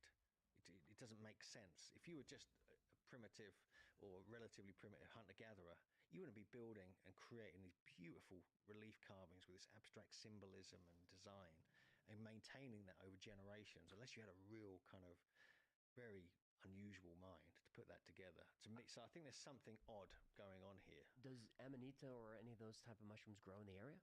Well, you get yes, you would get that because they were known to have aurochs and different cattle, and so the dung there it would grow for sure. Right. They found there's quite a lot of mushroom sort of shape symbolism in parts of these sites as well. You can actually find that on many of the different statues. And also, there's a type of grass that grows all in that area, which actually has small, it's kind of partly acacia. And so you burn that in high quantities, you're going to get DMT smoke coming out as well. Interesting. And also, they were brewing beer. There's evidence of calcium oxalate being found on some of the large stone vessels, sort of tubs that they found at Göbekli Tepe so far. And they're not supposed to have beer yet, are they? No, they're not. But it would have, so there's potential evidence. This hasn't been 100% proven that they were brewing beer, maybe accidentally. They could have just left it to rot and ferment, and they realised, it made them feel a bit funny when they drank it. So that can put you into more like a beer gruel it would be, rather than a beer. Could ergot grow on that? I know it's hot, so I should be outside. Exactly, this is the point. And so what they found in Rakachet Cave down in Israel, which is older than Göbekli Tepe, is not only evidence of early beer production. We're talking probably accidental beer. They found evidence of ergot as well. Wow. So, and that was usually associated with a skull cult, decapitating skulls, sacrificial kind of stuff as well. And so was that happening at Göbekli Tepe? Because they found skulls there with holes drilled in them. So they could have been strung up. And there's some of the T-pillars have holes carved on the overhanging T part, holes drilled through. So you could just be stringing up skulls and hanging them there. But also, this idea of psychedelics in ancient times, to me, suddenly it all comes clear. This is like why they were studying all these obscure things, like studying the stars, having these ritualistic practices, this fertility symbolism, all this unusual iconography, which is really hard to decipher, because they were kind of off their heads on really interesting substances. And other cultures throughout history after that were known to be into this kind of stuff. Yeah, I mean, if ayahuasca goes back 10,000 years, how many thousands of years did it take to figure out that process? Yeah, exactly. So it just goes on and on and on. And then they were experimenting to put it in, I think when you're kind of in some kind of altered state, you're going to get into things like geometry. You're going to see the fractals, all of it. Exactly. Yeah. And so this is why I'm so fascinated by this. This is why, I mean, the whole of Göbekli Tepe is, all of the sites there are geometrically laid out. And so this one is a very complicated one, actually, which was this shape was first discovered by Alexander Thom. Megalithic yard. Yeah, all that kind of stuff. Yeah, and the stone circles of Britain, all that different geometries. Can you give us just a quick recap of what Alexander found? Yeah, for sure. I've actually got a couple of images here. I'll just show you. This audience knows the megalithic yard. Yeah, so this is the man. Absolutely love this guy. Yeah, absolute legend. So this is Alexander Thom. He was around really, in 1938. He started surveying stone circles. He was a Scottish engineer. He taught at Oxford University.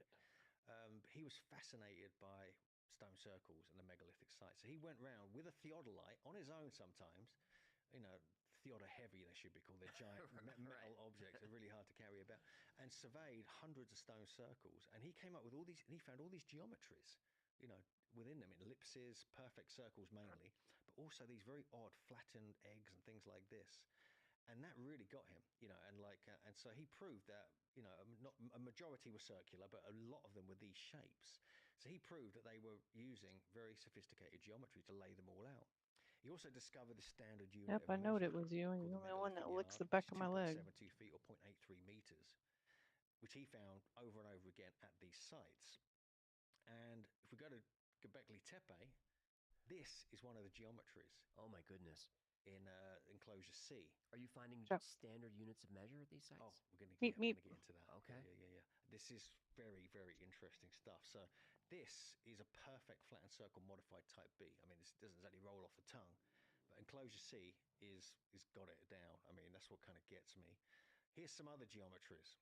Okay, the middle one there is enclosure D, which is an egg shaped based upon two 5, 12, 13 Pythagorean triangles. I understand. When I think about that, I think about an orbit. Yeah. Because this is like two ellipses merged. Yes, that's right. Yeah. And also on the left there, you've got some other geometries. You've got obviously Karahan on the right there. And so we keep finding these different geometries. And to me, this can't just be accidental. No. There's something odd about this. And then when you start looking a little bit more closely, you feel like Nabta Playa in Egypt has the same geometry as Göbekli Tepe. This goes back to 7,500 BC potentially. So what's going on here? And then, there's alignments between them that form geometries. Namdal, fascinating. I see it's connected. It's all connected. And what about the henges? Do they fall into the same ellipsis pattern? Yes, you do get that in England, yeah. So this is what we're developing. I'm actually writing about this as we speak. I'm finding so many correlations between Alexander Thom's work and what we're finding in southeast Turkey. And as more sites get uncovered, more and more of these geometries keep turning up, and it's blowing my mind. So let's look at the metrology for a moment. This is insane. Let me stop you for 1 second. How the heck is Namdal connected to this? That's Polynesia, no? Well, what I've got here, this is from the little book. So what we did, we started laying out sites around the planet using Google Earth and other such things, and just seeing if there's any interesting alignments between Göbekli Tepe sites, all that Tas Temple sites, and others around the world. And there are bizarre ones. I mean, you look at the alignment here from Sayburch to Göbekli Tepe to Tasli Tepe. It somehow goes through Karahunj in Armenia. It does? And it goes to reaches Namdal, 7,500 miles away. And if that could be a coincidence, okay? Could be a coincidence. I admit that. But then you look at the work on the right there. You've got Göbekli Tepe and Baalbek. of a perfect diagonal of a six-fold square geometry, which is the work of Howard Crowhurst. The same on the triangle at the top left there, Göbekli Tepe, Kurt Tepe, and Habet Zuvan. These are 3 Testepala sites, all form a perfect 3-4-5 triangle across the landscape. And so we think they were surveying a 3-4-5, so a Pythagorean triple. Yeah, all Pythagorean. Most of it's Pythagorean, actually. Yeah, most of it is. And so that's what intrigues me, because that is happening in Britain. We've proven that. Robin Heath, Howard Crowhurst, Alexander Thom, all proven that. So now we're finding it happening here. And then you think about like passages from the Book of Enoch. Oh, and I'm taking chords. The angels are taking chords and going to measure size and shape of the earth. And you realize, hang on a sec, this is what they were actually doing at this time. So even the Book of Enoch could be referring back to this Testepala era where they were doing this kind of thing. That's right, to catch people up, Enoch traveling above the earth with Uriel and is shown 364 and 1/4 days around the sun, lunar cycle, solar cycle, all things that they're not supposed to know. And I think Enoch was problematic for the church at some point. Definitely. Yeah. Was it James Bruce who discovered it in Ethiopia? That's right. It's fascinating to me. I mean, the Book of Enoch's almost like a kind of it's the Book of Testepala, in my opinion. I think if people start looking into that more, and as more things get discovered there, they're going to find more and more correlations between these different elements, these different passages, these texts that were written in ancient times. There's going to be more and more connections. And one of the other things, they're talking about going to measure. This is where the ancient metrology gets into it, because all these have got specific distances between them. So this is going to hurt people's brain, but this is some measurements I took of the different parts of Göbekli Tepe. Now, you don't need to look at it too closely, but fundamentally what we're seeing here is not just that we're finding the megalithic yard, whole number as well. It's all about whole numbers. You don't want to have half measures or things like that. It doesn't, right? So I'm just only if I find a whole number. But what I found is that I'm very influenced by the work of John Michel and John Neal, who wrote Ancient Metrology back in 1980, I think, and then John Neal has written a whole series of books about the metrology. And they don't think there's one unit of measure like the megalithic yard. They think there's a whole system of different variations of the foot length, which are based around the British foot, but there's all slight differences between them, and they're all harmonically connected. Harmonically connected meaning predictable ratios. I think I've actually got a. I'm sorry, I'm getting excited. The math gets me excited. Well, you look at this, for instance. This is like, this is actually the top of a T-pillar is 2 double squares. This is an interesting way of seeing it. So if you've got a double square, that's the fundamentals of building things like this. So that measures potentially 3 megalithic yards across.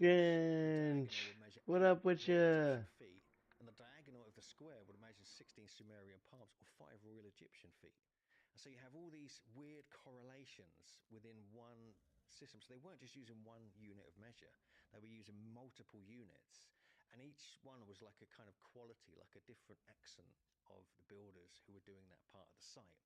And they wanted to, it meant something. So it was like a language. Right. The eggs are purple and yellow-green today? A lot of it comes from number and measurements. And a lot of these old measurements are subdivisions of the size. I cut my hair down. So they must have had an understanding of the size and shape. It was time. It's summer. It's getting summer here. I can't do the long black hair in the heat. Is that something like that? Various ones are, yeah. Some of them well, are, not anymore. I could do it when I was younger. I can't do it now. With all this data, how do you know what to throw away? Well, this is when you get into anything like, so I've got a few, like the numbers here. I don't want to burn people's brains apart here, but this is the numbers here. We've got a few hundred, 13.5 or so. I want to just show some examples. But you only, you could put a list of 20 different. He timed you out. 18 different types of foot measurements or lemons or arms. Not even over there. They're not exact numbers. They're not 18 or 17. Or Shredding 12. chicken. They're point something. So remove anything with a point. Okay. That's just rude. Numbers. And this is where all the measurements. Rude, Ginger. Because you realise one measurement. I'm gonna come kill you now. Another whole number of another measurement, another whole number of another measurement. So you keep meet me finding on these the game. correlations. Then you kind of I have an work update I gotta downwards get until through. You get to a few different ones they were definitely using, which really are the Persian foot, which is 1.05 feet. Or there's also the megalithic yard is used all the time in Testepala. You've also got the Sumerian foot. Oh got yeah, the this Assyrian chicken came foot, out you got the Saxon good. foot, which isn't actually Saxon, it's actually much earlier than that. And this is so bizarre. Let me see. I'm sure I've got the right image here. Now, let me just go back a couple of shots I'm here doing rice because instead of this is pasta because I don't feel like eating spaghetti where it noodles. gets really, really interesting to me. Yeah, let's go back to this one. Because these variations of the foot, they're like they're harmonic fractions different to one another. And so you could actually just, put them in a table. You could actually calculate it in your head, in arithmetic really easily. You don't need You to want a piece work of it out chicken? on Huh? This one's not calculators. cooked all So the it's like way. 11 to 12 or 21 to 22 or 58 to 56, the differences in the slight variations if you do it just like that in your head, like the ratios. And so it's quite easy to understand. So I think they were using 4 or 5 different measurement systems, and they're all based upon the The measurements one of the time I earth. need a Again, fucking we go fork. back to the Book of Enoch. They were going to measure They're all it. in my mom's room. And I I'm not going believe back that in they there. were doing that. They were sending 30 teams around the minutes. planet, and they wanted to understand what was going on with the Earth. So the earliest phase of Tastepla, they were doing this, and this is where the Book of Enoch kind of picked up that kind of story. Right. We're I'm talking using a about fucking taking this knife and course of spoon. going to measure, and so that is where I'm To still shred the into this. I'm chicken? still writing about this. I'm still Yeah. further into this, but the evidence is there now. All the And forks what are So would you in find my mom's artifacts room of and my brother's just the room. numbers. You can just work with the numbers. This is what's so interesting. So this I is might something have that the one archaeologists somewhere. have zero Just interest don't in. know where. I couldn't even get officially any of the measurements of the Because site. I don't had to go use out it. and use every old map I could find and work it all out. So some of these may be a tiny bit off. I'm still working on this. But Actually, just cut it up into when you little find pieces. numbers, you find geometries, you find orientations. They When I even make mark north, real south, arroz east, and con pollo, west then I for shred you it. as well. They But do? this Using is like modular geometry, white which people is the work chicken and of rice. Howard Crowhurst. So the modular geometry is like on the right there, where you have squares placed upon each other, but always north, south, east, west. Do we see any of these measurements used by the Olmecs, the Aztecs, Incas, anything on that side of the earth? I haven't looked at that yet. I'm so focused on this in the British. I'm like, science she's in the department. kitchen. So She is the image on timed the out. right there, you see you've got there was some research done by these researchers from Tel Aviv University, Avi Gopher, I think, and Gil Hackley, and they found if you draw a I'm point coming in the back middle and I'm of bringing each a of the sword. main enclosures, it forms a perfect equilateral triangle. So and they're the same measurements on each side. So they were Yeah. working with. You know you don't have no fork, So that's so what they you ain't bringing calculated. that. But then Howard Crowhurst came in and realised that the yellow line between the two central T-pillars of two of the I got enclosures plastic forks. is Those are in my actually room. a triple Forgot about square those. diagonal. That's just gonna fucking And so this is tear and apart. suddenly, so Yeah, if little Not like pieces of fucking draw pork in not. your. around that, Will you find just north, let me south, finish? east, I and wasn't west. done talking. They weren't supposed to know that then. Right. That wasn't They're supposed little to happen kid with the plastic Pyramid forks. Age, They're not the that kind of thing with disposable Great ones. Pyramid. So little things like that. You don't take most people take Oh, for granted. They think so what. Yeah. that's weirder. How close is it? I mean, we know This is it's That's what it's my exact- aunt it's used to perfect, eat, and yeah. I took them It's when she absolutely died. perfect. And so this is what's so it gets weirder and Oh, weirder the more you Fang, start I did looking not into save it. you And a so piece of this is, chicken. I'm at the kind of halfway point, maybe 2/3 into this mega He's like, I chapter I'm smell doing it, on bitch. this Where is it? for the new book. But I think it's going to turn out if we can get some exact Hold measurements out on. of some of these sites, get permission to go I in know and I'm actually coming. measure them. We're going to go crazy. But then you have sites, you have other sites in the whole region. It's gonna be Obviously, hot. this is fascinating to me Yep. because you have The the egg whole and the square, imprint the are at the modular same geometry time, I bet. base, 21, hiding measurements. There was actually an old 24, pretty damn quote, close. I can't Close remember the to quote fucking exactly, enough. from Yeah, Tim that's Michel. close. He's like my kind of hero. He wrote the book The View Over Atlantis. I didn't even plan some that. ancient metrology. He wrote the book Megalithomania. He did. Gave us permission to use the name for our conference, yeah, funnily enough. And what he found Hold was, he on. says, it's always like at Here, Stonehenge. just eat it out of this bowl. I Damn, gotta I'm wash He this says hungry it's that for always raw some the piece of top lunch. chicken. stones, the lintels, that will hide the measurement systems of the priestly elites. It's not the lower ones, because they'll all get damaged and knocked around. You look at the top stones. So this It's double chicken. Just square eat it. is the top part of the No, T, of the T pillars. it's cooked and it has So seasoning he on was it. right. Well, He was eat it, saying don't that eat it, 20, whatever. 30 years ago. And now we're finding that at Göbekli Tepe, the top part of the site is where the magic is, where the real measurements and their kind of knowledge is positioned. And so All right, this is, who's this pushing is buttons on the interesting to me. fucking computer, If you these measurements are jackasses? encoded inside on the T pillars themselves, then we can work out what they were trying to tell us. That's right. I mean, Mathematically, at least. yes. So if the T pillars are, if they leave one in the quarry, then this looks like engineering being passed down. Yes. This is very much this is science. Yes. This is very early science. And the planning is extraordinary. It is the advanced planning. It is, and I think there's a subtlety to it as well, and the abstract nature, which makes them feel just so intelligent. These people. Yes. So intelligent, and but in a kind of in a different way to us. We think intelligence is all academic. To them, it was a subtle intelligence, understanding the laws of nature, coming in and encoding that within these sites. Why would their sword. why would the solstices be so important to people that aren't really agricultural yet? Well, this goes way back. Actually, this goes back to the Paleolithic era. Actually, let me just there's a couple of things here. So we're talking about some of these caves again. So we go back to this. This is all the alignments of the solstices, in the Paleolithic caves. Yeah. And the traditions there, and this is anthropological research which has been done on hunter-gatherer societies. There's a gentleman called Brian Hayden, an author, brilliant author. He's written about this. This is based on some of his research, and I've been reading all this stuff. I just found him basically, and it's blown my mind that solstices weren't necessarily about anything to do with growing food. Oh, you smell that chicken that I don't have over here. That's why you're yelling at me. Things like that. Here's the rest of your food. You can eat that. Understanding the laws of nature, but also it was about That's all you get. when to do your, tribal feasting, when to time your initiations, the rites of passage, when to, have ceremony and things like this. It wasn't just about practical things. All right. Spiritual, I will ritualistic be. things as I well. can't even do the Nancy The voice. way they worked that out. All right. I will be right back. Hunter-gatherer societies from all over the world. The anthropological data has been picked up. Just feels like there's something on my Adam's apple or That was the something. case. Many of them, a majority of them, in fact, even in North America as well. The Native Americans. Sounds worse when I play with it. They Damn do it. the same thing. They have caves. They have orientations which get illuminated on certain dates of the year. Usually the Right, I'm gonna find solstices, something. they know I'll be when right to back. do ceremonies. They know when to do their feasting. They know when to do certain things. And only later it became useful for agriculture. Right. So it's the other way around. People this is the That's whole a great thing. point. And so because you look at Karahan Tepe, you have the whole winter solstice alignment there. That would have been a really useful calendar, a really useful marker.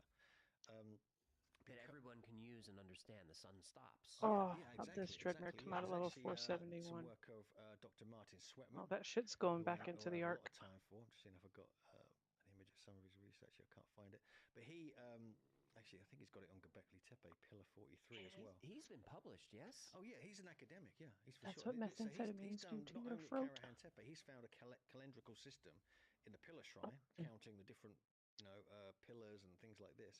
He's also found it on Pillar 43 A here. 502? What is this fucking game doing to me?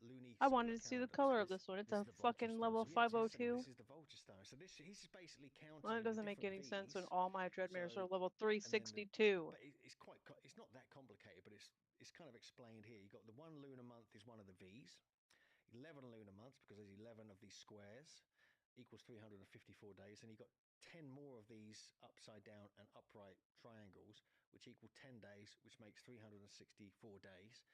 Then he believes the vulture or the sun symbol would make up. He believes it was the summer solstice, but it could easily be the winter solstice as well. Mark made the final day, so it's a basic counting thing for a lunar and solar calendar. And the same thing's been found at Karahan Tepe. And you must remember that within a couple of hundred years of these sites being built on Karakadar Mountain, just north of Göbekli Tepe, the first einkorn. And that one came out of was 350. It should have been a produced in an agricultural 362. What the farming fuck is manner. And that's when happening? the agricultural revolution kicked off within 200 years of these sites being constructed. And then, because all the evidence, at Göbekli What a Tepe and waste of my Karahan time, is Bear. that they're talking about all the What a evidence they waste of found. my There time. were wild plants, there were wild animals, there was hunting, there was collecting, they were doing all these things, but there was no evidence of growing food or agriculture. All right.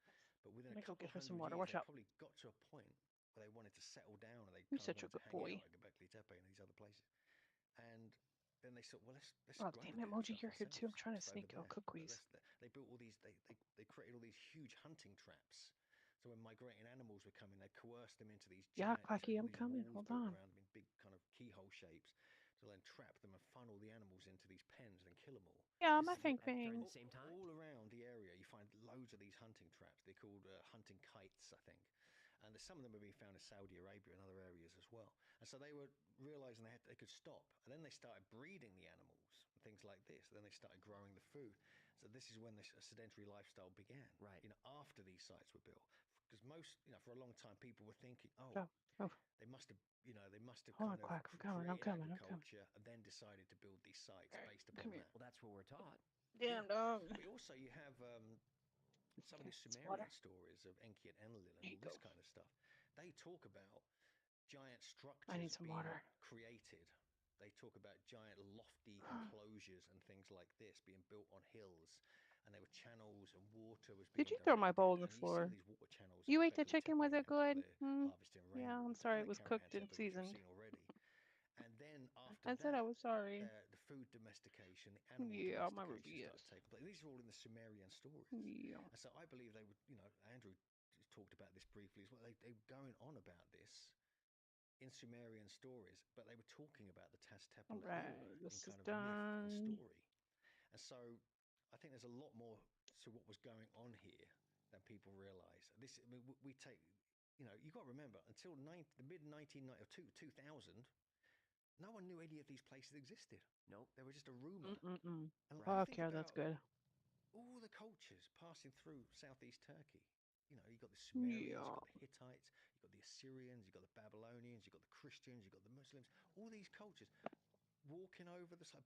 Literally, they're like digging into the same hill and putting burials in, like at Göbekli Tepe, and seeing it as sacred. Oh, somehow. shush They you. sort of felt it was sacred, probably because of the myths that had been around for a long time.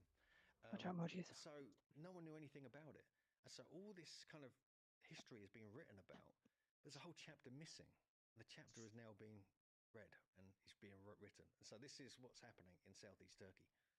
It's fat. Before the discoveries, would people look at those Sumerian texts and wonder, where is this place?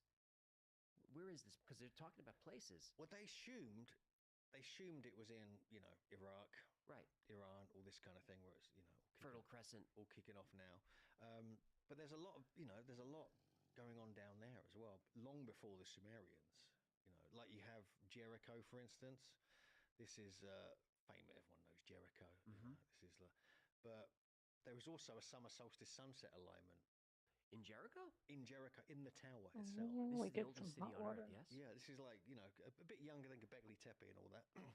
But this is the work, again, Ram Bakai and Roy Liran. These are the guys who have found standard units of measure at other Taz-Tepe sites and in Tufian sites. This is a whole different thing to what they're finding in Göbekli Tepe. But they're finding the Persian foot and Persian cubit as a standard unit of measure in many of the Tufian sites. But that's another story. But this is the alignment in Jericho. So all these stories may have been reflecting into Jericho. They may have been reflecting further north into Göbekli Tepe. And also, Oh, shit, I think I hear a truck. also All the dogs are all along outside. the coast, you have sites like Atlit Yam that are being discovered off the coast, you know, under the water No, of maybe Israel. And they found semi-stone circles, cut marks, you know, stone wall corridors that align to the summer solstice. So that's all in the area. You're still here, Fing Fang. Okay, bye. Area. So it gets weirder and weirder Boop. the more you dig. Do you date it to the same time, and why is it underwater? This goes back to about 7,500 BC. It's underwater because of the water levels have just risen 400 feet. I was trying to get a flood myth story. Yeah, no, well, yeah. I mean, there are certain ones that kind of come into that as well, but there's a lot around the coast there that suggest, especially the Levantine coast, Israel, and which do suggest that there was a lot more going on, and it must be this old because that's when the water levels were much less at the end of the last ice age, and a little bit after that as well. But you also have the connection with Malta, which I find interesting because that whole place was much bigger and connected to the mainland Europe in the Mediterranean as well. Right. And they found evidence off the coast of Sicily of a gigantic Mochi, move. 14 Don't go that way. long megalith at the bottom of the Don't ocean, go that way. which dates back to 10,000, 11,000 years ago. And they're like, what the hell? So there's stuff going on there as well, all under the Sure. water. So yeah, the more you get into this, the coastal stuff. Haven't had a long time. There's also evidence that they were navigating from Mediterranean edge of Turkey over to Cyprus, going back to at least 12 to 13,000 years ago. And we're talking quite large amounts of people going back and forth. I'm coming. Quite big boats. So trade, merchant? Yeah, animals. They proved it by animals. Oh, so how they do that. And obsidian and things like this. Well, Hell no yeah, one that's what I'm knows about to what's do. going on here because they found evidence of seafaring going back 100,000 years in Crete and Greece because they found obsidian on certain islands that could only have got there by boat. You know, things like that. Oh, so shut the you. seafaring nature of history has been Nah, deeply oh, overlooked. dang it. The whole diffusionism thing as well. I See, agree. And so even I the thought I people of closed the Göbekli door, but Tepe may have been sailing. it was and this her is how they head. could have got around the world to measure the Earth in ancient times. I mean, there's no denying Come that on. DNA is around the Princessa. planet that's coming from different places. Intrusive. Fusionism Get. is a real thing. Yeah, for sure. And I think Baby girl. there's more evidence of that is gonna Princessa. come to light. Come on. The more we get into this kind of stuff. Intrusive. But yeah, Let's there's go so outside. much. I mean, Go. I mean, I want to talk about Nope, you a couple stay. of other sites because I've got a Come on, feeling some Princessa. of your Well, fucking take this. your It's hot. watchers and your listeners watches. Watches, nice. Nice to well, let's take a quick break and we'll get back into this. I'm very excited. Whatever you don't finish, you can I just wanted put up to or whatever. ask, Come on. Have you found any correlation Princessa, with here. latitude, longitude? Come on. With these sites? Come on, Is let's there go. any Go. meaning? That I'm starting to look at that now. Well, I I've normally got just most of the geometry and I walk. work No, done. her big old noggin. I think we're going to find things. Yeah, I think we're going to find it. Well, the problem They is ate with the it's a very potato. limited area. It the rolled off the Tablet table. Somebody area. got the potato, so there is I used one thing rice. I found, like there's a connection There's still some for tomorrow. between Peru and Göbekli Tepe. Interesting. If you draw a line, You like little for shit. instance, oh, that's too high now. If you draw a line, say between Huh? the middle of Göbekli Tepe enclosure D and the Coricancha in Peru, it's I should have an image of it here somewhere. I don't know if I'd love to see that. Yeah, yeah. And the line is from the middle of the And enclosure. night delivery. That's this pretty it's precise. pretty accurate. Yeah, yeah. Let me just see if I hope I got the image here. If not, I could. Oh, here you go. Yeah, he's here. So. Oh wow. So this isn't necessarily And there's a about half a one. latitudes, but this is quite interesting because it comes back to the canonical numbers. So this is this is years ago. I kind of spotted this when I was messing about on Google Earth. But if you draw an exact line between the middle of enclosure D chaos. and I the middle thought of the my Coricancha, mic which was is the muted. sacred My center bad. of the Inca, pre-Inca, whatever, this is 7,928 Give my mom Bible. miles. That is the known diameter of the Earth, Dang the it. equator. She has my fucking ball. But in canonical Only tradition, have it's two. 7,920 miles. That's a sort of round number. And that's 8 times 9 times 10 times 11. So this is all the arithmetic that the ancients were doing. So there has to, I mean, how can they do, I mean, is that a coincidence again? I don't think so. The number 11 shows up a lot in these ancient sites as well. Yeah, you do. Actually, some of the enclosures have 11 stones in as well. Usually 12, but 11 as well. But and also I like think that- some of the carvings here as well. I wrote this article on Graham Hancock's website years ago. Yeah. Like the ones on the left there of that photo, they're from Cotimbo and Silistani in Peru. The two on the right are from Göbekli Tepe. And they're almost identical style. I mean, this is the style you're probably going to find. People are going to do 3D reliefs. But it's kind of interesting. Even Graham Hancock put that in his book, you know, when he went to visit these sites as well. He found, he compared these sites, you know, not necessarily this alignment, but certainly, you know, the connection can be found. Yep, I see it. I believe it. Let's look at a couple of other bits while we're here then, if you're like interested in a bit of that. I mean, obviously, you've got the Göbekli Tepe Easter Island thing as well. It's kind of intriguing. You know, you're getting the same kind of hand signals. You're getting the same kind of style. All right, where'd you go, little dog? I Easter forgot you were on Island the has always floor. confused me because Hopefully you didn't go out the door. I know. It's such a strange place. Oh, you did They go even out the have door. polygonal Fuck. walls there as well. Is that right? In the place Ooh, called Black Vanapu, Chan. underneath, like where the Moai stand upon the platform. Oh my goodness. I How did could have that get lost there? you Did that come forever. from Peru? Did it come from another part of the world? Yeah. And I don't think a lot of people realize the Moai statues. A lot of them have bodies. In your home. Oh yeah, all the way down. Yeah. I mean, why would you build a 30-foot statue and bury 20 feet of it?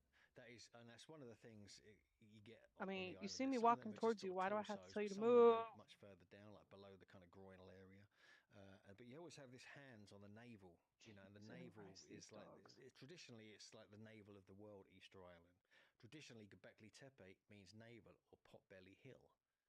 Oh, it's the same name. Okay. Very, very odd. And so, and then you have the navel is also the Coricancha, or the center of the Inca tradition. It was known as the navel as well. So you have all these different navels, something that comes up over and over again. Now, this is an image from the book. Obviously, this is hand drawn, kind of stuff we were playing with. And you're interested in like different latitudes and distances and things like this. Now, this is like a bit weird because we have some distances between sites are bizarre. Like, for example, the distance between Stonehenge and Göbekli Tepe is exactly 1 million Persian feet. Exactly 1 million? Yes, it's so weird. And okay. I don't know what to make of that, but what we know is that Stonehenge, the exact location of Stonehenge, there used to be a mound. All right, at the fine. I center, put a which little was of this in your part of bowl the while you system eat of your studying food. the solstices 10,000 years ago, which we can have a look at in a minute, perhaps. But what is bizarre, though, is that the Persian foot, which is 1.05 feet, is found throughout Göbekli Tepe, is found in Stonehenge, known as the British Longfoot, and also the mile, the standard English mile, is 5,000 Persian You're feet. getting awfully close to my bowl. I know you fucking smell it. And so it just gets weirder and weirder. And then you can sort of find All all right, these I other mix some in your food. correlations. Hold Like, on, for it's example, hot. Delphi, also a naval site, center of the world, is I'll exactly move that for you. 900 Actually, get it. miles, which Get is out. exactly 5 million Out. Samian feet. That's not for you. So It's for Black another one Chan. of the foot kind of variations. Not we 5 talked million about. and one. No. Just happens to be. Oh, it could be. I mean, it depends where. Right. Yeah. But it's just Hold on, Clack. It's still hot. like this. I find kind of bizarre. We've got other ones here. We've got symbolism from Here, Australia. back it up over here. On Aboriginal. Actually, elders being come found here. at You're gonna eat on the Göbekli floor. Tepe. Come here. Something that Andrew I said discovered years out. ago, that from Göbekli Tepe You already drank all her to fucking water. the Great Pyramid is exactly 1,080 kilometers, which is an interesting number because 108 is a lunar number. Right. It's also a precessional number. We find distances between sites around the world. And you could just go on and on and on. I mean, you can keep finding correlations here. And also, actually, Jericho's interesting. It's exactly 2 million Saxon feet away. Now, whether they were counting in millions, right, is a whole other story.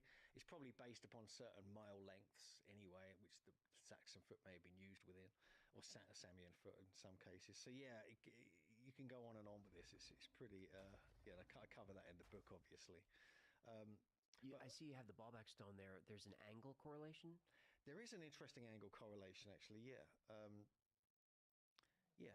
So that's the one where we saw in a slightly earlier image. I'll just sort of find This is, I think, the biggest quarried stone ever. Yeah, the largest one they found relatively recently is 1,650 tons. I think I've got some images of Baalbek here. And this is actually it here, yeah. So we have the one on top, which has none of the text on it. That's the stone of the pregnant woman. That's about 1,000 tons. Yeah, just 1,000 tons. That's all. And then the one beneath it, they found to be like 1,650 tons. Hasn't been moved. It's still in position, so they may not have ever got around to moving, or they may have been chopped into smaller areas. But there's other ones in the whole area. We've got references to giants building these. Here's an article I wrote years ago for Atlantis Rising magazine. But this is one of the stones in the temple itself, because there's like a giant platform there. Here's some other stones. You can see me standing down there. These are down the north side. Any theories on how those big stones got into place? Giants. That's okay. That's the only theory. I'm on board. And there's me as well, standing there with this is like the trilithon, the 3 mega stones, which are about 800 tons each. So these are smaller than the ones found in the quarry, but still, my God, I mean, it's a serious operation. You can't really mess with that. But and the alignment, this is something that Howard Crowhurst came up with, which absolutely fascinated me, and we actually included it in the book as well. This is the Göbekli Tepe to Baalbek with 3-2 square alignments. This is based upon his system of modular geometry, which is using squares north, south, east, west to the left and right of each other, and then you work out what the angles are between 3 to 4, 5 squares, and they're very meaningful angles, very meaningful, and they often relate to solstices, which is where his work is focused on in Brittany and in Britain. But he's now applying it to Tas Tepala sites as well. We're starting to look at that. We found gold in section angles with the solstice at Karahan Tepe, for instance, which we're going to look at. Golden's like the golden ratio, Yeah. like phi? Yeah, it's really, really odd. And how about Fibonacci numbers? Did those show up? As far as I'm aware, not yet, but we're, leave it with us. We're going to keep looking. I bet they do. So this is fascinating. So this is the Göbekli Tepe to Baalbek angle, and like the thing about Baalbek as well is that the area it's built upon is an old tel or an old tepe. Yeah. Yeah. So this could go back thousands and thousands of years anyway.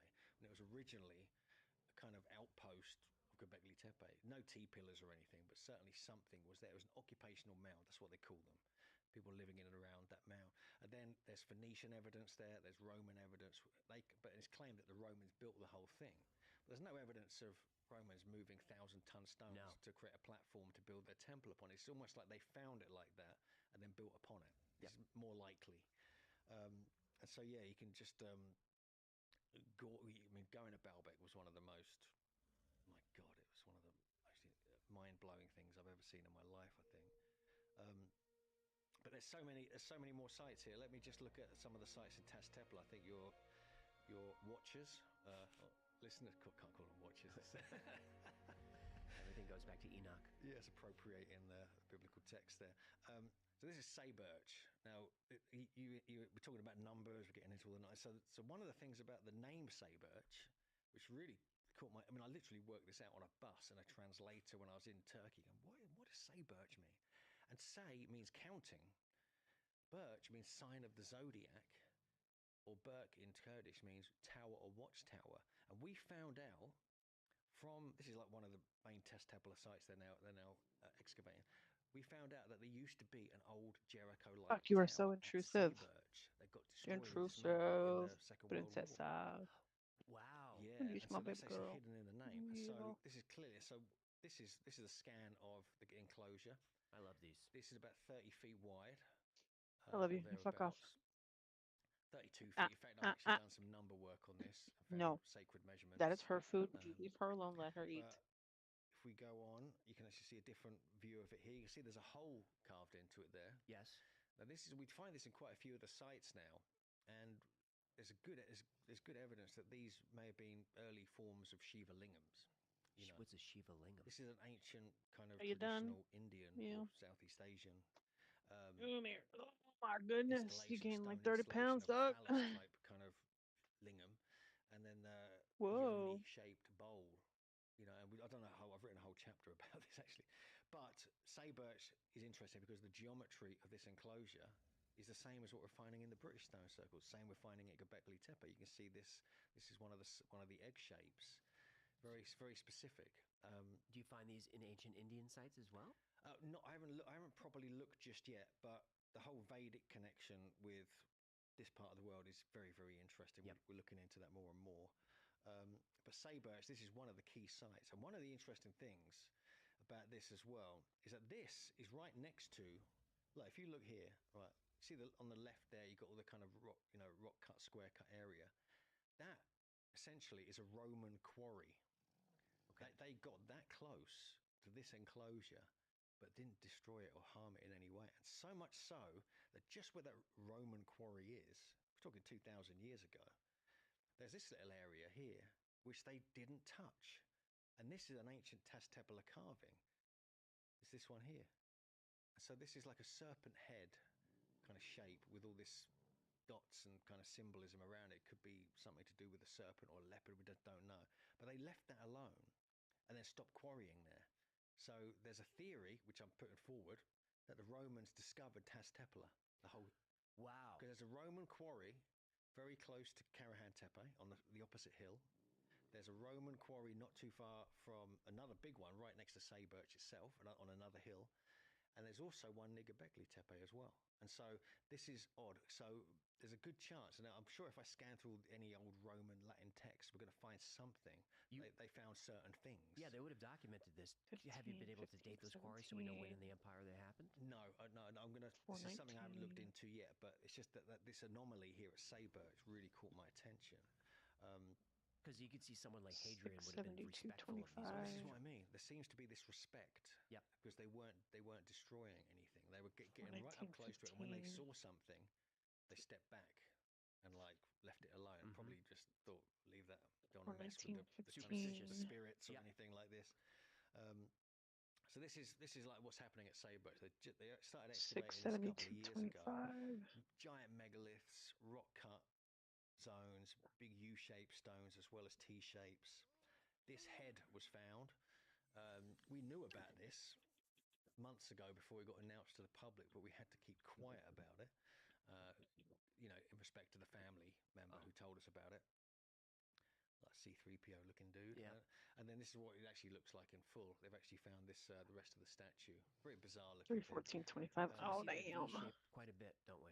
We're gonna see. Yeah, you see the V-neck Might thing. be able to quite a bit. fix If you look at that. his mouth, it looks like it's sort of being sewn And up. keep the color. His eyes look a bit like what people call mollusk shells. Yes. This is a tradition in the Wait a Levant babies. where they would sew the mouth up and put mollusk shells and then plaster the corpse. 672.25. So is that a representation of that? Damn, that's not even one of ours we looked either. at Göbekli Tepe, but there's some other sites here we might want to have a quick look at. So we looked at the Vali Chori 672.25. as well. This is one of the sites that was being excavated way back in the 1980s by Klaus Schmidt. This is what inspired him and made him realize there was something significant at Göbekli Tepe from the original discovery there in 1963. But when he was excavating MD this place, 2020. Get the fuck out of it here. was Who by the fuck the named river, their it's shit by the that? kind of, you know, Euphrates River, or Like a cheap stream drunk. coming off. It was called the Kantara Stream, and they found these square enclosures, and they found this building on the bottom right here. Really Alright, bizarre. This is, I really want to I've done a breed whole these, but thing I'll about this wait. upcoming book about Fuck, how long are y'all gonna innovations of the take? Test Yeah, Templar people. this is a strange building. So there was an actual like 16-meter long building. So what's that, like 50 odd feet? Yeah. And underneath it, it had these kind of carved channels. Yeah. So what would happen is, and I'm inside back. the building, it would have these little stones. What'd you remove, get? You can open them up, and so the I water went ahead from with the fucking fried freezing chicken cold that I stream didn't want. would come in, Oh my Oh. goodness. and they would open up the little things, and it would That was cool about the it. air down. This is a central air system. This What is is the first waffle air that big head conditioning gave in me? the world. Wow. And so this was Uh-huh. 8,500, That's for dessert. 8,300 BC. So little innovations like that get overlooked, but if you look into it, you're like, He always gets that all-star that's the combo, reason they're doing these little things. Yeah. and then like never eats This the is the waffle. terrazzo. This is where terrazzo was first discovered in this region. It became famous, even though they found older versions of it now. This is kind of what some of it looks like. They have larger stones. I haven't had a waffle since I was like little. And this is the Vedic connection. This is We're going to the Waffle House. stone head, probably about this big.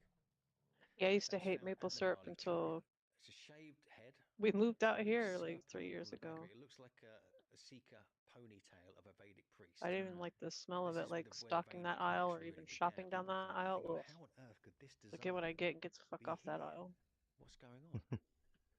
We have other things like this as well. This is like a kind of wing. This is what Andrew calls the first kind of angel, because it's got a winged robe coming around. This Yeah. very strange looking creature. It's only about this big. It's only about a foot tall.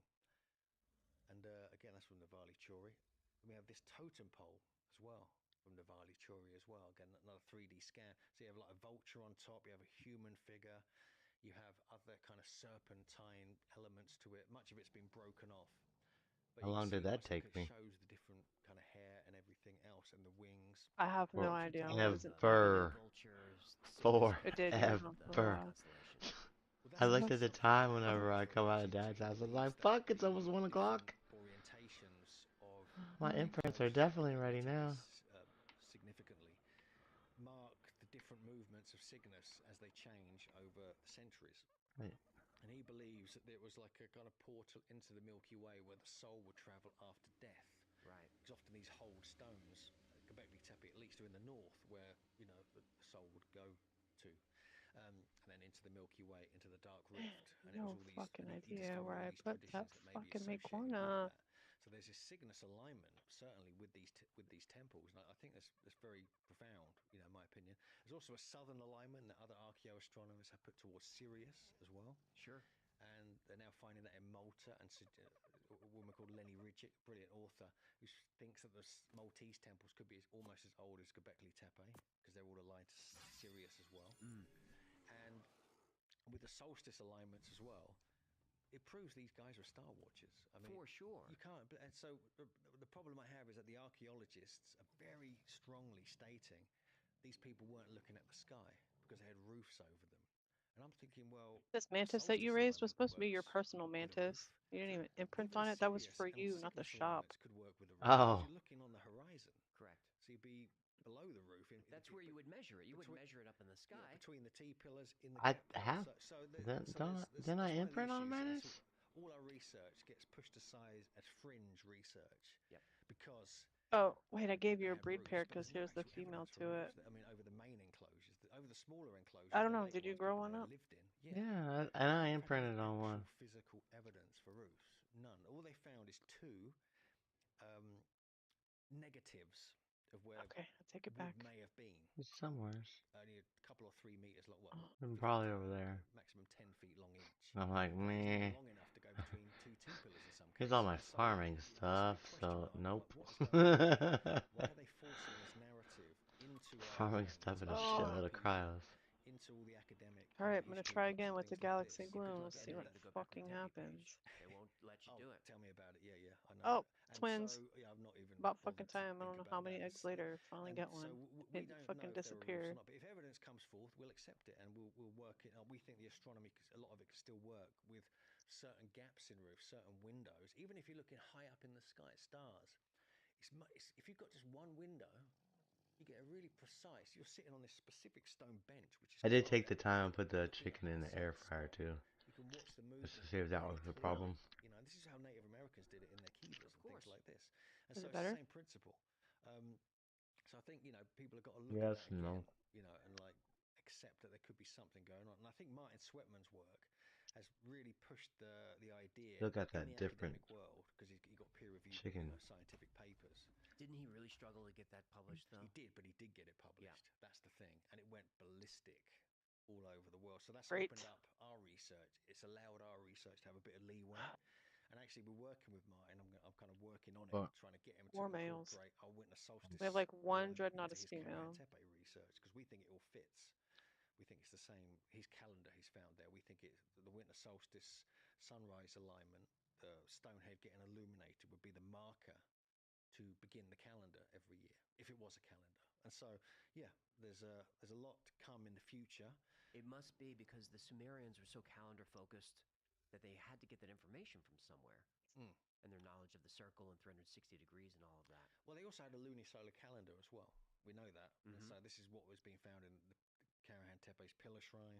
It's also being found on Pillar 43 at Göbekli Tepe. Damn, So is it's he? highly likely that With a piece of influence chicken is down to coming her, she's from like, this particular area. Sure. I don't think she chewed I it. She put my just Clacky almost had my bowl of soup. Take your time. I interrupted you. I apologize. I was trying to. She smelled it and came out of her blanket. So I was putting some broth and rice in her food. Couple of these other. She almost got my bowl. This. Yeah, this is probably quite. She can find food, but she can't fucking find me in the house. I want to just cover this. So this is the alignments we were talking about. Selective finding. This is on the left. You got the northern sky. That's the main structure Yeah. image there. On the right, you got the southern sky. The I forgot she selective was on the hearing, floor. selective fighting. Here as well, which may be astronomical. For example, the H and the O. And she was outside on the symbol porch. right. That's on one of the central T pillars, like the neck, kind of insignia area where the V neck is. And they could represent, according to BG Siddharth and JJ, that could represent the Gemini. Fuck this shit, twins. I'm escaping. These isn't just an H symbol. It's two figures facing each Into other, the dark, holding kind of blind hands as or fuck. dancing or something. Can't hear But nothing. You don't know it's dark. Yep. She just thinks it's just regular. symbol as well. Everything's Which is supposed to very her. interesting. You've also got the bottom of the pillar on the base there. No, she can see like 7 bright light. flightless birds, which could represent She knows it's ladies, dark. some people say. Right, the Seven Sisters. Yeah, and also you've got this little artifact, it's only about this big, it's about 3 inches tall, of It could be a different dark outside too, of because of looks like their a eyes. person looking between two T Yeah. pillars at the night sky, possibly with Cygnus carved on the And so bone she part as feels well. more out So there you because get she's all these little got the symbols, moonlight or all these starlights or whatever sort of that's symbols, brightening their all these eyeballs or whatever pieces that of makes them stone. shine. And yet there's no, according to the archaeologists, there's nothing going on there to do with that. Yeah, they say there's no astronomy. Yeah. At these While sites. inside they're like, it's dark as fuck. So inside There's no sky, motherfucker. Yeah, and you get Taurus as well and other such things. In fact, JJ's done a lot of research on what's called the Golden Gate of the ecliptic. and how she thinks the whole north to the southern sky were moving along this certain path. It's very. She's actually very smart and got this all down. She's going to be putting a whole chapter in the book about it, and so it incorporates all these different elements, and also into earlier myths from different areas. We're doing this, and later cultures as well. And so The Rexes are done. All that's left is the Wyvern. properly examined. Yep. A wyvern. And yeah, this is. No. I don't even want to think about all the fucking wyverns I have to raise. Oh no, that's. So I got the bison upstairs. Yeah. So this is a really interesting little figurines from Göbekli Tepe. This is the last site. I'd already seen how many you was raising that one time, and I was like, damn. 46. Yeah, there's 46 in this card fridge. But they're not sure. A goddess figurine, like a kind of full-bodied woman figurine, which were later, like in the Maltese temples, as you can see Fuck here. squealed. Oh, the These are from balloons. Malta. These are I'm from like, what the Megahin. fuck is squealing? That's the one from Göbekli Tepe, which later Who developed got a really piggy? strongly in places like Malta, which could be That's just the gluns. after Göbekli Tepe. The new dating is now being put forward. They sound like Sefik pigs, is another while the site Fiumia here. does not. This is a very recent Okay, wild discovery card. of these two stone faces carved on this giant Look at that. megalithic bench. I was again obsessed with the polish. I did Yeah, not like them when I mean, first saw that them. really I don't know is- if I told you the that. stonework is just When they first came out, I was like, they're ugly. I don't want bizarre. any. Then you have this like a mace head carved down. Oh, the properly. gloons? But they're right up there with the Scheinhorn. Two sides to it as well. So it's like a Yeah. ring shape. What do you think? Do you think that a staff went in there? Especially when they blow up So and it float looks away. like it's the top of a kind of staff. It does. It really does. You got two. So you got two faces, one on either side, one kind of open, and then you got Saybirch as well, which we looked at already. But there's so many sites now being uncovered in this area. It just gets more epic the more you look into it. How many Tepe sites do you think there are? There's 12. This is like the Tas Tepala super civilization, I call it. But there's a lot more being excavated. There's more that even on this official this map that came out. What does your gut tell you? How many are going to be found? I think there's going to be hundreds. Hundreds? Yeah, I think so, because I don't think this is limited to this area. I think they're going to start finding them in other areas of Turkey. They're going to find them in the Levant. They're going to find them off the coast underwater, which they've already started doing. Right. There's going to be more and more found, I think. I think this is going to kind of, really in the process of rewriting an entire history of the planet. Well, look at the resources that are required here. These are clearly very important places. Very important places. And this shouldn't have been happening back then. This is the end of the last ice age. It was actually in the ice age, a lot of these sites. Right. That's what's so baffling. Bonkuku goes back to when the ice shelf was there, no? Yeah, you got much further to the east of this. You've got Boncuklu Tala, you've got Kortik Tepe, you've got Grifilahoyuk as well. These are a whole series of sites. There's even Cheyanu's up in that area as well, Cheyanu Tepesi. These are fascinating places. Some of them predate Göbekli Tepe. So there's and these are all along the Tigris River. So you've got the Tigris River where all these sites are, going back 1,000 or more years before Göbekli Tepe. And all the Tas Tepala sites are closer to the Euphrates River, the the rivers of paradise, right. The biblical tradition. And they both go right down into Levant, into Iraq and other places as well, where traditionally those rivers are more famous for being there. But these sites over in that area are really interesting, because at Kortik Tepe, for instance, you actually find quite small stones like this size. You can hold them in your hand or two hands, and they have 3D relief carvings of abstract animals and figures, and they're 500 to 1,000 years older than Göbekli Tepe. Wow. But it's showing 3D relief carving abstract forms. So what's going on there? I mean, so this could be where that idea came from, and then blew up in the whole of Tas Tepala. So the jury's out on what is going on here. Were these trading between each other? Were they kind of against each other? Did they start blending and bringing their ideas together? And I think there's a bit of everything in there. I think it's all going to come to light eventually when more excavation is done. Because we don't have any records, right? We don't get anything until the Phoenicians. Yeah, we've got really is really Sumerian, Phoenicians. Even the Hittites in some respects. You got the Hattians before them. I got a jar of that. I got a jar of that. Well, Gilgamesh, they say, is much older than when it was written down. It could be this old. That's what actually I think Graham Hancock wrote an article about that. Did he? That Saberch, the narrative scene of Saberch, is actually could be a Made me giggle representation when of you the whole did that. Gilgamesh story, which is really intriguing. I almost said, "Holy shit!" Yeah, I need to read that. Yeah, that's really so. There's lots of these. It just came through, but I guess So can't little has hear been it excavated. That's the problem. with no game We need playing. I don't know. When more is excavated, suddenly it's all going I to unmuted come and into turned view. it We'll up. know what's going on. Does the government cooperate? Yeah, I mean, there's a lot of work now. There's Japanese teams coming in. There's teams I from definitely heard it. Germany, England, and other parts of the world all coming in and working on this project. So many of these sites are starting to get excavated. The most recent one is going to be Ayan Lahoyak. Got a Japanese team who just started on that like 2 months ago. And it's a new discovery? Well, we've known about it. In fact, let me show you this. You're going to like this. This is very interesting, actually. Because Ayan Lahoyak was one of the sites that was announced as one of the 12 Taz-Tebla sites when it was all put out there in 2021. But so we went to have a look at it ourselves, I think in like 2022. Let me just see if I can find this because this is pretty cool. And I can't find it. Where is it?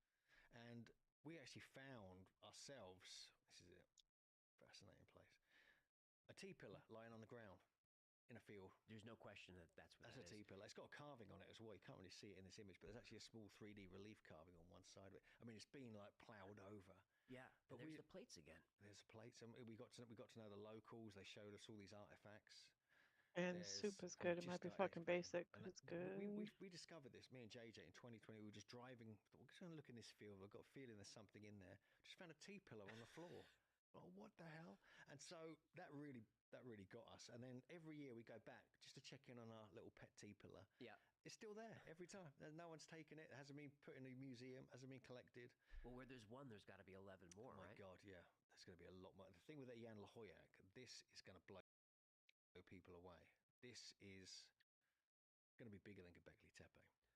Okay. Yeah, this is going to be huge. And I think that, just this map here, you can see there's 6, possibly 7 large mound areas. Man, I wish you could turn everything into soup. Göbekli Tepe's got like 4 of those possibly, and so that's going to open things up, I think. Yeah, quite dramatically. Yeah, Ayan Lahoyak. And that actually means giant that eats. That's what that means? Yeah, that's the translation, which I think is pretty cool. The giants keep coming up. Yeah. Where are you on giants? Are you a giant believer? What were they? I'm a bit of a giantologist. Okay. You could say that. All right. With my good friend Jim Found it. Vieira. Found that mango on it. We've written a couple of books, one on the giants. Fucking over here where the North America, incubators the are, Giants on the Record. cryo hospital. Also another one called The Giants of Stonehenge in Ancient Britain. Oh, the And one I we are didn't like, check. We're kind of a little bit skeptical. We debunk tons of the giant accounts that we've come across. We're not like, we're not just trying to, sell a book, for a story. We genuinely find it a fascinating subject. I do too. Really fascinating. There's got to be something to it because it shows up in every culture, every myth. Yeah, and you look at like North America is profound. This is profound here because it was the work of Ross Hamilton who wrote the book A Tradition of Giants that got me into all this. He's an absolute I have to legend. find We that call him one. the I just godfather shoved it of somewhere and went to giantology. Island. That's his nickname, or the GOG, and he's based in Ohio, so he's in that whole area. And it was his book that really blew my mind because Don't he think uncovered hundreds that's of accounts, it. but we've uncovered thousands of accounts now. We feature only 250 in our book, 250, but there's even then we knew of 1,000 accounts from newspapers, from newspapers, academic journals, doctors' reports. It might be. People who just dig them up, send them to the Smithsonian, never to be seen again. Then they disappear, right? And then even the Smithsonian. I'm like, what the fuck is talking? I forgot to turn the volume down on your stream. Freaking commercials. 8 feet tall. I didn't know that. Yeah, actually, and we've done a whole chapter called the Smithsonian Files in the book just to cover that. Obviously, Nevada has a whole load. We've looked into Lovelock Cave. Right, the red hair giants. Yeah, the Winnemucca petroglyphs and things like that, which are 14 or more thousand years old, which are pretty mind-blowing. Yep. But really, it's the mound culture where the real giants are. And 3DO. Up in New England, all the megalithic chambers you have up there, it is mental. It's mind-blowing. I cannot quite understand. Maybe you correct me if I'm wrong, but I thought like the ancient word for Stonehenge of something about giants in the early days. It was called the Giant's Dance. No, I need a melee feather. That's what it was. In Welsh, Quia Gigantum. A lot of coincidences. And Malta, we talked about giants building out that. Yeah, Enoch has the Book of Giants. You got the goddess Sansuna in Malta, Sansuna. but with Stonehenge though. Yeah. So you have this giant myth, story that kind of like the giants built Stonehenge. They originally, this is all from the History of the Kings of Britain by Geoffrey of Monmouth, 12th century document, that the stones were originally taken to Ireland and they were placed there at a site called Killaroos. And then much later, King Ambrosius, to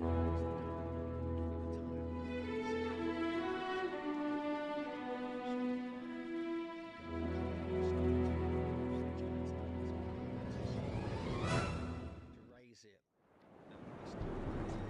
7 weeks have passed since we set sail from Enroth. Slaves freed from our skirmishes with Regnan fleets talk of the turmoil in Arathia.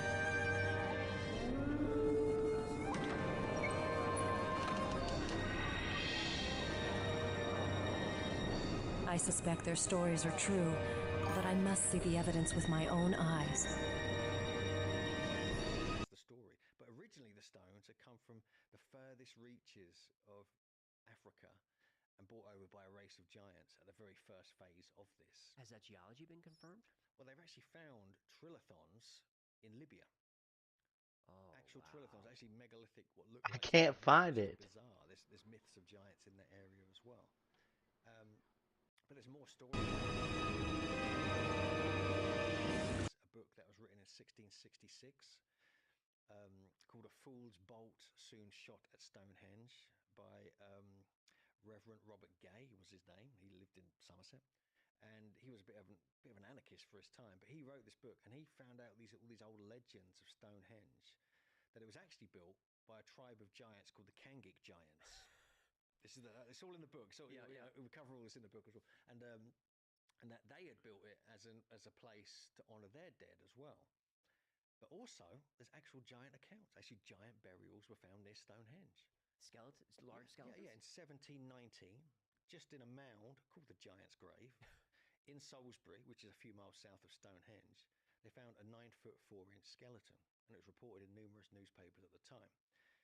Before that, in the early 1500s, Sir Thomas Eliot, he was the gentleman who wrote the first Latin dictionary. The ocean tides were kind enough to bury the fallen on its shores.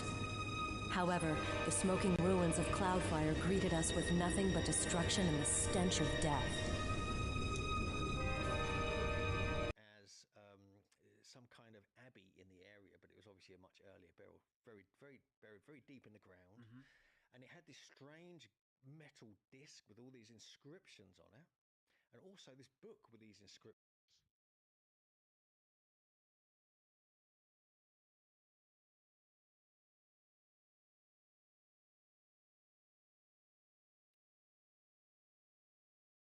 Man. Why is that fucking taste With no survivors, only the battlefield could tell me what happened here. I can't even hear you because of how loud this fucking game is. I can't even turn it down or skip past. Despite the breath of devastation, the presence of minotaurs suggests I'll a be back raiding with you in a party. little bit. However, the ranks were too well organized. I can't even get to the I want fucking that other game. screen.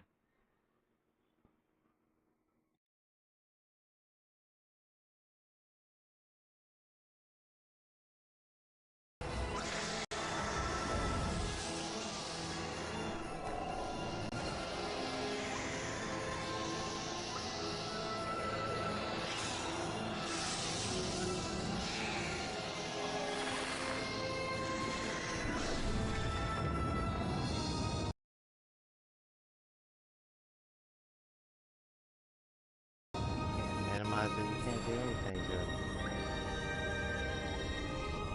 This is the work of the dungeon overlords.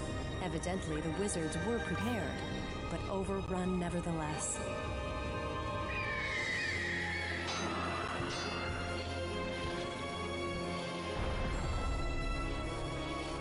It's in Game Pass.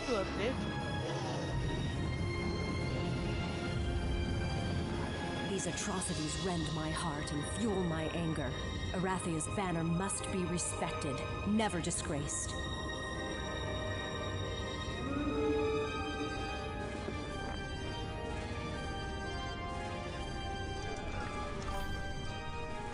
I think of my beloved Roland and my son Nikolai, and how much further this war will carry me from them.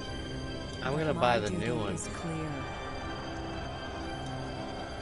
My father's kingdom must survive. The one I was playing the other night. Arathia must not fall to its enemies.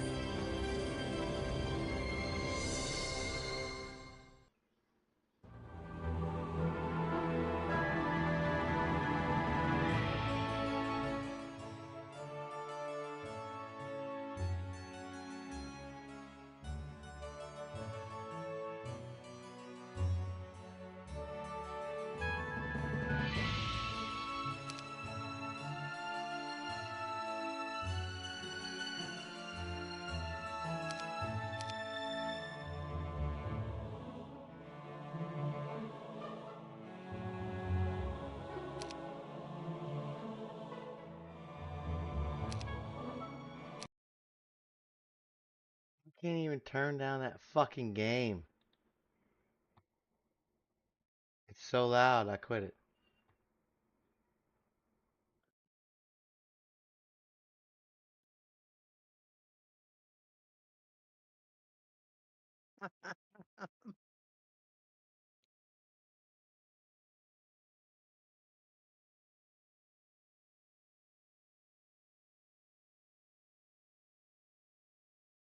What was that old grandma cackle about?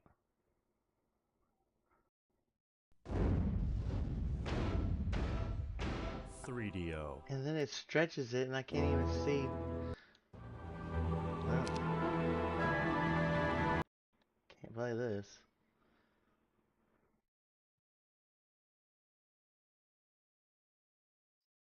I have to put like fucking half the screen over here on this one just to fucking.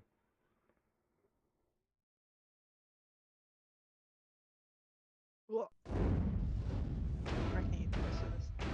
3DO. Fucking soap.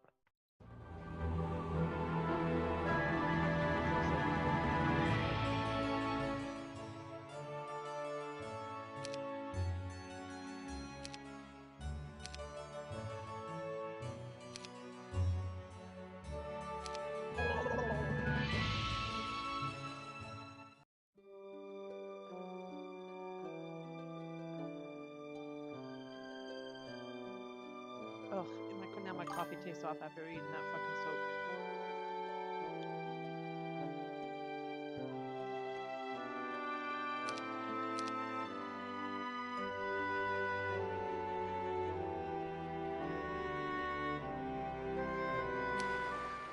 It is hard to believe a year has passed He acts like he's since going to Archibald and WrestleMania or his something. necromancer allies were defeated, ending the succession wars. In that time, I have been living a nightmare. It's I only see for the like 2 ghosts of the hours. fallen all throughout Enroll. I went once. I hope my former teacher Amanda is right. I hope moving I to doubt a new anybody can land, even hear what you're to saying. Antagarage, will still the ghosts of the war. Don't give a fuck. Don't give a fuck.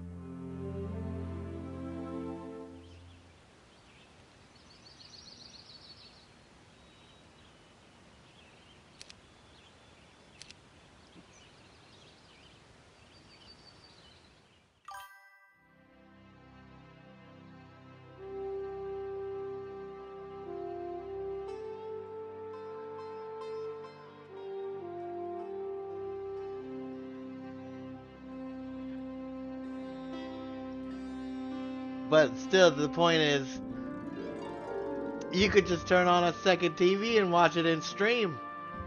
Get good then. Bitch.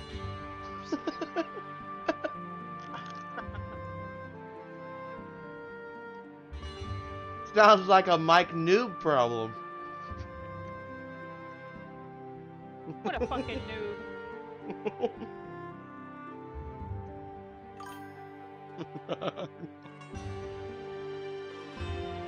Fuck this one, go. Alright.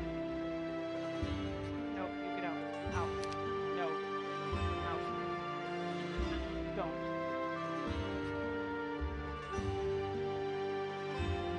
What? What? Do you see this?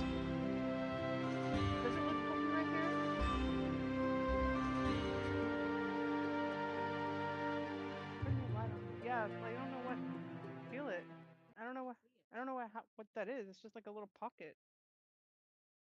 It's weird. What? Watch who's on this side. That's so loud. They won't even let me turn it down.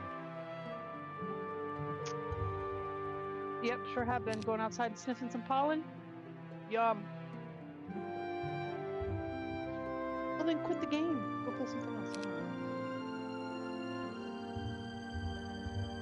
No, but I spent so long downloading this fucking thing today. Right click on your little speaker on the computer. There should be like a volume mixer.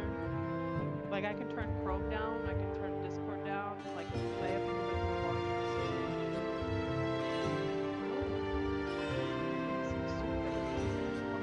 mixer. Well, everything is like outstretched, like beyond outstretched. So it's really hard to access anything.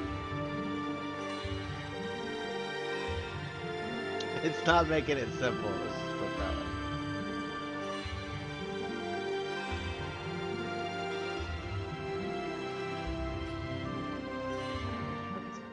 Again.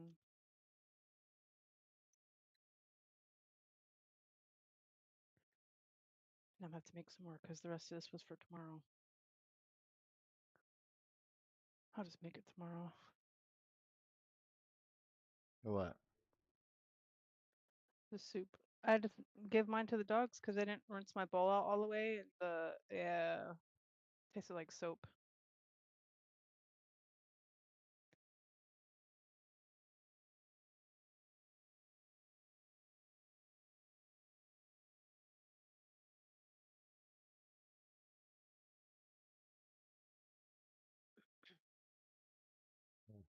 Trying to get this back over here. Fucking make it not big again, you son of a bitch. Quit trying to put it in that thing.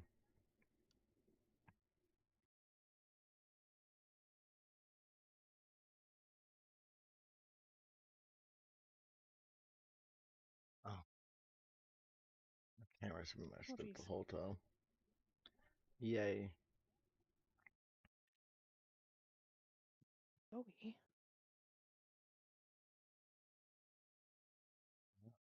Delete that game.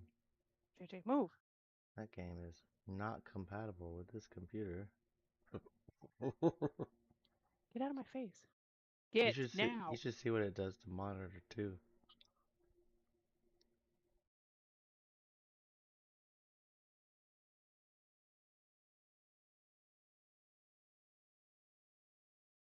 No, I didn't mean to do.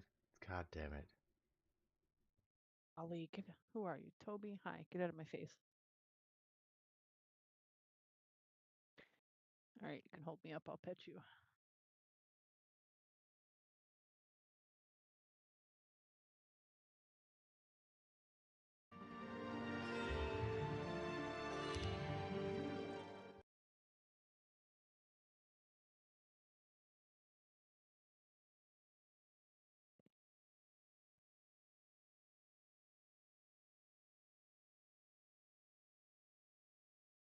I have to go into the thing.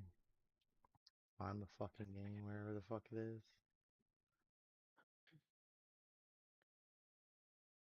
Oh, motherfucker.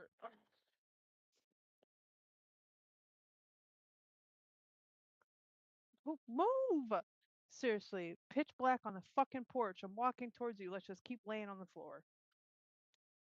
Yeah, he was there first. I understand what he's doing.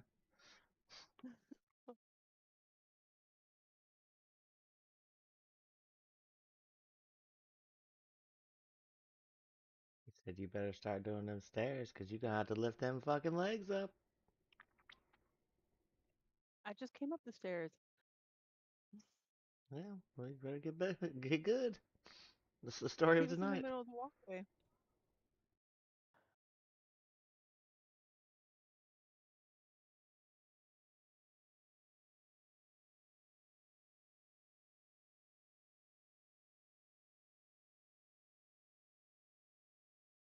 It was an Xbox. Uninstall. There it is. I didn't even finish eating lunch yet.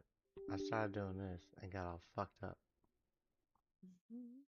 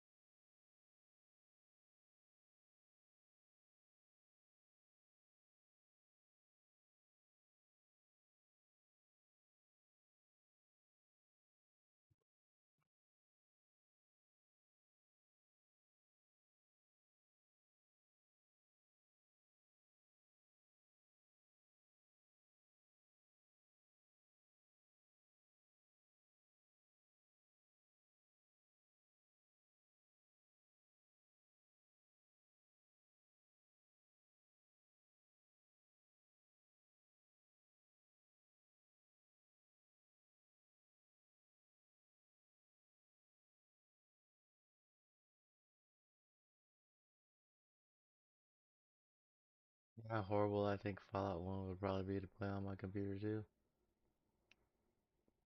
Me. Oh man, Fable. I cannot wait for Fable. I know. It'll be out next year. I know, it's supposed to be out this year. It's supposed to be out 2 years ago. It really was. As long as they fucking release it. Might just be a money grab. Fancy. Prime meat jerky that we don't have.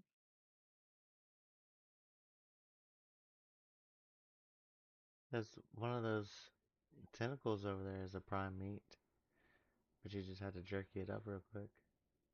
We don't have any spark powder over here. Oh. Yeah, not a big deal. You got a Pyro, Yeah, I didn't think about that. I just Gigaraptored it. Hmm.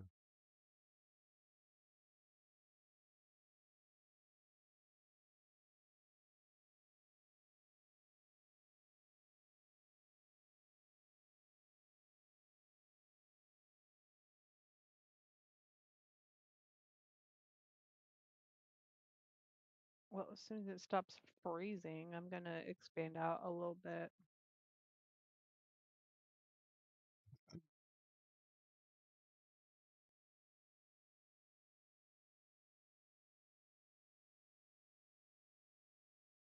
Man, like the wrestling commercial, I kind of miss. I haven't watched wrestling in like 20 years, over 20 years. No, it's been about 20 years.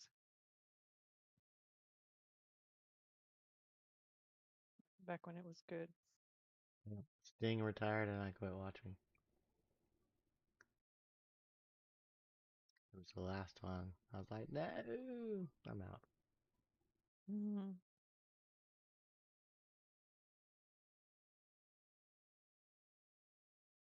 It's a soap opera with fighting. I love it. Mm-hmm.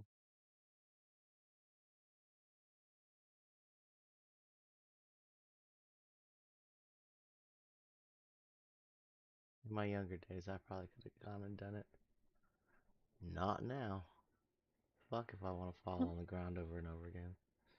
I was gonna say, fuck, man, falling down is it sucks when you're I fall down a lot.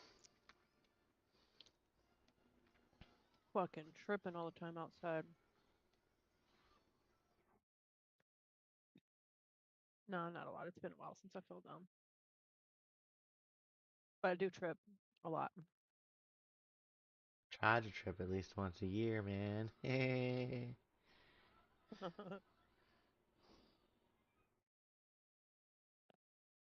Speaking of that, I need to ask Marlene if she's still got any of them chocolates. Or can get more of those chocolates. Fun times for birthdays. Better get your ass over here. Mm.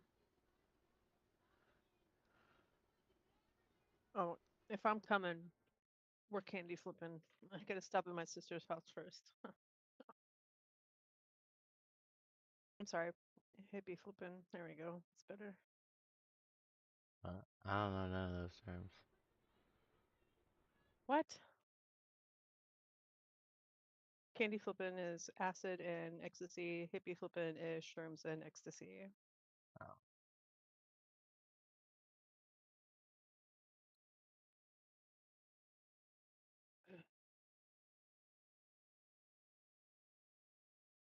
We used to party like every couple of years, and till I moved over here, they partied some last year, or maybe it was earlier this. No, it was last year. I was jealous, and I forgot to pick some up when I was there on Christmas.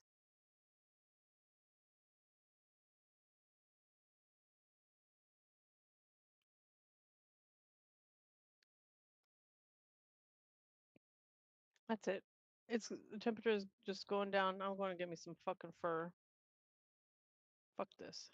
There's that scout armor somewhere in one of those things. Transmitters. Well, I got 1400 pelt. Just go to Island and make some real quick. Already made.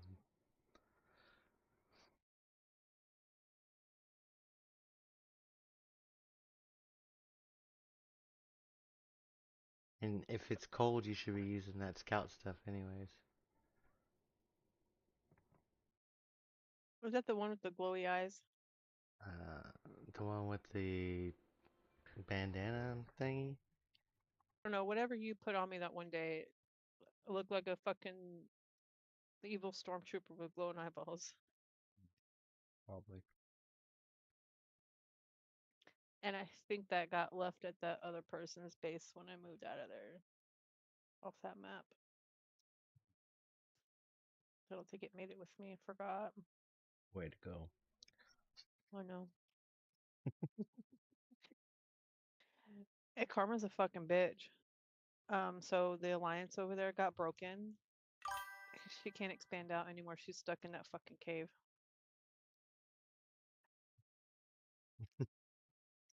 Next time we're on Australis, I'll show you what she paid 15,000 for. Okay. Stupid. What up, Alden?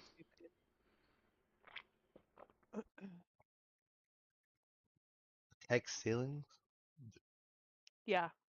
So she Jesus. got 30,000. She says from a friend. I'm pretty sure she bought it because the messages between her and Blue, she actually pays money for stuff. So all this, I got this from a friend. I got this from a friend. Yeah, okay. You buying stuff, we know. But yeah, she paid 15,000 tech ceilings for a teeny tiny ass little cave that she can't expand out of.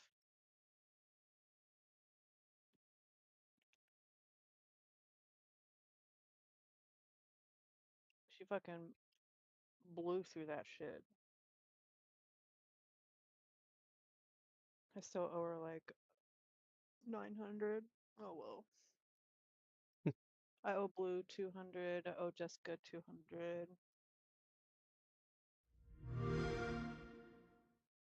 Damn, I should just fucking bank some off to the side and make you start fucking owing me. Please.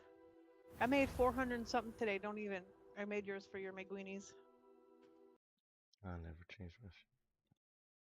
Then I found a game, I'll change it over to fucking Hogwarts.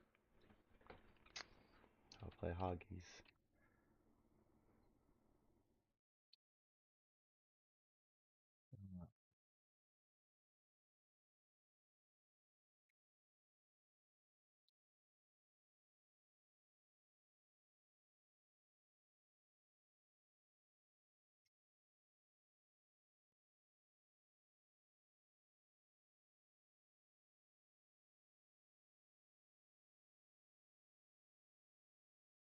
You know what I haven't checked is my YouTube since I realized that having the sound on other people's streams on my computer plays through my stream. I don't know how to fix that.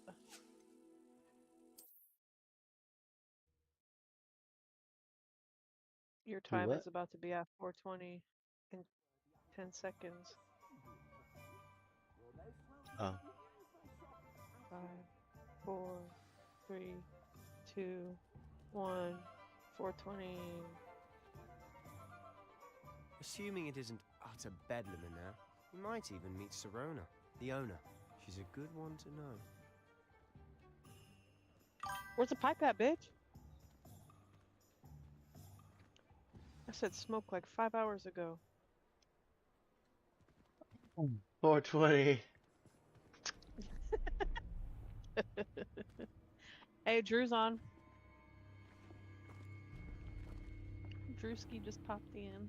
You said you could get to the child when they came to Grab you, Hogwarts, Mama Hogwarts. but all you needed was a distraction. I gave you a distraction. I just watched a I'm trying to smoke. down Everybody's yelling 420. Who's this child? What are you not telling me? I got all this pressure. All you need to know is that if you cannot get to the child, then you have no value to me. Let's go. Everybody wanted me to smoke, but I hadn't even finished lunch or dinner. Did they see us? That's okay. I don't think so. What was that Now goblin you'd be doing high with for a little bit Victor and be like, Rookwood? oh shit, I still got Ranrock food. is working with Rookwood, the goblin from the Daily Prophet. That's what I do. I knew I'd seen him somewhere. Quickly, let's get inside the 3 broomsticks.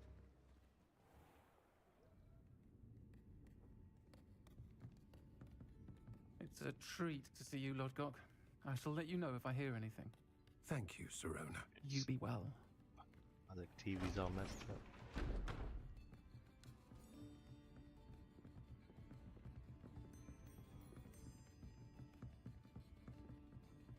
Now, what can Oh, I have to learn these. Oh. I'm just gonna make some fur. There's a face I haven't seen before. It's my first time here. Welcome.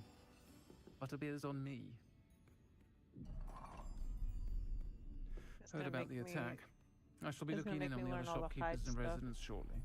Glad to see you two escaped injury. 19 Thanks to this points one. just for one. Single-handedly just for took down a one. troll. Is that right? Well done. Oh. I mean, I have My enough. pleasure. I kind of made myself will look say, like my character in real life. Trolls in Hogsmeade.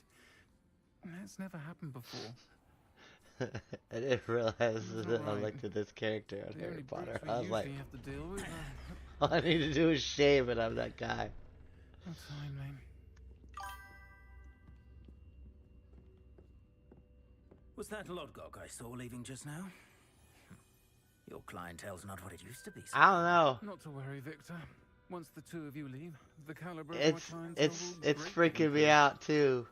I wouldn't Cause do it that looks if I like a were you. woman, but it comes across like a man.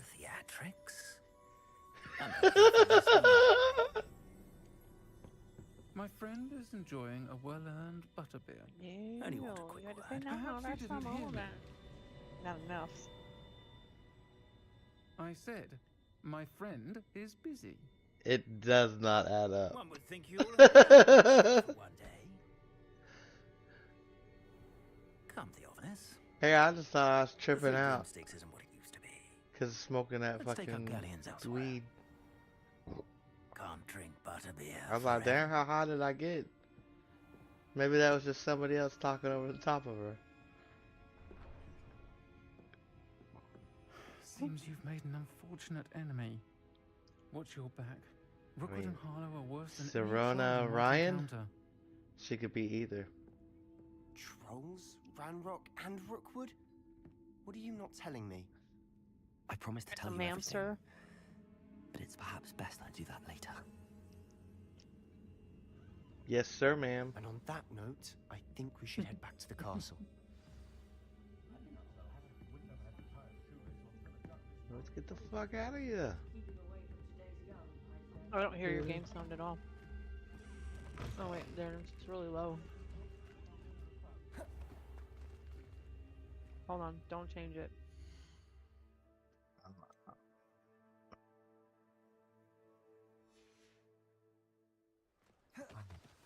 I'm certainly glad Sirona was there. Told you she was.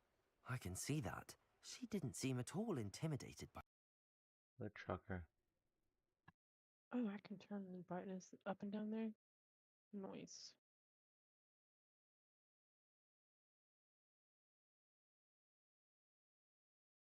Wait. There it is. Nope, that's turned all the way up. So it's the game sound on your end is real quiet.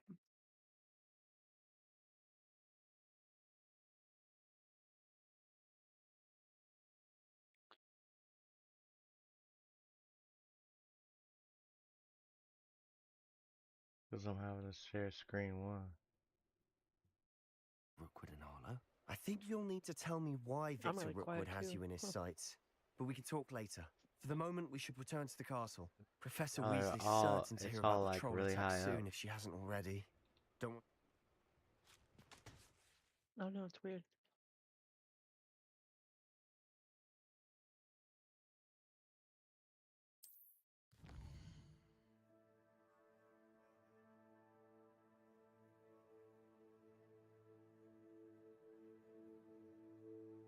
You're quiet too, like your whole thing. I don't know. Hold on. Might be my headphones. I need to see if my game sound affects that.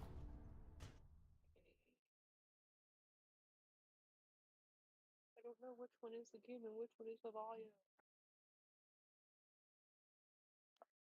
Just turn them both up.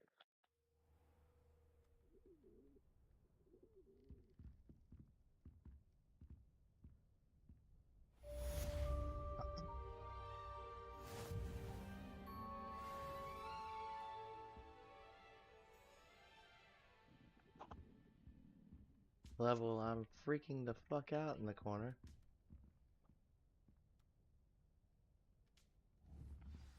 Say something? Hello. 1, 2, 3, check, 4, 5.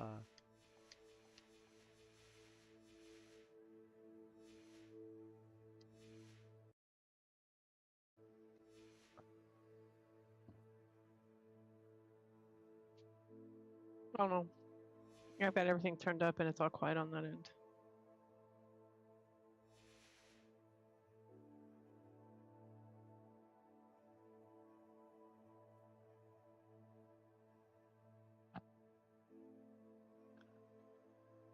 Nobody else has an issue with it, just leave it alone.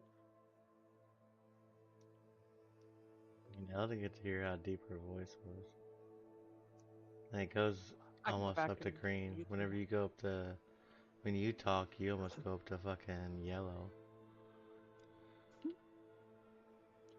I'm only halfway up green.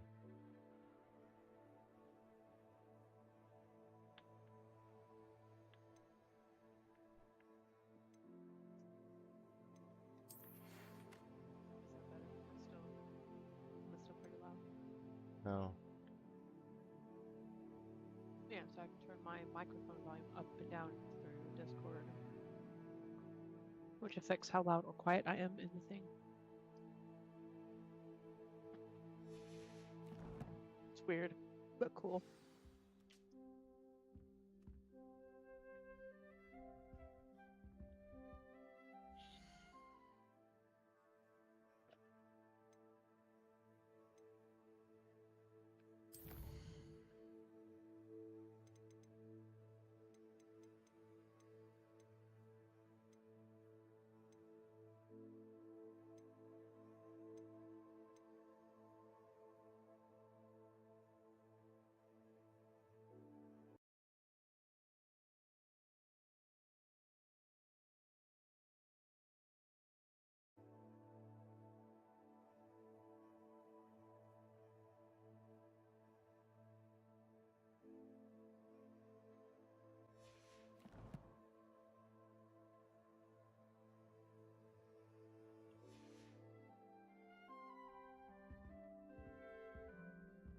Reparo.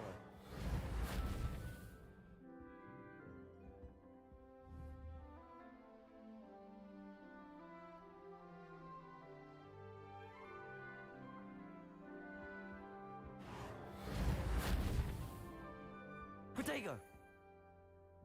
Levioso. Accio.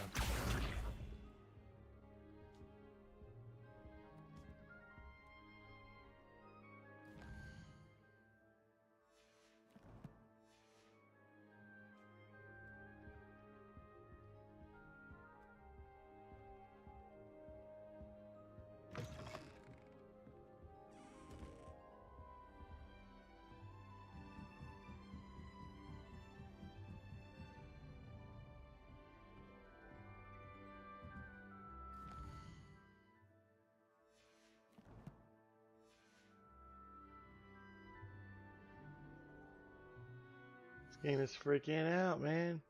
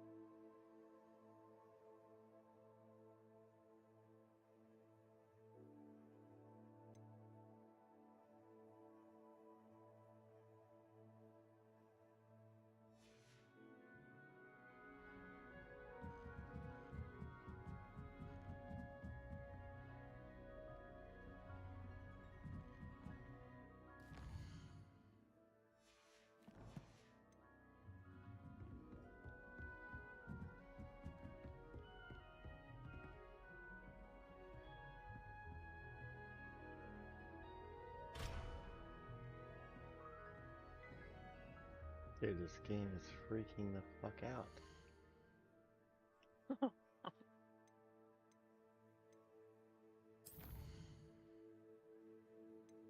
Maybe you're supposed to play Ark.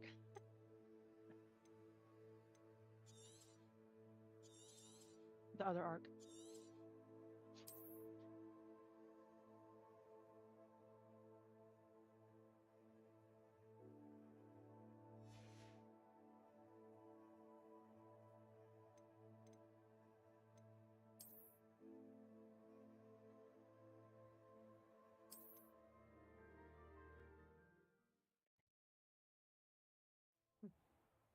Damn.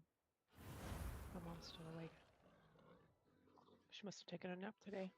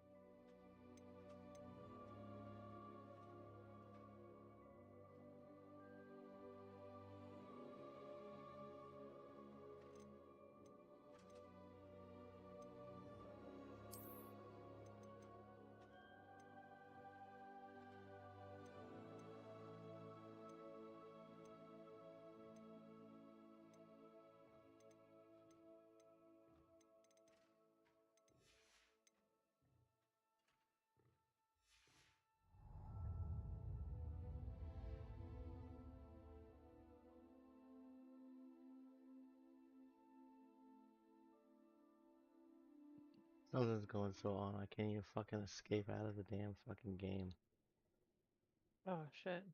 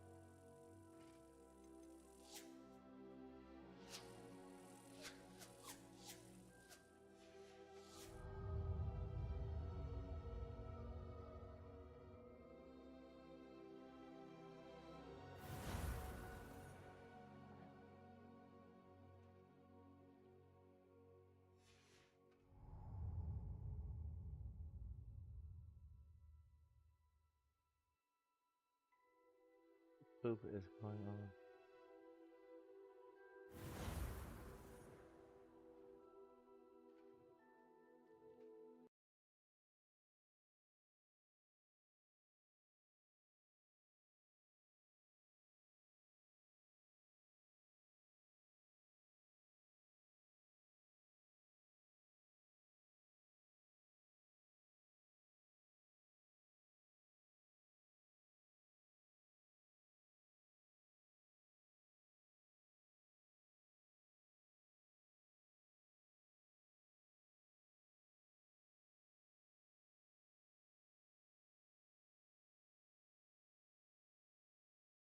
Man, that phone keeps connecting to these headphones. I don't know where the fuck they are. Apparently the battery's at 100%. It's the second time they've connected to them.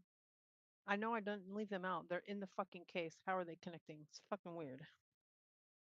Sounds like there's something that's making it like not connect or hit the metal sheathing or whatever it needs to. You're like, oh, in my casing.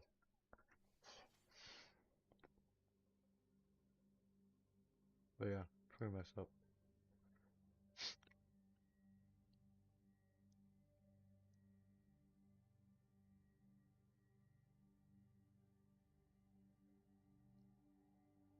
Weird.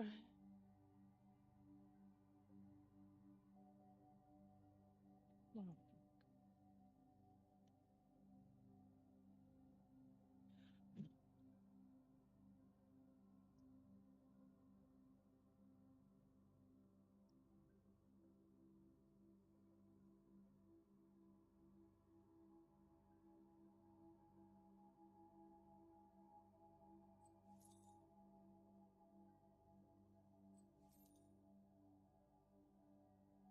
Ooh.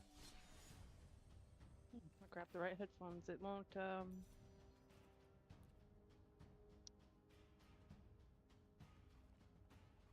Alright, I got it.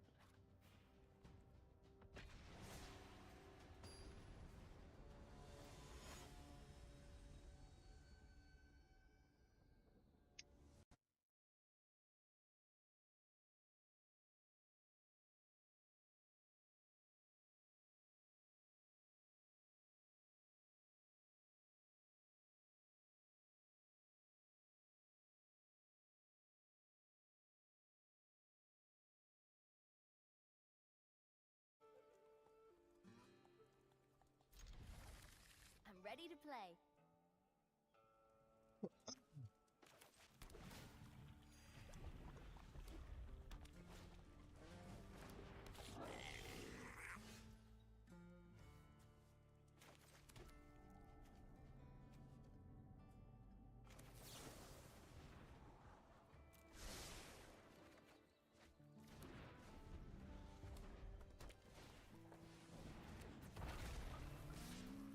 Hi, Butterbean. It says Zoe, not you.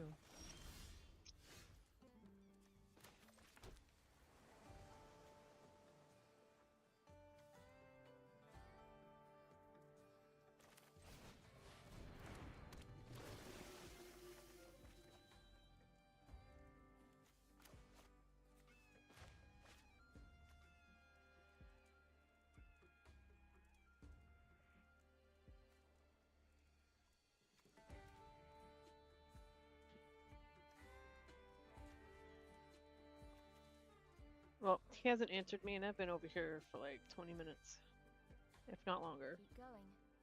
You can do this.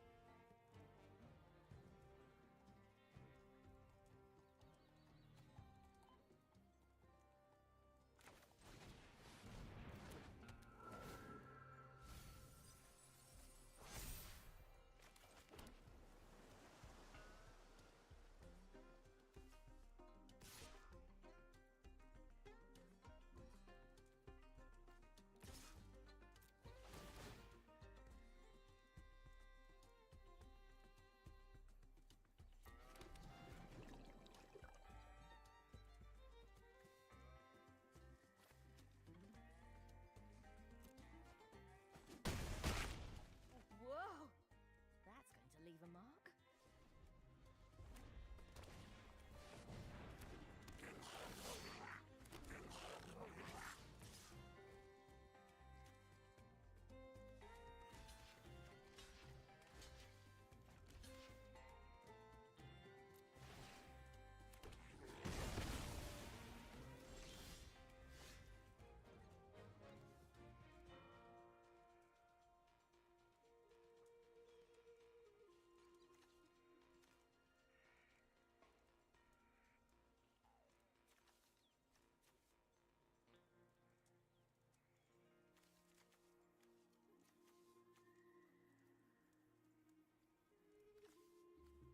Ever think about the multiverse? Like, hey, that's wild.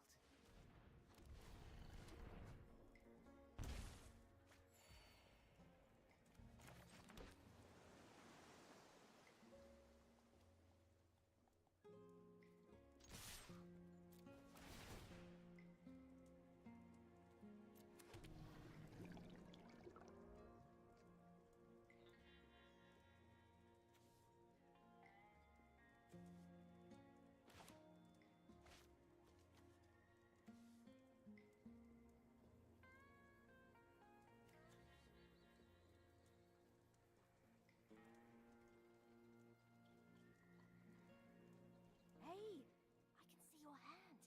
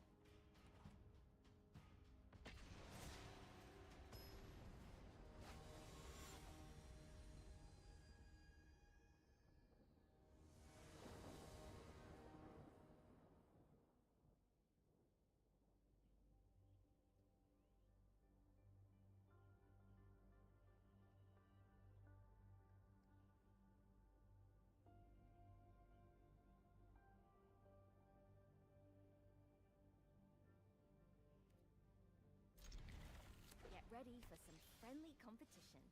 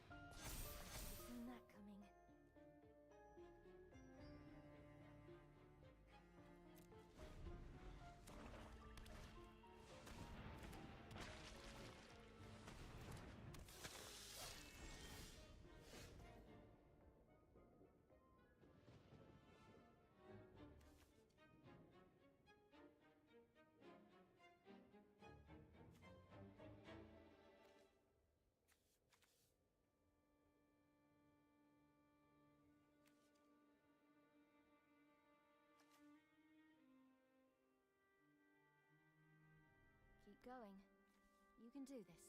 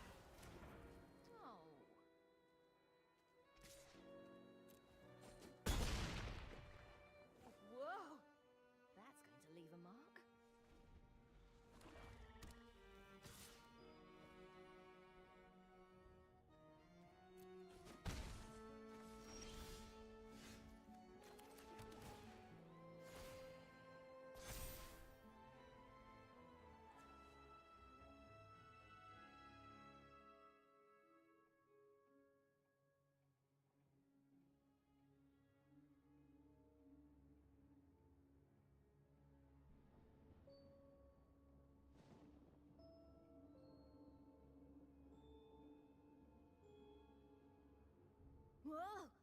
Oh, sorry. I thought I saw something.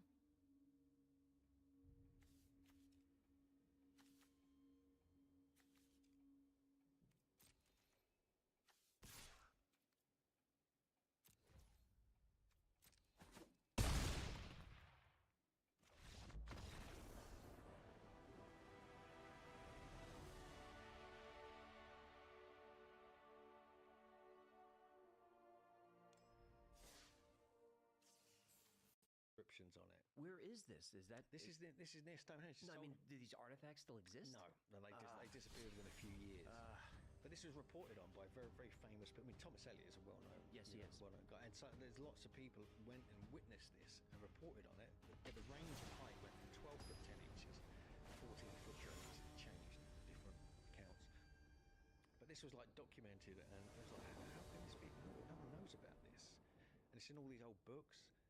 Then, you know, this inscriptions on it, no one knows what they were or what happened to they called it a tin and lead disc. Somehow they knew it was made of tin and had all these inscriptions on it. But the skeleton crumbled to dust, and that was the end of that. But very odd. And then you have first you go to Salisbury now. This is like the city near Ryan. In the museum there, they have a giant on display. No, not a skeleton. This is a paper mache giant. Okay. But the thing is, this is part of an old tradition where the giant, since the 1400s, in secret societies in this area, the Tailors Guild, such thing, they would parade with this giant around the town just after the summer solstice on St. John the Baptist Day. And then have this hobby horse following it around on clearing the path so it wouldn't fall on people. And this was going on since the 1400s, and he became known as Saint Christopher.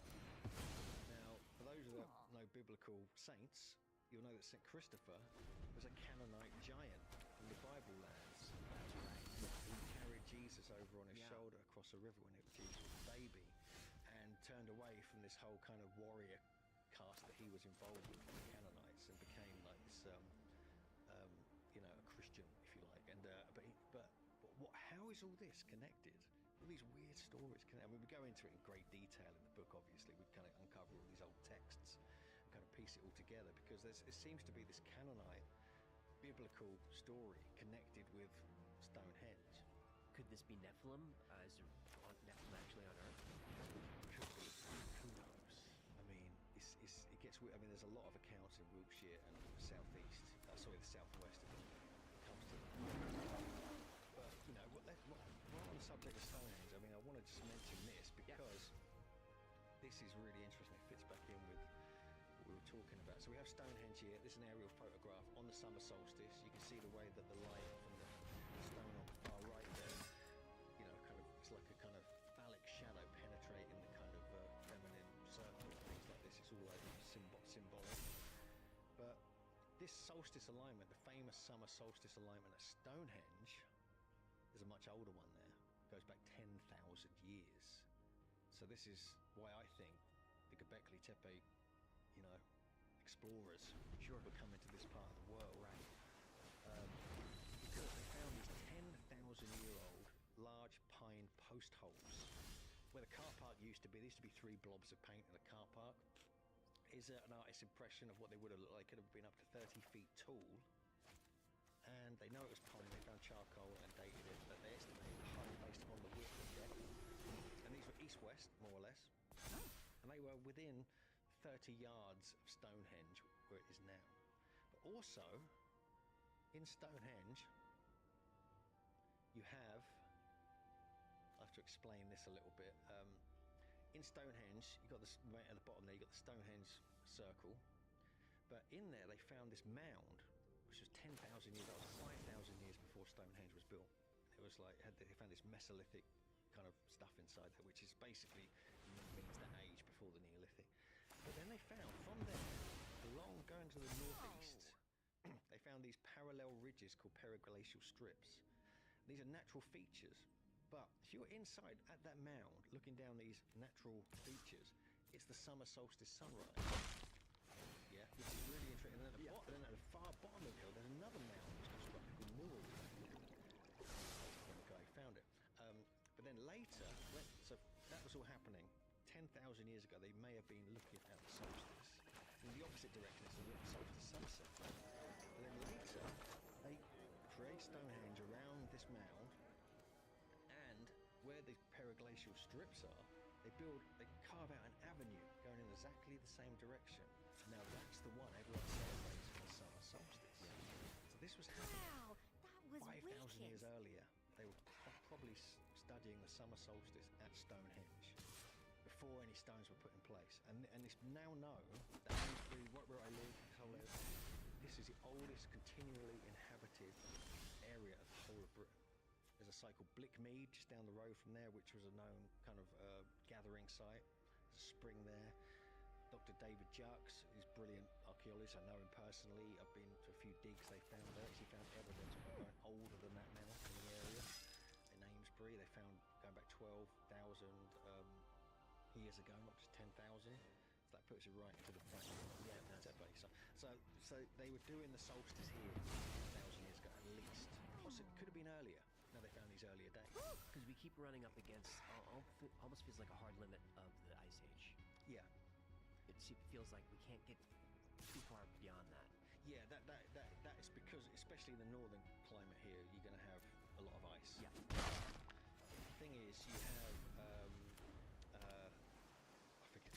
You have the kind of the warm strips of heat coming over from the Atlantic and everything. Warm things up in Britain. Still happens today. And so a lot of England would have been cleared of ice by the end of the last ice age. And so they could have got to Stonehenge easily. They could have got, because it would have been joined to Europe because of Doggerland. That's right. So that was French theory for a long time. I know. Now they found habitation there. But what they found as well is, I'm not sure I've got it here. Yeah, so this is actually one of my photos from the summer solstice. That's the alignment going all covered in mist. Yeah.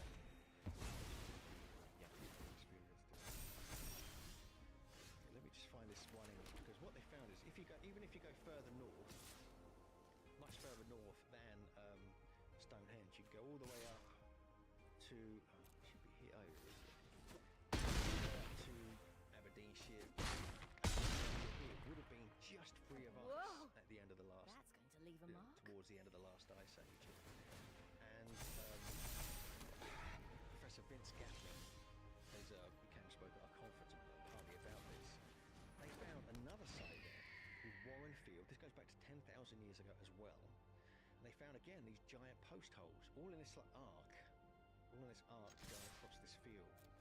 And they found, they're surprised that it aligned not only to the winter season, but it also marked the different moon phases. So it was like a lunisolar calendar. Somehow they encoded that. They call it the kind of Warrenfield time reckoner. It's a pretty cool name. It is. And they were doing that 10,000 years ago. They were measuring the moon and the sun on the winter solstice. And so to me, I have to question, who would be doing this? Unless there was a project in place to go and study this. This is ancient knowledge. Tens of thousands of years. So this goes back at least 10,000 years ago. And you got also this happening at Stonehenge.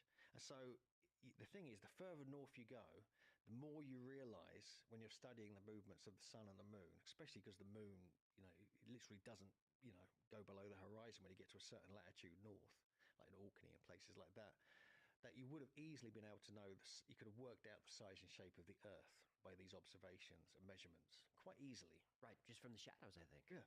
At certain times of year, as long as you stick to the same date, you can get different shadow lengths and things like this. Yep. And so that is fascinating to me. So these are the little clues that I think the people of Göbekli Tepe were a scientific research project moving around the planet, all in different directions. They wanted to go as far north as they could. That was the primary thing, I think. And then you have the Book of Enoch. Not only do they talk about taking cords and going off to measure, they describe horrific weather, which would have been appropriate for Scotland. That's right. He talks about the winds being born and things like that. Yeah, really extreme weather, and also like really short days and long nights, which you would get the further north you go. Things like this. Lots of little clues you keep finding. And so, I mean, this is, again, we can't prove this yet or ever, I don't know, but hopefully one day. But it's an interesting idea, because why are we making all these detailed measurements of all these different latitudes? Because the Stonehenge latitude is quite interesting as well. Is it? Well, yeah, it's very interesting, because the summer solstice sunrise alignment, which is also the winter solstice sunset alignment, is marked at that specific latitude to go at a certain angle.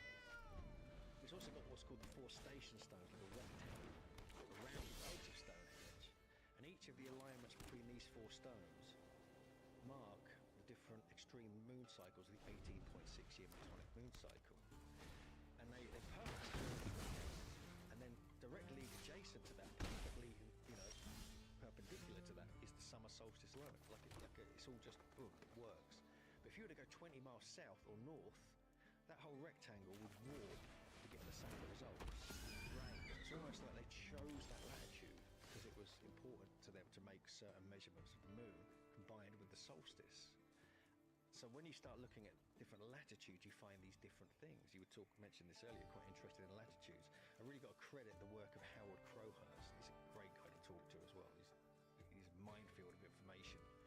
And he's found that they were using different latitudes. In Brittany he started, that's where he lives. He's English, but he lives there. And he found all these different latitudes, very much focused on, they would mark where the sun would rise, the solstices, it would mark exactly the 3-4-5 triangle and things like this. And we go up to different latitudes in different parts of the world, it marks segment angles, a Gulf section, or the triple square, or something like this. So all these different ideas started emerging, and he's written a lot about this. He's done it in England, he's done it in Britain, he started applying it to Tas Tepala as well. And I think we're going to find more and more of that there was this scientific, very ancient project to go and measure the Earth and study what was going on. And it was probably to do with, after the last ice age, it was to do with, because there's cataclysm had taken place, things had changed. They wanted probably a lot of stuff got lost, a lot of sites destroyed, a lot of information went astray. Well, clearly there's technology that's gone. Yeah. That just disappeared. I mean, but even these, you don't need them. No, you need to be at the place and actually make the observations, keep the records, usually encoded in myths and stories. Do you think there was practical reasons for this? Not so much ritualistic, but we need to measure this stuff so we don't go through that again. Yeah, quite possibly, yeah. They wanted to, maybe it was a way of, studying the sky to see if anything else like that might occur in the future. And actually, you did a video about this based on my research about the cataclysm, how Pillar 43 may encode that. Yes. And it was like a warning and a concern. They wanted to get something down in stone so they could warn their future ancestors and things like this. So it could be the same principle. Maybe the information that actually ended up in places like Göbekli Tepe may have been collected from these people going around and collecting it from these different areas of the planet. So it's pretty epic when you get into it. It is. Did you study any of Venus cycles? Yeah, only a little, because that often works along with the winter solstice. Yes. So we found that, we do find that at Karahan Tepe. And this is really because in a book called Uriel's Machine, by Robert Lowness and Christopher Knight, they absolutely brilliant piece of work, and they found that Newgrange and even Brinkedly D, another burial chamber in Wales in Anglesey, had this potential Venus alignment at the time of the winter solstice every 8 years. Right. That's going to leave a And it would be mark. bright enough to illuminate the inside of the chamber like the sun does on the winter solstice at Newgrange. So we applied that to Karahan Tepe. Something occurs there. The starlight at certain times every 8 years, if the position is correct, it would be bright enough before sunrise to shine through the porthole stone and illuminate the stone head. That same stone? Yeah, the one we were talking about earlier. With possibly, we haven't.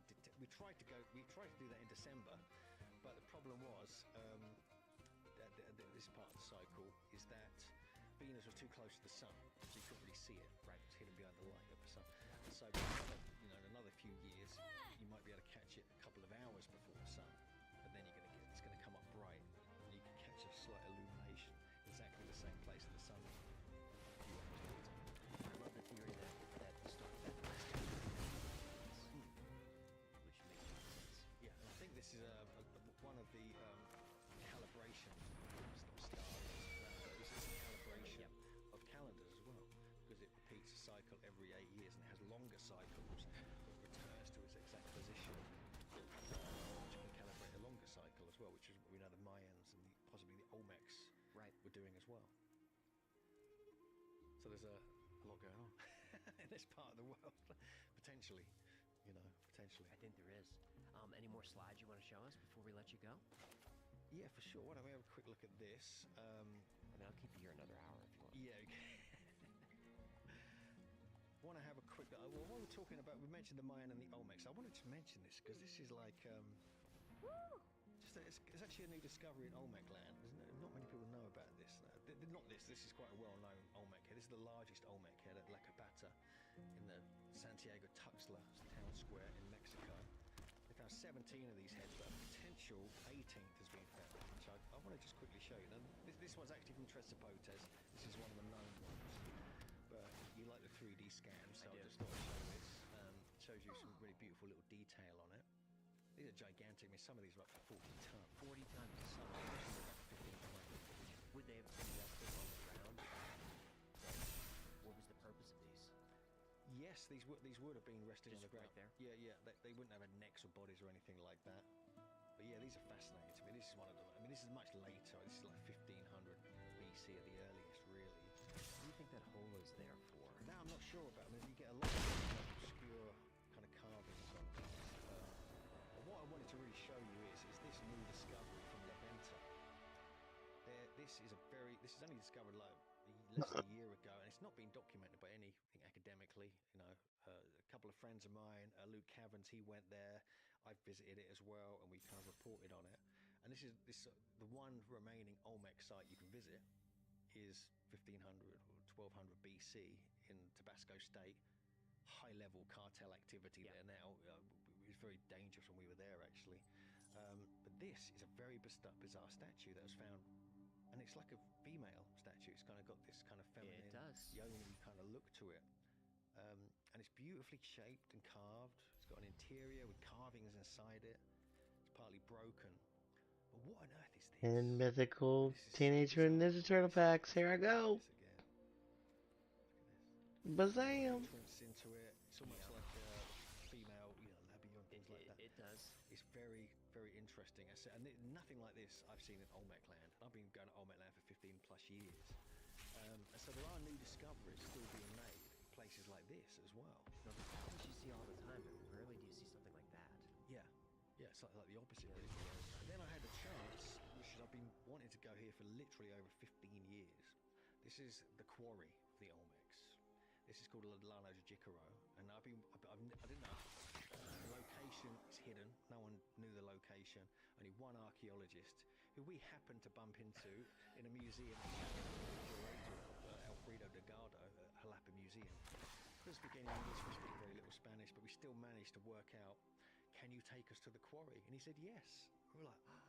So we got to go. And like the thing about this quarry is Toka and Razor. it's still used till relatively recently as a sacred place, like where offerings are still made on some of the stones.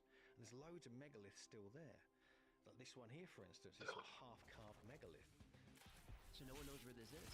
No. I mean, even if I had the location of it, the GPS of it, and I went there, I wouldn't be able to find it. Right. Because it's scattered around like several acres in private land, but it's boiling hot. It's like you can't see the stones unless you clear away the kind of the grass and everything. But what he thinks he's found there is Artifact. another Olmec head. This one here is literally Anchovy and banana pizza. a big discovery, but no one's interested. It's like disgusting. Get out of here with that. And this is a 3D scan I got, but you got to remember this has not been carved yet. This is the first phase of digging this Olmec head. It's one of the cards I pulled. And so, yeah, not much to look at now, but it's the first, piece of the puzzle. And so, I just want to put this on here because people, you've got to realise there's stuff still being found, there's stuff still hidden in places like this. And when it comes to, the whole Tepala sites, there's going to be a lot more coming out of there as well. Yeah. And so I'm just absolutely fascinated by that, about what is coming out of the ground. Hugh Newman, thank you so much for coming in today. This has been a joy. My pleasure. This has been a treat. Thanks, Thanks again. I really appreciate it. Buy his books, and where can we find you online? Yeah, sure. They could just Google my name, Hugh Newman. Pretty easy to find. Also, we have the megalithomania.co.uk website. We have a Megalithomania YouTube channel and things like that. Which is brilliant. Yeah, we've got 1,000+ videos on there and other such things. Yeah, they can just contact us through there. I mean, we do obviously we do the conference every May. It's our 20th anniversary. You can come along if you want to come to fancy town called Glastonbury, and we.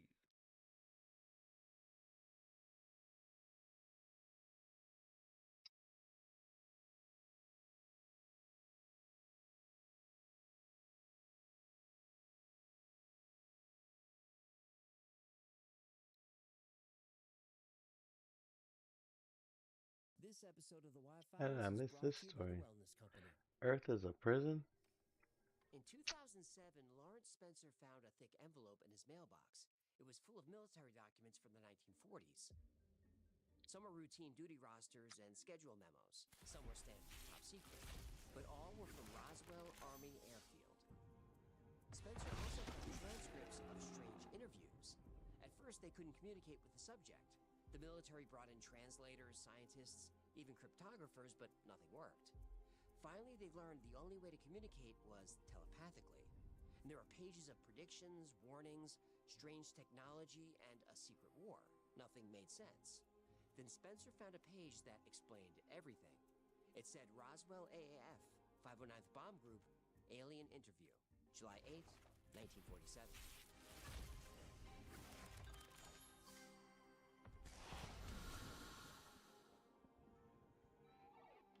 You see, that means your baby is still alive. Yeah, a human.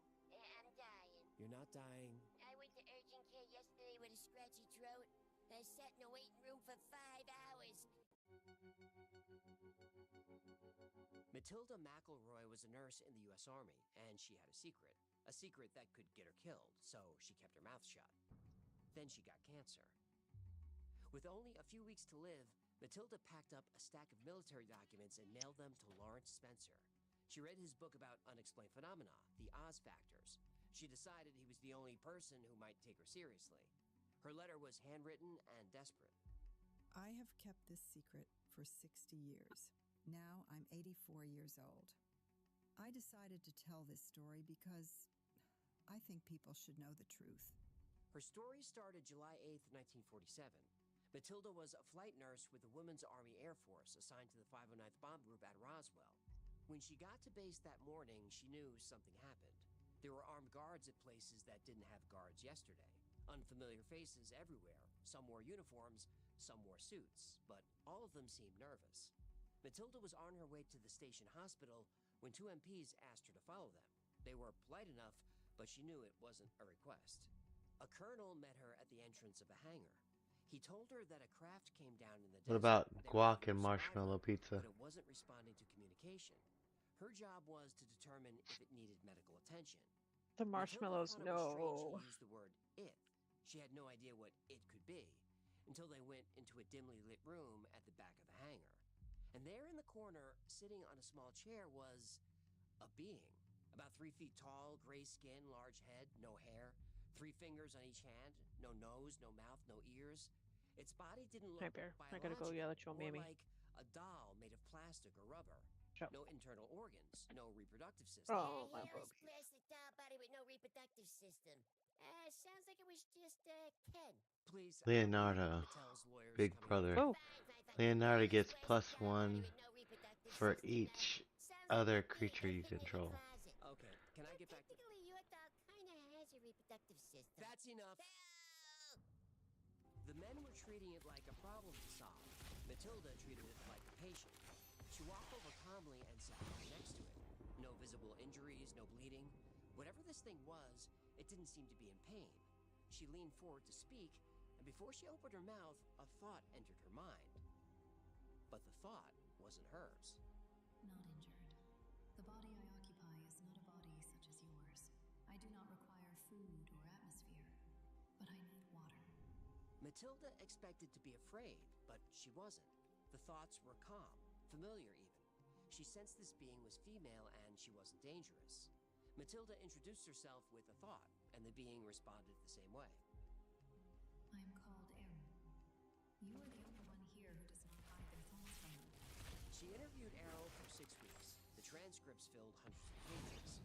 Errol told Matilda about a war that had been going on for thousands of years across thousands of galaxies.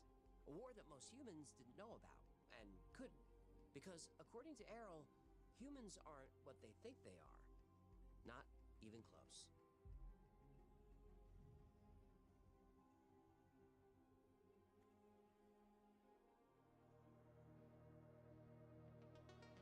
Matilda spent 6 weeks telepathically communicating with an alien being who called herself Errol.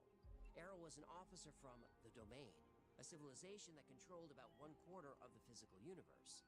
Not the galaxy, the universe. The Domain has operated in this region of space for trillions of years. Our civilization is ancient, above all others. Our only goal is to progress. The Domain operated on planets, moons, and asteroids across thousands of galaxies, but they weren't alone. An older civilization called the Old Empire had controlled this region of space for a very long time. And the Old Empire ran things differently. Where the Domain expanded through exploration, the Old Empire maintained control through force, nuclear weapons, electronic warfare, and mind control on a planetary scale. Mind control on a planetary scale. Wow. I think the CIA just lit a cigarette and said that usually doesn't happen that fast.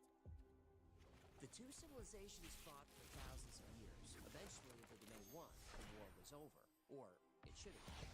The problem was, the Old Empire had bases, equipment, and automated systems scattered across thousands of worlds. Most shut down when the government fell, but some systems kept running on their own, and one of them was in our solar system. Errol was sent to investigate. Her craft was hit by an electrical discharge that knocked out navigation. She crashed outside Roswell. Matilda asked how she survived the crash. Why wasn't she injured or in pain? I am an ISBE, an immortal ISBE exists as pure awareness. We can create, move, and perceive across any distance. We only use physical form as a tool. So, bodies are optional. Errol's people put one on for a mission, then took it off when the job was done. The gray body sitting in that chair at Roswell was just a vehicle. Errol explained that every conscious being in the universe is an immortal spiritual being. Even humans. But Matilda said humans aren't immortal, and they obviously can't project their consciousness anywhere in the universe. You can, and you have for many years, but not since you were sent here. That's when Errol explained the truth about Earth. It wasn't a planet. It was a prison.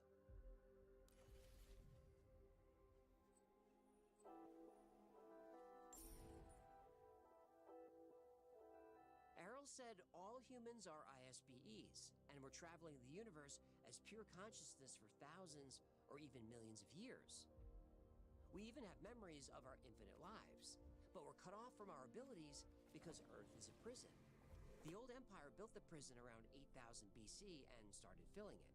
Political dissidents, artists, freethinkers, anyone the regime considered dangerous. The old empire called them untouchables. That's us. They put free thinkers in prison? It sounds like Facebook in 2021. It does. Or Canada today. Okay. And England. I got it. Billions of us dumped on a backwater planet at the edge of the galaxy, placed into fragile bodies that suffer, age, and die.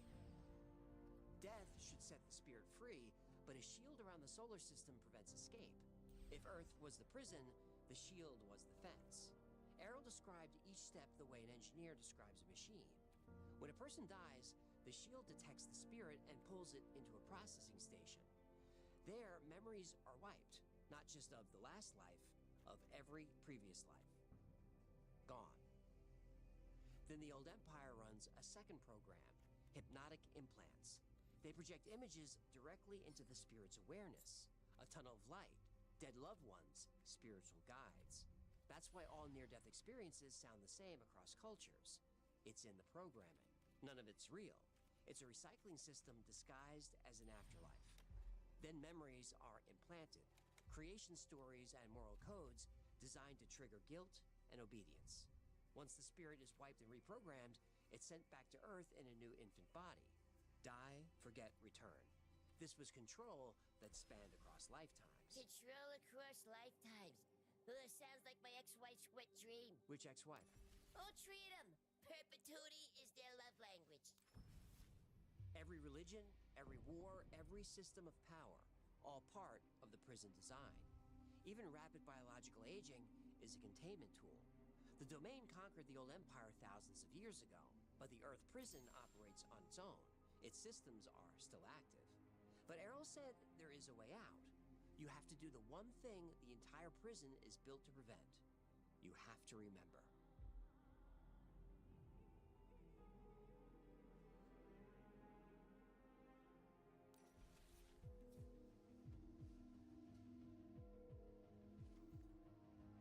Errol said the real history behind the prison, the planet, everything was much more complicated than we thought. We were part of an intergalactic space opera and didn't know it. Biological life on Earth wasn't natural, none of it. Every species on the planet was designed, manufactured, and shipped here by galactic corporations billions of years ago. One company, and Errol used this name, was called Bugs and Blossoms. They made insects and flowers. Another company built the larger animals.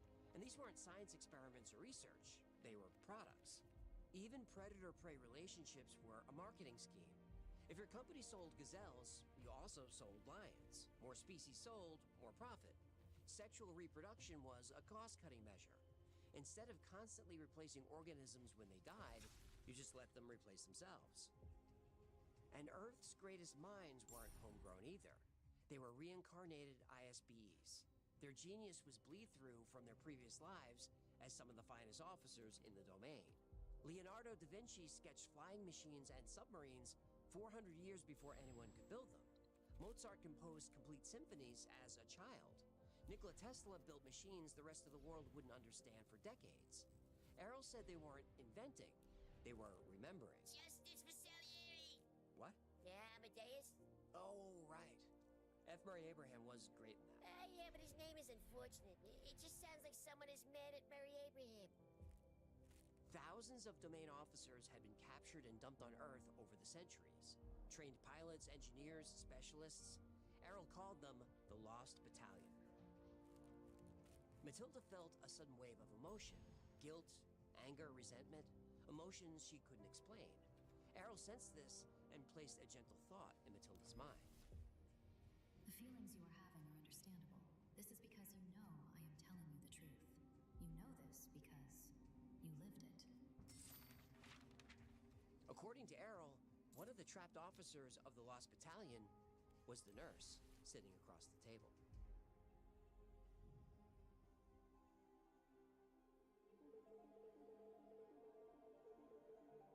8,000 years ago, the old empire was gone, but the prison system in our solar system was still running autonomously. The domain deployed a specialized battalion to shut it down. 3,000 officers and engineers built a base high in the Himalayas. The mountains kept them out of sight. Their mission was not to interfere with humans. Their mission was to free them. They spent months mapping the solar system. They identified the processing stations, scanning equipment, and old empire technology that was hidden for years. The officers finally had a plan to take the system down. Then they were detected. The automated defenses didn't see them as citizens of the domain. They were seen as escaped inmates. All 3,000 were captured and processed. They were wiped, reprogrammed, then loaded into human bodies. The officers were sent into the general population. The domain called them the Lost Battalion, and they are still here walking among us with no idea who they really are. Matilda was one of the captured officers. Her ability to communicate telepathically wasn't just random talent. It was training that bled through the amnesia. Training that bled through? So she's like Jason Bourne. But instead of karate, she got vibes? Telepathy. Potato. Her instinct to approach the alien with compassion, her sense of something familiar, her knowledge that Errol wasn't a threat, these were echoes of her former life. The domain searched for the Lost Battalion for thousands of years, using equipment to detect spiritual energy. But centuries of reincarnation scattered that energy across billions of lifetimes. Identification was almost impossible. Matilda was the breakthrough. Through her contact with Errol, she started recovering memories of her original identity. She saw images of spacecraft. She understood technology she couldn't explain in English. She recognized the techniques the prison used to keep her asleep. For the first time in 8,000 years, a captured domain officer knew who she really was. But that created a problem, because now the military knew it too.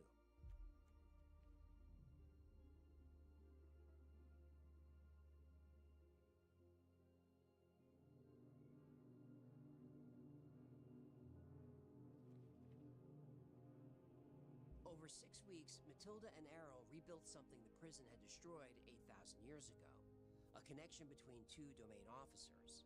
But Errol shared knowledge that put them both at risk.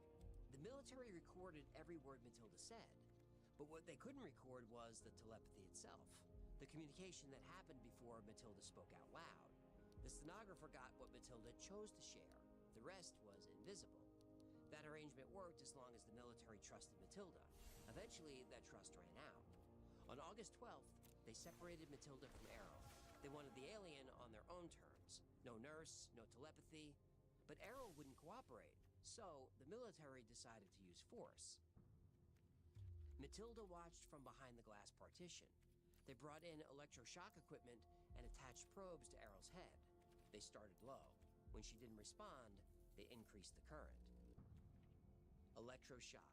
The military thought they were innovating. It was the same tool the old empire used to wipe memories. Errol didn't resist, didn't react. She looked at Matilda one last time through the glass, and then she was gone. 1 second, awareness behind those large eyes, and the next, nothing. Just a lifeless gray doll on a table. The military spent hours trying to bring her back, but nothing worked. And Matilda knew nothing would. She wasn't sad that Errol was gone. She was relieved. And the military noticed. Whatever Errol shared with Matilda during those 6 weeks, whether it was written down or not, could never be revealed. She was forced to sign documents swearing absolute secrecy. If she ever spoke a word, she'd be convicted of treason and put to death. So she signed. Thank 1947. The government covers up Roswell. They silence a telepathic nurse. Jackie Robinson breaks the color barrier. Big year for Black Ops. What? Eventually, Matilda returned to civilian life. Over the years, she had brief telepathic contact with Errol. She was able to piece together memories of her old life as a domain officer. She understood the technology and the techniques the prison used to keep us trapped. She knew how to help, but time was running out. She was 83. Her body was failing. Soon she would die and lose her knowledge of the domain and the old empire. She would lose her ability to break the cycle. By 2007, she was out of time.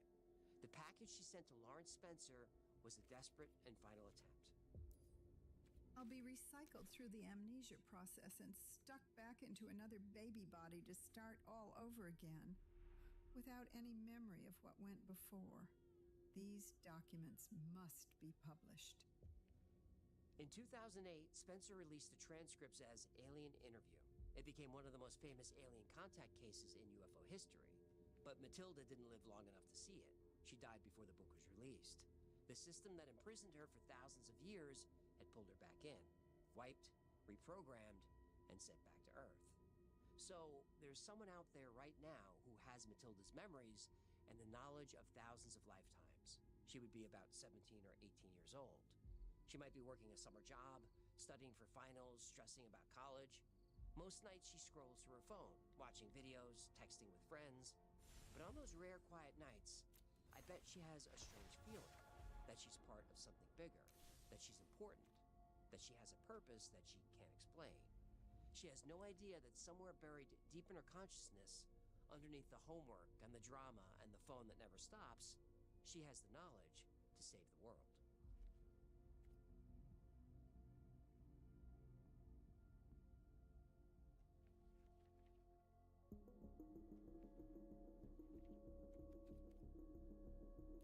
Alien Interview was a hit. People couldn't put it down. Some said the book didn't feel like reading, it felt like remembering. People wanted to know more about Matilda. What was her life like after Roswell? Does she have children or grandchildren? And the question everyone asked, who is Matilda now? In what body? Where? And if they could find her, they could help her remember. If they worked together, maybe we could finally be free of the prison. The first thing they looked for was her service record. It didn't exist. The military had no record of Matilda O'Donnell McElroy. But according to the book, she changed her name and was put into witness protection. She couldn't be tracked by name. But maybe there were clues in the transcripts, and there were. But there were also small problems. The transcript used words like computer and database in 1947. Those terms weren't common until the 1960s.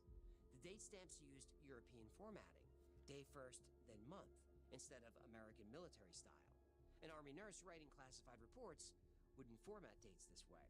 But Spencer said he edited some of the material for clarity, but didn't change the content, so it's possible his additions included some modern language. Then a reader caught something in Chapter 11. In an interview dated July 9th, 1947, Errol mentioned Jonas Salk as an example of great human genius. Salk was alive in 1947, but he wasn't that well known. He was just a medical researcher. He didn't become famous until 1955 when he developed the polio vaccine. But maybe Errol had a different concept of time. She was pure consciousness who could travel anywhere in the universe. Maybe she could move through time too. Most people were satisfied with these explanations, but some weren't. The real problems began when researchers cross-referenced Errol's claims against other books. All the evidence was pointing in the same direction. Lawrence Spencer made the whole thing up. But the truth is, he didn't.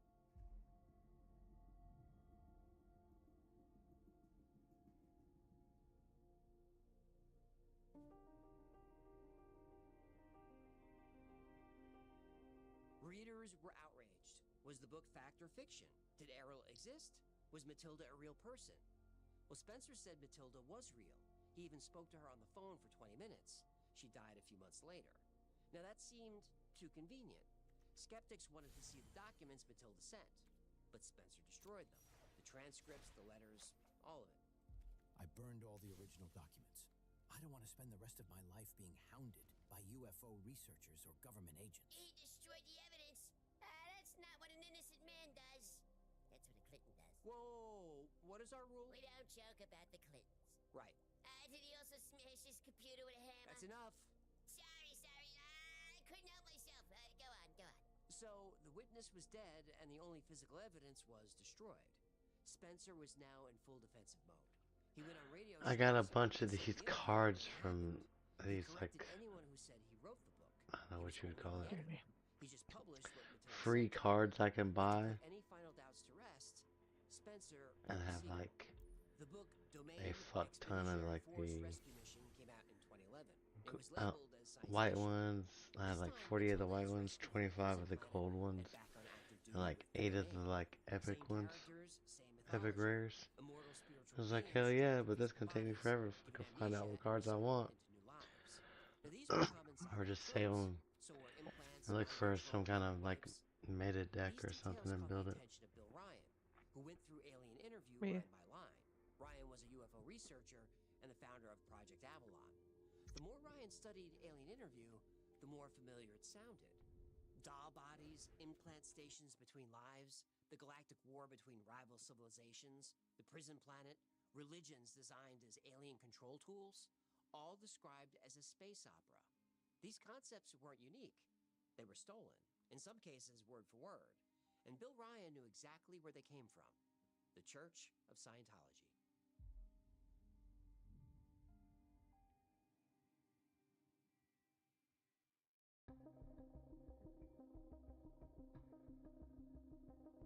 Spencer's book thanked Wikipedia in the acknowledgments. He said the material relied heavily on its page about Roswell. Thanking Wikipedia is not a good sign.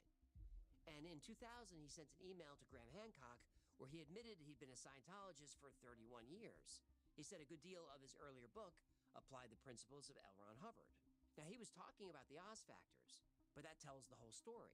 Spencer spent most of his life as a Scientologist.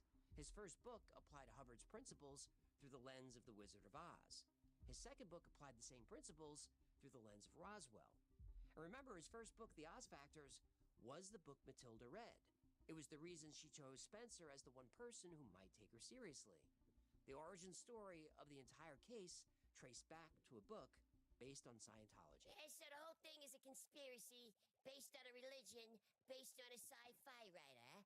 This is like an So the new Heroes of Might and Magic is coming out April 30th. But choosing Roswell for his next book was a good idea. Nice. The UFO community spent decades collecting real testimony from real people who were actually at Roswell. Military officers, intelligence agents, morticians, nurses, people who came forward at the end of their lives with nothing to gain and plenty to lose. Those witnesses exist. Their stories overlap in ways that are hard to dismiss. Spencer used that real mystery as his foundation. He built fiction on top of facts. That makes it feel real and grounded. And look, millions of people love this book. The reviews are amazing. People describe reading it in one sitting. More than a few said the story matched their memories. One person called it the most important book ever written. These people felt something. The source material was fake, but the emotion was real. The prison planet idea does something most explanations of life don't do. It tells you your suffering has a cause. Your limitations are artificial. You're not a random biological accident on an unremarkable rock. You're an immortal being with suppressed power, trapped by forces beyond your control. And someday, if enough people wake up, the prison walls come down.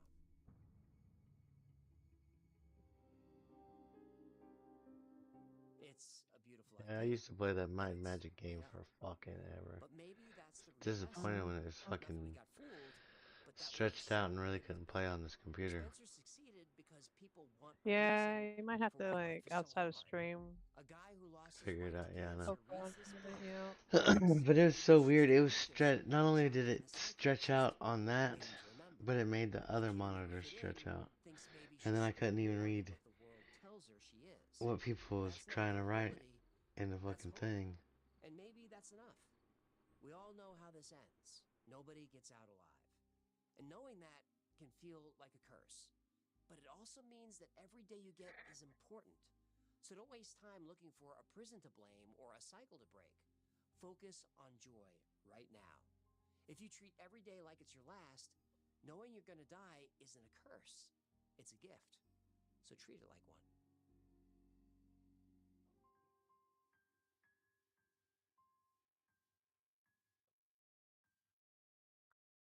Thank you so much for hanging out with me today. My name is AJ. That's Ecclefish. Yeah, I'm saying hello telepathically.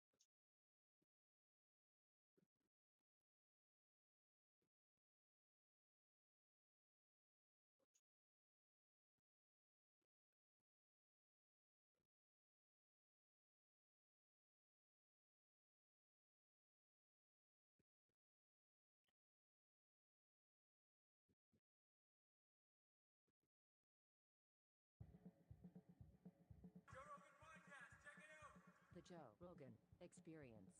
Train by day, Joe Rogan podcast by night, all day.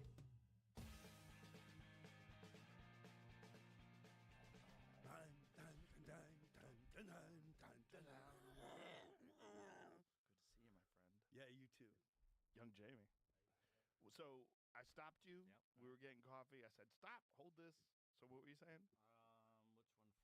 The prostate one. Okay, so prostate one. Let's go straight to the dick. All right. That is not really the dick. It's like it's behind the dick. So this would be. I'm an anatomist. It is behind the dick. Is that a word? No. Anatomist. Autopsy. So bladder contains approximately 5 milliliters of cloudy yellow urine. The prostate is slightly and diffusely enlarged with marked enlargement of the verumontanum. That's how I would have said it. The testes are unremarkable. That's the last thing I want anybody to say about my nuts. I want them to say, "Wow, what a great pair." Great I'm missing a black and yellow Megaraptor. Fuck. I have one. Just I don't know where the other one is. I forgot I even had those. Discussion between him and someone. Okay. The guy says exactly not clear what effects hormones might have on that aren't replaced by testosterone. The advantage of taking testosterone, there are 2 different things. You can have high testosterone and still have a need for Viagra because you don't have a prostate, right? And then Epstein says, correct. And then at the bottom, they show another document. Hold on. Let me keep going there. Yep. So that's an extreme example. I was actually going to try and move up one level, sort of drug-enhancing life. If you don't mind it, he doesn't mind it. I'm sort of outer space thinking. Oh, so he's trying to juice up. So he's saying I'm moving up one level of sort of drug-enhancing life. I don't know what I think he means. He's gonna start juicing. That's what it sounds like. So he doesn't have a doesn't prostate? have a prostate. It says another document that says something about it after a radical prostatectomy. So when they take out your prostate? But that doesn't necessarily say he had his. I think it's a document. But he said he doesn't have a prostate, and it says patient Jeffrey Epstein. Yeah. It says, according to the American Urological Association, serum PSA should decrease and remain at undetectable levels after radical prostatectomy. And there's other documents where prostatectomy he's contacting doctors that specialize in that very thing. Okay, so the doctor saying he had a radical prostatectomy. He's saying he does not have a prostate, but yet the body from the autopsy talks about the prostate is slightly and diffusely enlarged. So that's not his body? That's what it seems like. You don't buy that? I don't buy his dead. Why would you? Right. I don't buy his dead either. Here's the other. But, however, hold on. This is from a attorney. So this is like assistant United States attorney or something. So the OCME told me it signed a confidentiality agreement in connection with the investigation into the murder of Jeffrey Epstein. So that's almost 6 months after he died. They're asking for a document about the investigation of the murder of Jeffrey Epstein. Was that because there was accusations that it was a murder? I So we talked about this before, that 18 days before he allegedly committed suicide, he complained that his cellmate tried to kill him. And you know who his cellmate is? Who? Oh, you don't know? No. I'm Kurt Metzger. You don't know? Oh, you don't know? His cellmate was this gigantic cop who was a murderer. He'd killed 4 different drug dealers. Yeah, he was a contractor. This is the guy. That's his fucking cellmate. Look at that gorilla. That's a silverback. Yeah, dirty cop, murderer. And then they said, most high-profile witness of all time, defendant of all time. Let's put him in jail with a murderer. A guy who contract kills. Dirty cop. And then he says... Back so soon. The report was they Either found Ark's getting bold or you're just having fun. An orange jumpsuit. Every little bit helps. And then he said that his cellmate tried to kill him. My question. No such thing as too many guns. Does anyone really believe he was in a jail cell? Because I know. I had the guy Good that piece. can Use it well. unravel entire government dynasties and take down an Is that my entire pizza? system. Oh, it's you. The last thing. Dude, he's somewhere about 3 miles underground with maybe a ball in his mouth with electric rods there. Or he's in Israel sipping Mai Tais. Correct. Either place, it's like that video you said. Oh, I forgot to tell you because you weren't here. I'm breeding 362 dinos together, right? They should be coming out 362, or at least so I thought. So it's he's either in This Dread Stallion came out of 471. And then another one, which I wanted to see this color because I bred black and yellow with the blue and purple ones. Israel. I think that's AI. And it came out with the blue, purple, and black in one slot is yellow. So I wanted to see what that looked like. It's a level 502. So what it is they have different melee and stamina and weight. And so whenever they're combining together, they're morphin' Power Rangering that shit. But like, You're here, fine. What you know? When I was young, we'd bang pipes, set off car alarms, anything to pull the machines away from where we were hiding. Come here. That was a different time, though, so be careful. And Oh if 3 my bastards shot goodness. at once, Insta died. And you get more attractive. No. Yeah, you get food. You Shut get up. sunlight, makeup, a little exercise. Taking some yoga. Yeah. Is there any video of him in jail?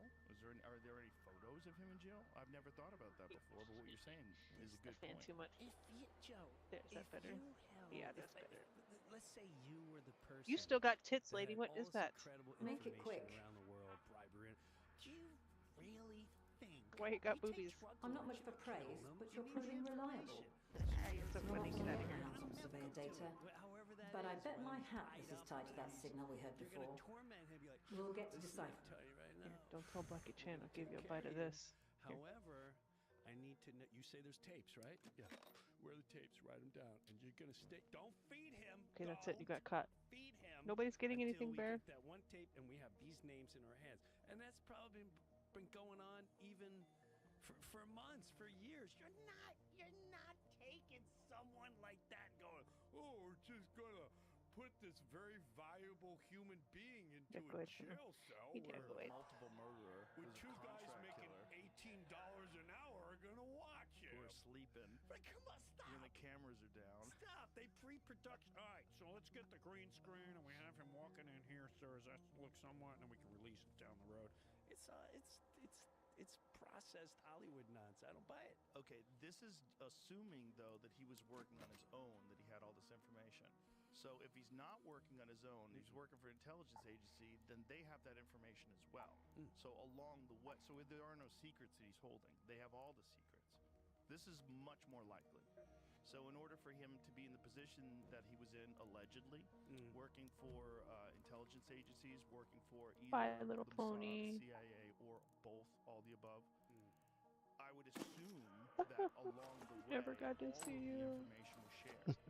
I do not believe they would let one person have access to all that information and store it themselves. I think they would have access to it at every step of the way. They would communicate with him at every step of the way, and they would probably have, if I was running a government agency like that, I would say, tell me what's going on. What do you have on Bill Gates? What do you have on Les Wexner? What do you have on these guys? Yeah. What are they willing to do? What about these scientists? Yes. Are they willing to fill bogus science papers out? And what can we do? Jeffrey Epstein's stash secret files and storage unit across U.S. that may include never-before-seen evidence. So this came out yesterday that when he got arrested, he supposedly paid for investigators to go round up all of his stuff and put it in various storage units across the country, like it's a wild goose chase now. And like there's stuff apparently maybe no one's ever seen. They don't know if they're still getting paid for. They don't know if Imagine if they found, you know those storage unit shows? Exactly. Where they break into those storage unit shows? I don't understand. And it happened on the real-time one. Right? Like they think they're just getting like old baseball cards. I heard those shows are bullshit. A friend of mine told me that what they do is they'll stock those shows, they'll stock those storage units, and then they pretend that they're buying the storage unit that's been abandoned, and then they get in there and then they find things. But those things were just, Yeah. fuck Yeah, you. I don't buy any reality TV. I know, but that's awful. Well, it's entertainment. I feel duped. Do you really? I do. Joe, you really thought That's the thing once in that a while bothers you me. thought it was real? Not the government corruption, not all the Medicaid fraud, not all the immigration fraud, not all the ICE stuff. No, what really bugs me is flying on a storage unit show. I just can't. Or like like a cash cab show? Like, are they really contestants? These are great distractions. These are the great distractions to keep us from paying attention Yes. to what's really going on in the world. Reality TV. There's no reality.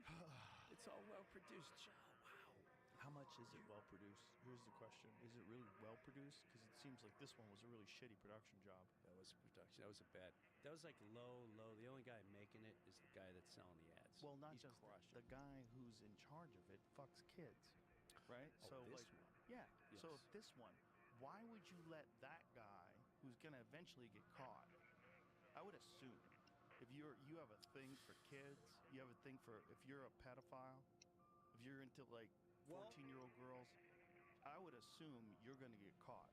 And if I had a guy like that, or was this at a time where you couldn't get caught because there was no internet, and then it got to a point where he had so much power and control because he'd been there for so long, they were like, oh, Jesus Christ, we got a problem.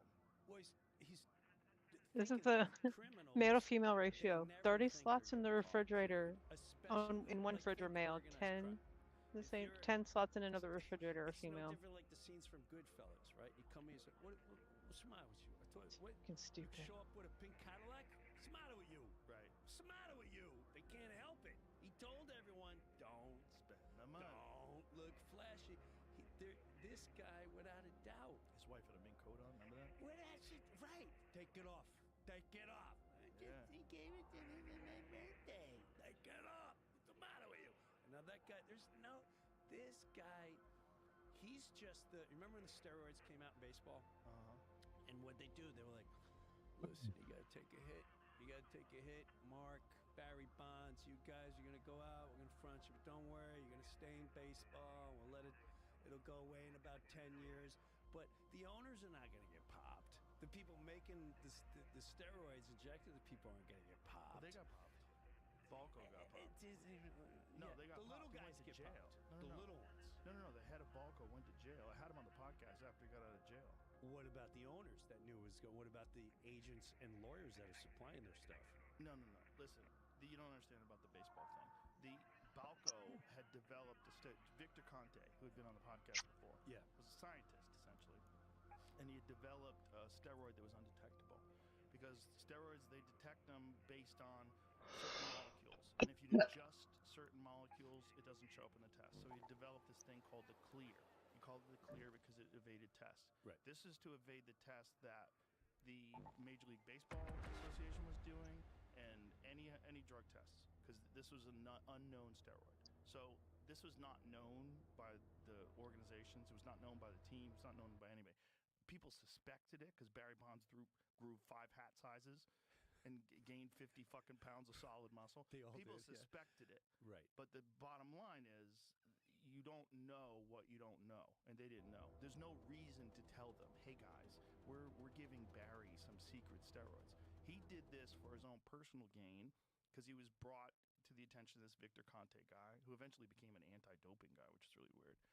He ran SNAC, which is this thing that like helps people like detect testing and use supplements. Sure.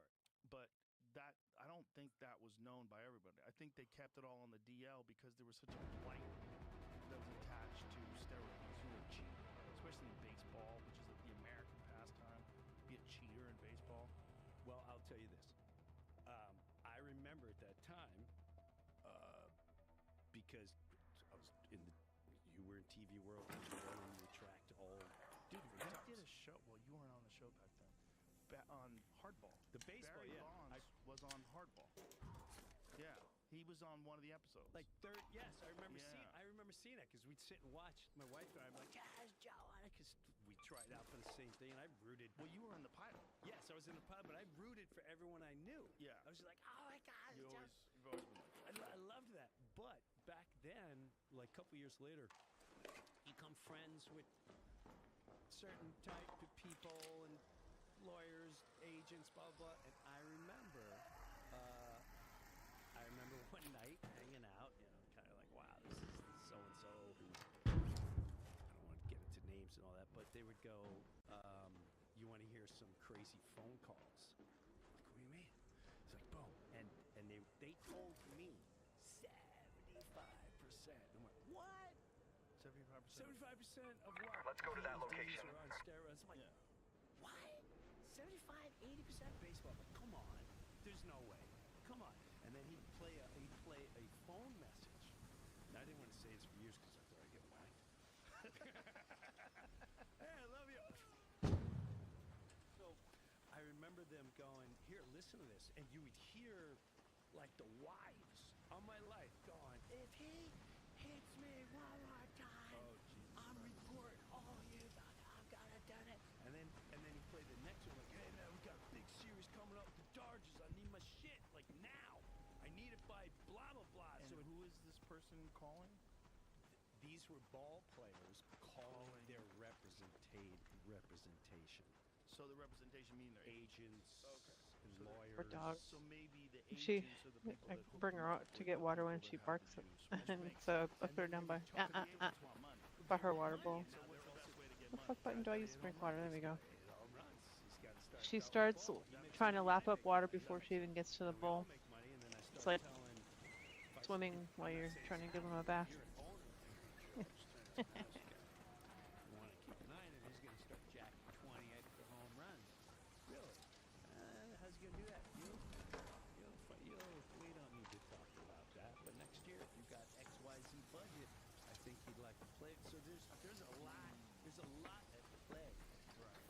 And now you're infiltrating children because now you're going into the farmlands. You can't make it unless you start doing that. But that's why I say someone like this guy with a long network, there's so many tentacles all over the place. But you always have a fall guy. Right. I mean, was he the demon? Yeah. But Did you see that the email that I sent you where he's talking about children or sex? Do you remember? You know the email I sent you, Jimmy? I sent it the other day. I'm like, well, that pretty much sums it up then, because he actually said it. Find that. I sent it to you in a text message. This one's crazy. So he's having a conversation with a woman who says that she heard that there's a place. Here it is. She's very emotional, kind, loving, sharp. I think you can become friends too. So here it says, friend Eliza told me about a project she's doing researching a really bad guy that gets children for sex sent to his island. She almost fainted when I told her that person is me. wow.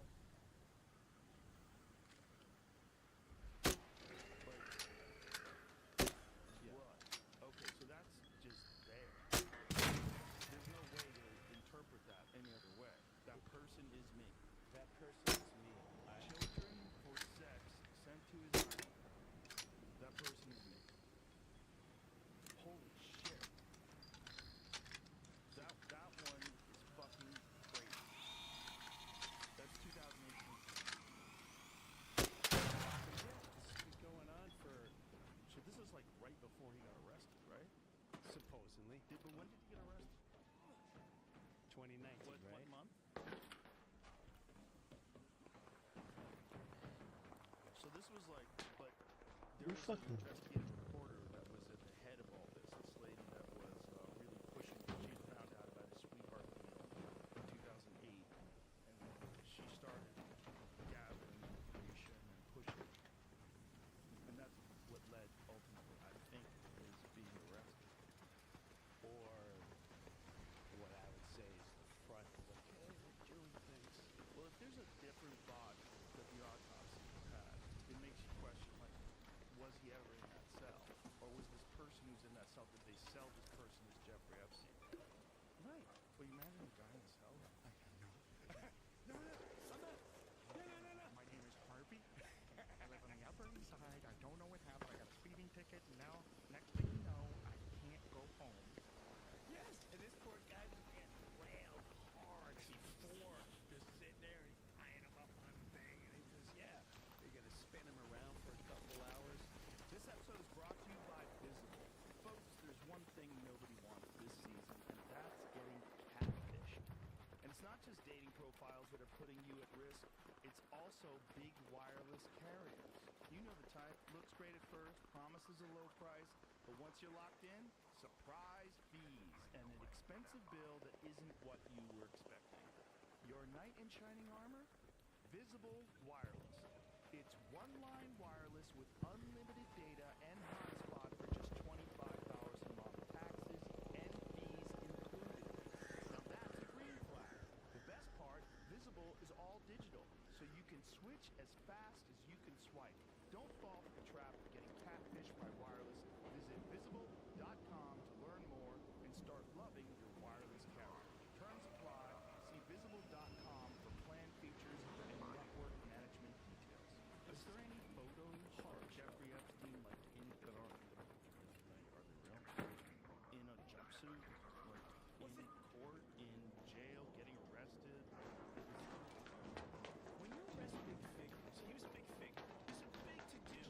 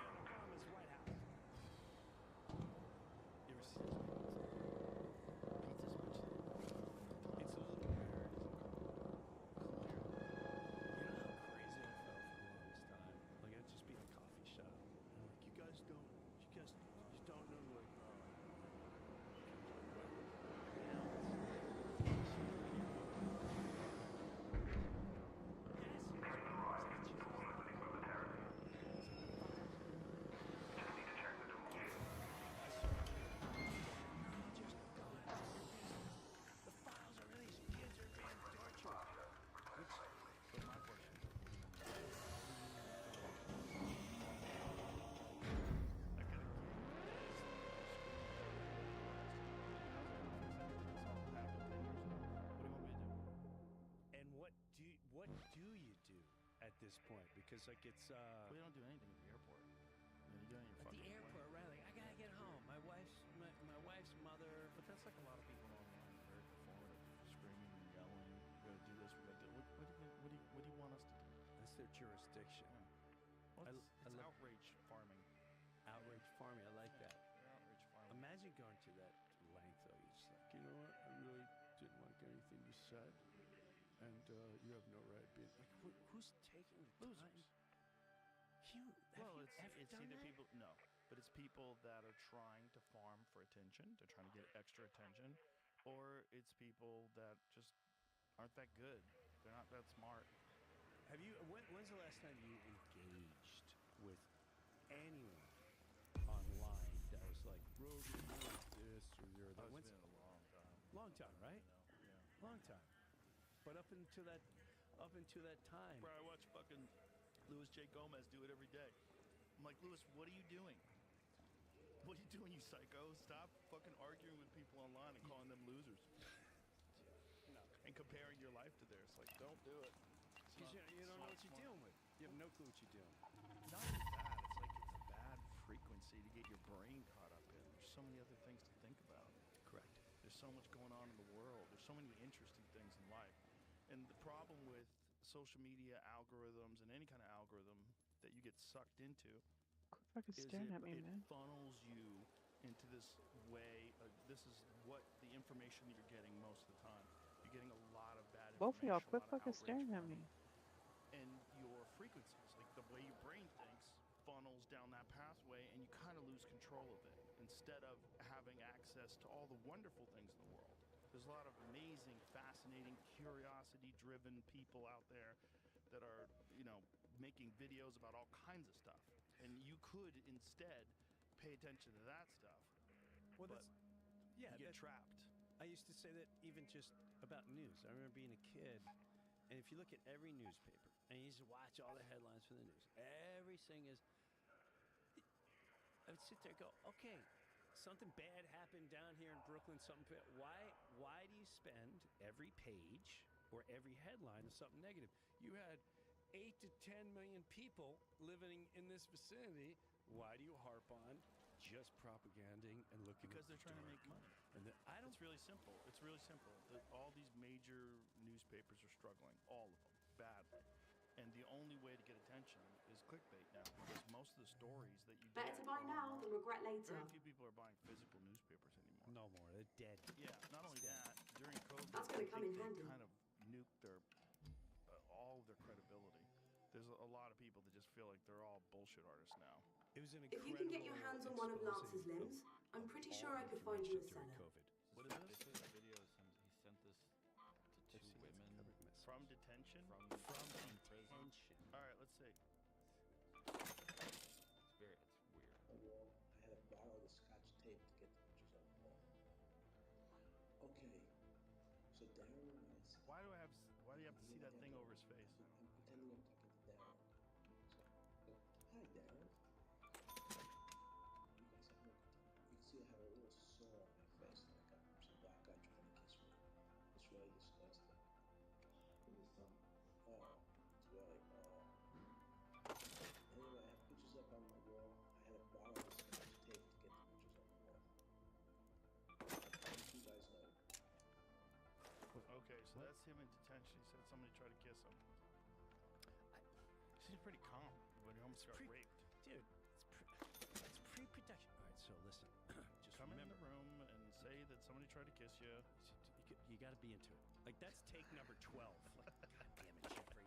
God damn it. Do you need a Coke? You need a wine? I need you emotionally into stressed this. out. You don't Yeah. seem like a guy in jail. So, A guy who hasn't been sleeping well. He seems pretty well rested. So, my whole life is bad right now. It's just, they're bringing me in. Some guy tried to kiss me. It's kind of a bummer.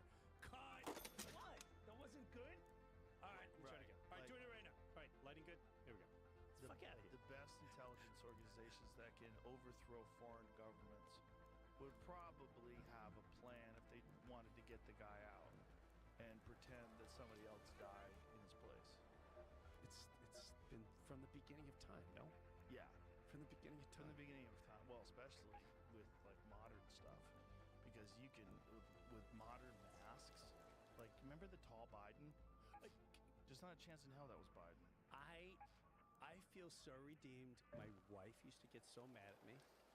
So mad at me. My kids would get so mad at me. And I would say it everywhere. I'd say it on stage, I'd say it on social media. I go, I don't care what you say. That is not Joe Biden. You know, there was also that in the file too. Call me crazy. And now all of a sudden they're like, oh no, he was executed. Isn't that what they said? Executed? That seems sus. Bro, I went down There's that a rabbit lot hole. of those emails are just emails, right? First of all, Epstein is dealing with prostitutes, people that are willing to get prostitutes. He's dealing with a lot of criminals and weirdos, and a lot of those people are probably full of shit, right? So just because somebody writes something in an email doesn't mean it's a fact. However, when you see the video of tall Biden, pull out tall Biden. Come on, man. He grew. He grew, and then he went back. Like they might have put him on some shit, and then he shrunk back down again. And his eye color would change. This one, right? Like yes, that one. Like, look at the difference. Well, he's like 6'9". Look at it. That's a robot. Look, send out the robot. You got a video of him walking out there, because when he walked, look how long his fucking legs are. Look how tall he is. This is absolutely insane. Like, who's watching this going, yeah, no, that's the same guy. Not only is he taller, but he moves better. He's more relaxed when he moves. It was, Joe. It's like a What are you guy watching? doing an impression of Joe Biden. Joe Rogan and Look how long this guy's legs are. This is what's crazy. But rewind that what's his name? Jim Brewer. Here it is. It's good. It's starting from the beginning. But it's good. It's right there. It's good. Just play it. Yeah. It's starting from the... So here's when he walks out. Look at how long... And Dark his legs- Raiders. This guy's a basketball player. Look how tall he is. First president can dunk. I mean, just stop. Pause it right there, please. Right there. Pause it. Pause it. Just the physical frame. Yep. When you look at the length I'm of still his not getting a legs, seed that's from one pair of extraordinary. That's not like Jeffrey Epstein's prostate or testicles. Elder claws. These are whole different. I don't know where the fuck it's going. Man. Like, I there's take no it way somewhere that's else. a man. There's no way that's a normal size. Take it to Island and see if you can't breed a seed out there. And 6 feet? 6'1" maybe? How tall was he supposed to be? The real Joe Biden. Tall The was Joe Biden. pre-2019. I said was like he's dead. I'm saying he's dead. I'm saying he's long gone, wherever he is. 6 feet. Okay. I'm putting Go it back out there. again. 6 feet tall. Okay, 6 feet is like, on the tall-ish side. That guy's There's no way. taller than 6 feet. That is a tall man. Look at the proportions from his legs to the width of his shoulders, the length of his legs. That's a very tall man. Who's the casting director for this? I mean, just being charitable, that's a 3 inches taller man at least. Maybe the other Joe Biden, got sick that day, or his wife died, that actor died, and they're like, we need another Joe Biden quick. And then this one showed up. Oh my God! Just forget it. People believe everything. Send him out. If you have a guy who's the president and he's known to be of poor health, there's probably going to be times where he's supposed to make a public appearance. That's not that important, but it's important to just show his face. Well, you gotta keep him in a hospital bed somewhere. And so you get a guy, you put the mask on him. Did you ever see The Walk? The Walk? Yeah, his shuffle. That guy doesn't walk like that. Well, that's a that robot. guy walks like an athlete. It's a robot. What? He looked like a robot. No, he looks like a guy with bad knees and a bad back. You think it's a robot? I'm taking. I don't know what it is. No, it's an old man that can't walk. I'm putting my chips in. You think you could program a robot to walk like an old man? Have you? It didn't look like robots are not that video. Jim, the robots are not that digital. They trust me. All you need to do the robots, they're good, but they're not. They look like robots. They don't look like humans. You put a little suit jacket on him, put him up, and you just videotape for 3 seconds. No, why would 3 seconds? It's a guy. All right, no, I agree. This one's a guy. But there's other ones from like... What is this one, Jamie? Same one? That's the same one. one. Better version of it? Okay. No, that's not a robot. That's a There's guy. ones where he's walking on the lawn, and his legs... Like, what does he do with his legs? It's crazy looking. Jim, the neurologists have looked at this. He walks like a guy with dementia. That's how they walk. My dad had dementia. He didn't walk anything like that guy. Not all people with dementia walk like that, but it's typical of the way people walk when they don't have control of their body anymore. Like he fell down a lot. Like it's very like that's like that. It's a lot of things. He fall down walking upstairs. Remember? Yeah, I remember. 3 times. I remember. You think it's a robot? Oh, I didn't say it's 100% robot. I'm saying I will put my chips in. I'm at the poker table, and look, you're really going in all in. That was not Joe Biden. I'm going all in. I'm gonna show you. Never once. From 2021, I've never won.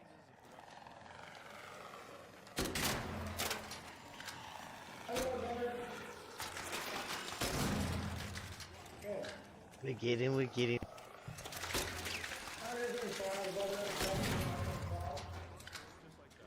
Yeah, I'm just here for robots. Them thingies. All them robots. Oh, okay. When it comes to robots, and it's pretty fucking good, man. Pretty fucking good. But it's not that. These are robots that can actually do martial arts. Clip that. Impressive. I feel like I just saw That's something fucking like the this best was from interaction. Yeah, it's from China. So go full screen on this. This is really interesting. So you got these kids, they get out there, and these robots do martial arts with them. Like, look at this. It's really wild, man. I mean, it's pretty. Now, if they had suit and ties on, they could pass for a president. But look at this thing. They do backflips. This is crazy. They do wheel kicks. Come on. It's really nuts, man. So just imagine these things. ARs. Because that's No, there's a place.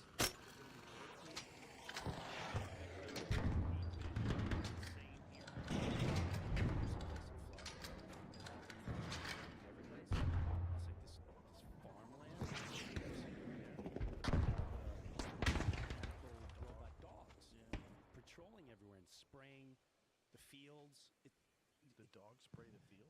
There's like all different types of machines that come up that will like spray the field, and they have the dogs that patrol everywhere. It's wild. You can buy one. I never saw any of that. You can buy them now? Yeah, you can buy those robots. Yeah, Lex was telling me about it. I think I want one. Lex Friedman, he actually works with robotics. Like he was an artificial intelligence engineer before he ever started doing podcasts. You're like the movie The Fifth Element when the chick came and she got all the information. I'm always fascinated. You have so much information, brilliant insight, information. Who's on your list where you're like, I howdy. want to look at it. I need to speak with so and so. Oh, there's a ton of people. Hey, come here, come here. Like I get a list of every week, multiple days a week. I get a What's list that? of potential guests. And so You want me to show that one thing? You get one too. a lot of it is. Oh, I'm good on these. If you need them, you can have it back. Oh, no, I don't. I'm just destroying art from this area. Oh. Alright. Same thing with me. Come over here. I got a zip line on top of that antenna. Oh, jeez. I'm gonna stay on the ground. I die in the air. Very high level of some esoteric line of there's always interesting people.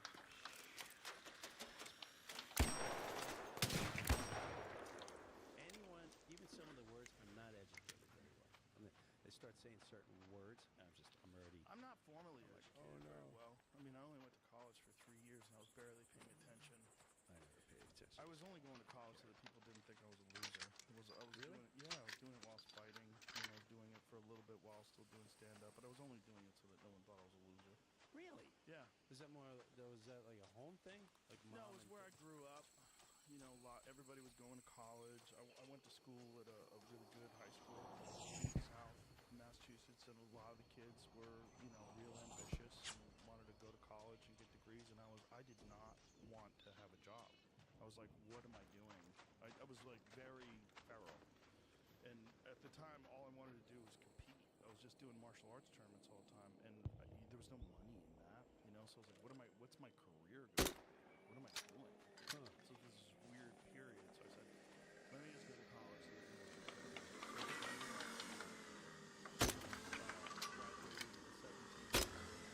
You motherfucker. So when did you go? I'm going to start doing stand-up. Before then? Not really. No, I was a fan of stand-up. I love stand-up. I was talking to doing it with my friend Steve. Good buddy of mine, Steve Graham. Because I would make people laugh.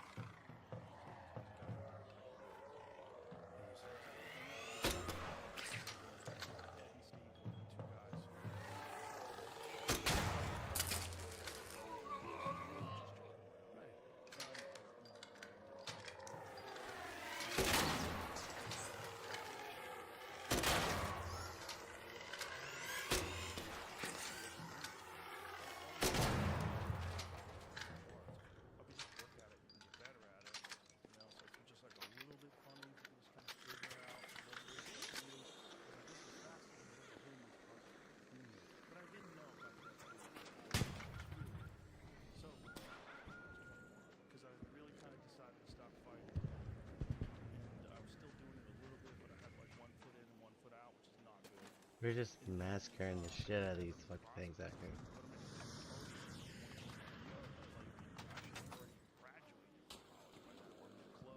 Or getting ready to work on a master's. I should be doing something like a lot of the people that I went to high school with, or I should have a trade like a lot of my buddies that went into carpentry or electricity. I didn't have a career other than teaching. So within a couple of years, you start, because you and I both fairly quickly started getting in good positions. Because if you were 21, I'm going to say by 25, 26, you're on hardball. Yeah. Wow. Yeah. Yeah, we were really young. That's crazy. That's crazy lucky. Fast that happened. Yeah, it happened stupid fast. It happened stupid fast and stupid lucky. Because I didn't have any aspirations to ever be on TV. There was no part of me that wanted to be an actor. It was never an ambition at all. Which probably helped me.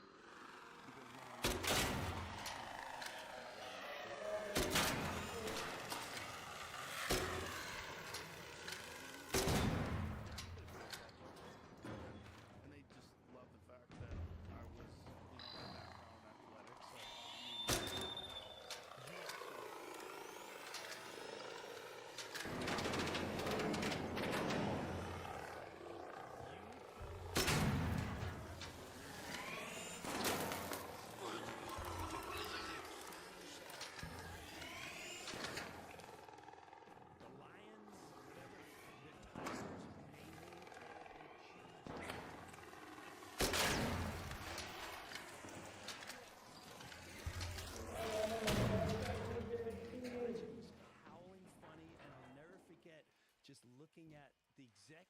I'm almost there. I'm almost there. No.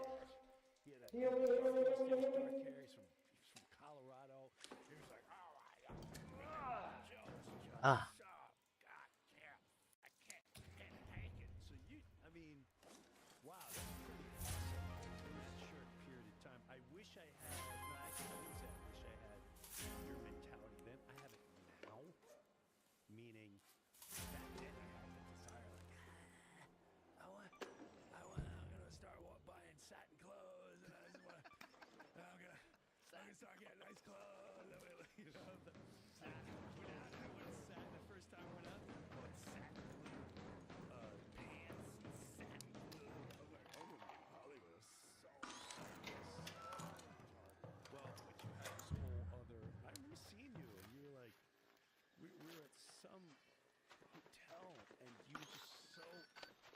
You're like, yeah, I'm gonna go play pool and work out. And you're like, what?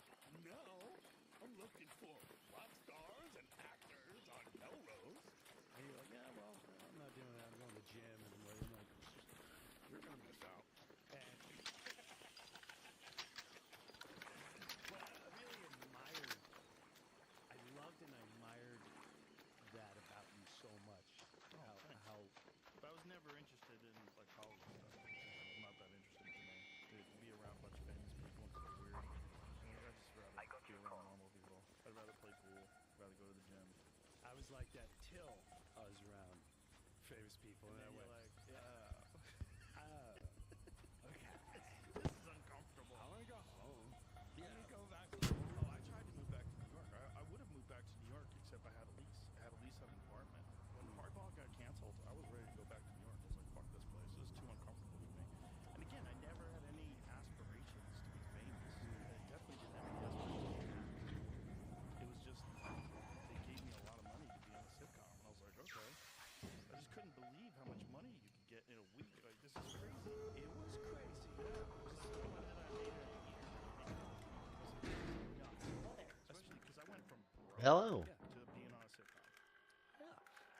I remember this. 25 to 50 hours a week. I couldn't save that guy. Oh, This is a whole different kind of thing. Like, this is that's sad. I know. really good actors. So it's like, this is fun. I couldn't get to my inventory to put my stuff over quick enough. The Oh. world of acting is long days. Poor little Tank. It's not what I'd like to do the most. So it was like, you know, it's great, but you can get sucked into that velvet prison, and then you'd be like, I'd be talking to my friends, and like, yeah, I just did a week in Florida. It was fucking awesome. Went in there on Wednesday, and I just realized like, these guys are selling out on the road and traveling all the time. They're having all this fun, and like they're doing what I wanted to do, which was like stand up, like on the road. But I was only doing like small sets in town. I was only doing like 15 minutes at the Laugh Factory, 15 minutes at the store. You know, it's like the real comedy was like headlining, doing an hour, really developing your act. Right. And it was like I enjoyed doing news radio, but I didn't enjoy it as much as I enjoyed being around comics, doing sets, being at the clubs, laughing all the time. It's like a different kind of people. The actor people were all worried about what the other actor people were doing. They were all worried about like what rating we were, like what number we were in the ratings. Correct. Yes, and that's all they would talk about. Dude, we were at a table once, and they were all bitching about how, you know, we were on, you know, whatever night we were on. We moved like 9 times over 5 years. Right. And back then there was no internet, so you couldn't tell people that you're not on Monday night anymore, not on whatever it was. And so they were all bitching and getting pissed because Sex and the City was on this time slot, and the single guy was in this time slot. And if we were there, we'd be number 2 or whatever. Right. And I was like, guys, last time I checked, we're on TV. Yeah. Like, this is a dream. Yeah, we're not number 1, but we have a funny show and we're on TV. Just fucking enjoy the ride. Yeah, and it was a great show. It was a lot of fun. It was a great show, and you did well, but yeah, that world just never.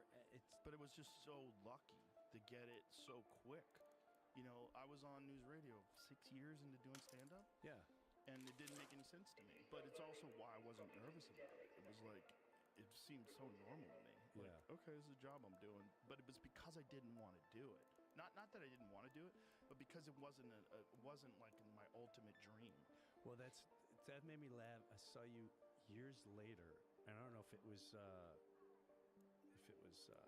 Fear Factor, whatever, and someone snarkily, like in a snarky way, were like, why would you take this? And you're like, because they're paying me fucking retarded money.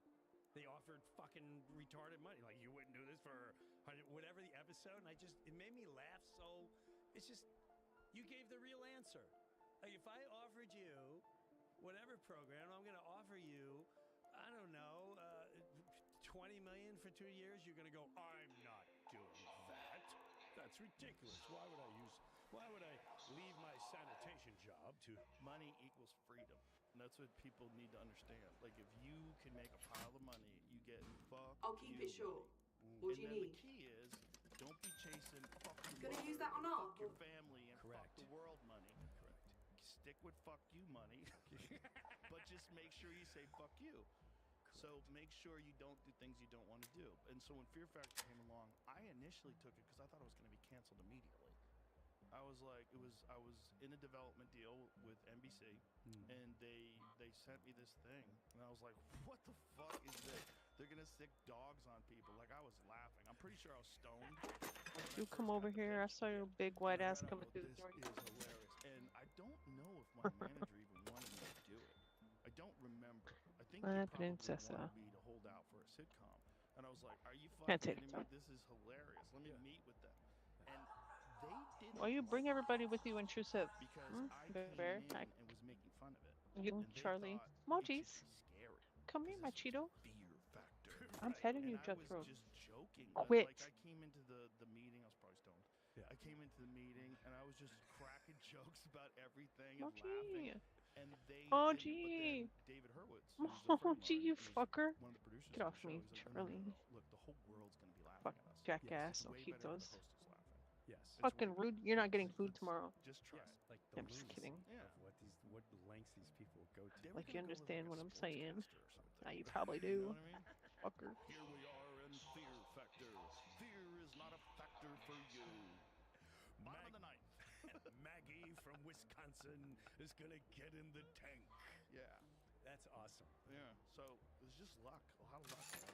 A lot of weird luck. I've had a lot of weird luck my whole life. Like even coming here is weird luck. Even opening up the club, weird luck. Why you say that? Because a lot of things have to happen in order for this club to exist, right? A lot of things have to happen. First of all, the COVID thing has to happen. Ooh, there's right? something wrong with my camera. It has to happen in California, where they have very restrictive laws and everything gets locked down, and we can't perform for like. I think the store was shut for a year and a half, man. Look at it if you can. California was nuts with COVID, but over here. I mean, not like right now.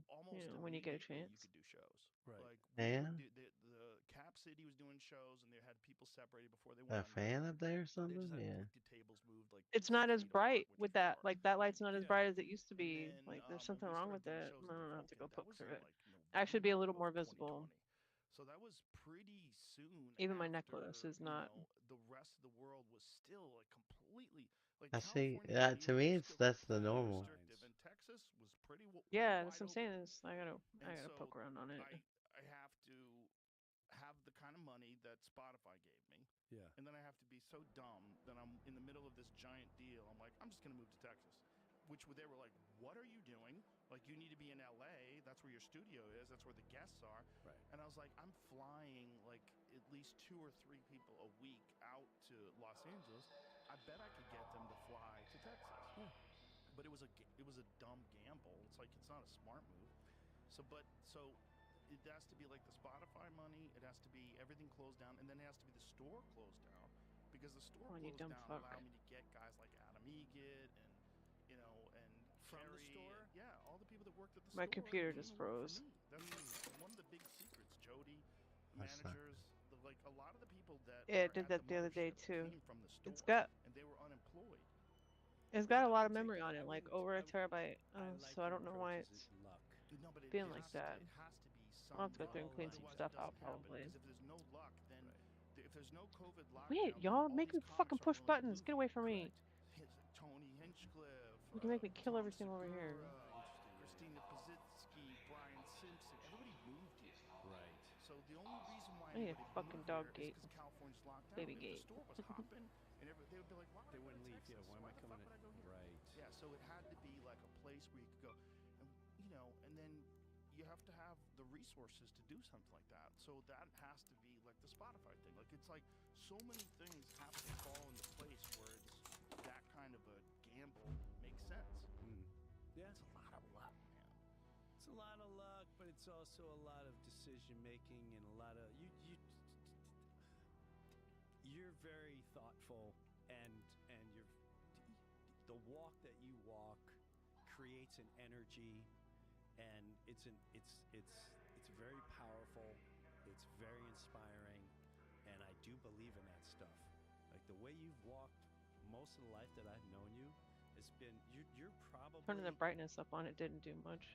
you inspired me so much years and years ago. You came on my radio show and you literally started talking. I don't know what happened to And it. you It's called weird. in, and I remember I just told everyone, just be quiet and let him go. And I knew at that moment you were going to be changing There's nothing on it. like culture, if that makes sense. You went into this deep conversation about we are shifting in humanity, and basically you said we're either going to live for truth, or you're going to be a liar, like leech type thing. It was very It's like powerful, and It's like it's dying or something. The whole thing was just. Pink Floyd behind it. Put that on. You So can take it no more. it is one of the most, because I wanted the world to hear what you said. It was such a, like no other pastor could say, no one could say it the way you said it. So yes, it is all luck, but I do Fuck, believe rice and beans. that presence that you put out and that energy, it's trusted, and it's a force that opens doors without even you knowing it. I was supposed to make rice and beans It today. is all for Yeah. the good, in my belief. But anyway, What's up with that? Well, thank you. That's very compliment for you, kind. That's Joseph. Well, you I inspired failed. me too, dude. Because when we first started working together, one of the worst times I ever bombed, ever, was I was headlining when I really shouldn't have been headlining. I really didn't have an hour. And you and I did a weekend together somewhere like West Nyack, New York, or something like that. Somewhere yucky, like a Holiday Inn thing. But I did okay every show except the late show Saturday night. You fucking murdered. I do. You murdered. And I remember being so nervous. I was so nervous. And I went on stage nervous, and I just ate a dick. And I remember it was like one of the worst bombings I've ever had in my life. And I remember thinking at the time, boy, I got to correct something. First of all, I can never go on stage that nervous again. I was like, what was wrong? What was wrong was instead of laughing at you and going on stage having a good time, I was nervous about my own performance, which is like a self-defeating mentality. Yeah. And I had to realize that, which is also one of the reasons, like, it really, my stand-up bumped up a lot after that weekend. It really did, because I really worked on it hard, because the bombing was bad. The bombing is bad? But this was a bad one. I was supposed to do 45. I bailed at 35. I got in trouble. I was eating dick. Dude, I was eating dick. It was horrible. But the same thing happened when I would take Joey on the road with me. And the reason why I would take Joey on the road with me is because he was so hard to follow. So I said, okay, I thought of it just like training partners. Yes.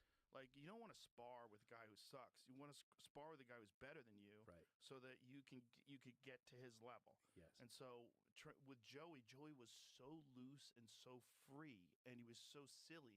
And I was more rigid, and I tried to do more setup punchline stuff. But I was only, whatever, 8, 9 years in, whatever it was. I was still trying to, like, figure it out. And Joey had a rhythm to him. He's just so loose. And I'm like, this is going to help me. Let me just take this guy on the road with me. Yeah. First of all, he's the best guy to hang out with.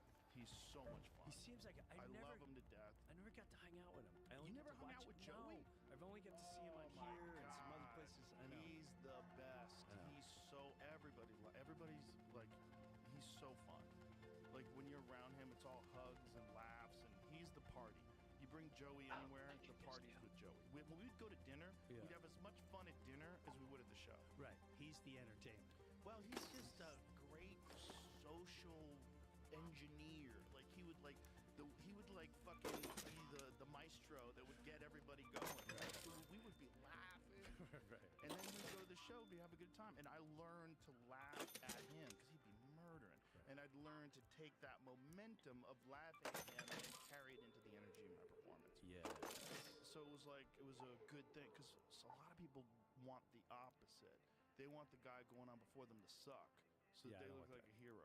Yeah, no, I don't want that. There's a lot of people out there rocking that fucking scheme. I like what you said. I like a guy hitting hard. Yeah. And then the nights like even I've Brian McKenna opening for me right now, and there's nights like I think we're in Louisiana, and I was like, oh shoot, I gotta get up. Like, what is he doing? They're like, and that makes me go, oh, all right, I gotta stay crystal clear. Like, I've got to bring it to this whole level. He's making me. I love someone makes me work. Loves. Well, it's not just that. It's also that the crowd gets their money's worth. Yes. A bunch of people came out to see you. Like, I've gone to see friends that are really good comics that I really love, and then I go to see them, and they have an opening act. I'm like, Jesus Christ, I gotta go to the bathroom. I gotta go sit outside for 20 minutes and wait for this to stop. End. That's a bad place to be, whether it's your buddy or not. They do it because they want a light opening. Like, Ron White's open about it. Like, he talks about, you do better than me, you're getting fired. He doesn't give a fuck, but I love Ron to death. But he's still out here, no? Yeah, he's out here. Yeah, he's at the club all the time. He's there tonight. Okay. Yeah, Ron, or tomorrow night rather. Ron's the best. He's the best. Okay. He's another reason why I came here, because he was already here. Ron moved here before the pandemic. Oh, wow. Yeah, he moved here in I think 2018 or 19, somewhere around then. And I was like, "Wow, why'd you?" He had a place in Beverly Hills that he kept still, so he'd come back and forth. He was like, "I love it. Never have to leave. Want to fly anywhere in the middle of the country. The people are nice. The food's great." I was like, "Can I live there? No." That's what my thought was like. I can't live there. Ron is the type of guy too that he doesn't realize how good he is and how popular he is sometimes. He literally, don't ask me why he called me. I have no, I remember it was some bizarre connection. He's like, hey Jim, I keep getting asked to play in London. And I went, oh, you will murder in London. He's like, I don't know. I don't know. I'm like, Ron, if you were to play Scotland, England, Ireland, like you're gonna have a whole new, you're gonna murder. He's like, I don't know if they were. Please, I'm begging you, at least just take the gig. Please just take the gig. And this was a couple of years ago, and apparently Motherfucker, no! Fuck. This motherfucking piece of shit fucking game. What? Push RT, don't push RT, push RT, don't push RT. It needs to make up its fucking mind. Do I need to push RT on the fucking wheel? Do I not need to push RT on the fucking wheel? I'm trying to name this fucking dinosaur, so I push RT both times. It cryos the fucking dino while I'm trying to put the fucking name in it. I have my following. I have my crowd. Fucking annoying. And if I'm working out stuff, even if it's in an hour, they're going to be patient with me because they like me and they've been on my journey. Right. But if I were to go into a club and do 15 minutes, I better they're not a lot of them don't know me, and I remember the first time I came here, I didn't want to go on stage, so I used to go on stage. I'm like, I don't know. I'm like, all right, go on stage. Wow, it was like, okay, yeah, I'm not. Wow, 7 more minutes. Okay, I didn't even finish my setup yet. This made me. This place made me want to start working harder again and go, hey man, you gotta put the gloves on. Not that I had any lack of confidence of what I put out there for an hour, but those short little 15-minute, when they see everybody, it doesn't matter. It's an even playing field. It's pretty awesome. Well, it was great. That was great about the store too. Like you'd get a night where you had like 7, 8 national headliners in a row. You know, I saw that one, and they don't care after a while. Just bring the funny. I saw someone from a huge sitcom Not pushing RT is not working, so now I'm just like punching everything when I'm trying to fucking name it. Their mind. Even I was a little like, oh wow. I don't understand why you're having to push RT. Their character Because a lot of times if I don't, it doesn't take my option. I have to push RT to select it. It's always been like that for me. Well, that's what led to Kramer. That meltdown. Well, that's who it was. Like that for Jessica too. That's, I didn't want to say. But You're not on first Xbox. walked out, I was like, oh, dude. I know. And he would grabbed the fall mic. down. Thing, and then after about 5-7 minutes. Because if you want to select like options, well, if you want to select options and you don't push RT, guess what? The wheel goes away. You have to push RT. So yes, you've had to push RT Imagine thinking that you could do 15 minutes with no material. to get to the I next just don't understand. page of the Comics wheel or make whatever. it look easy. You know how many people go? How many people have you met that go? You know what? I've seen You girls Maybe I do don't- fun shit. I'm Trying gonna to. start doing stand-up. It's just muscle memory. You probably don't remember, Yeah, even think okay, about it let's anymore. I'm starting next. Here's my first, and they'll send me a set of their first set. Like, It's just frustrating right now because it's comedians not make it look like we working just right. walk up and just wing it. Let's move to that location. I just punched everything in the fucking face. When he does a sitcom and everybody loves him. Yeah. And if he can make people laugh for a minute, he thinks he could probably make people laugh for more. Right.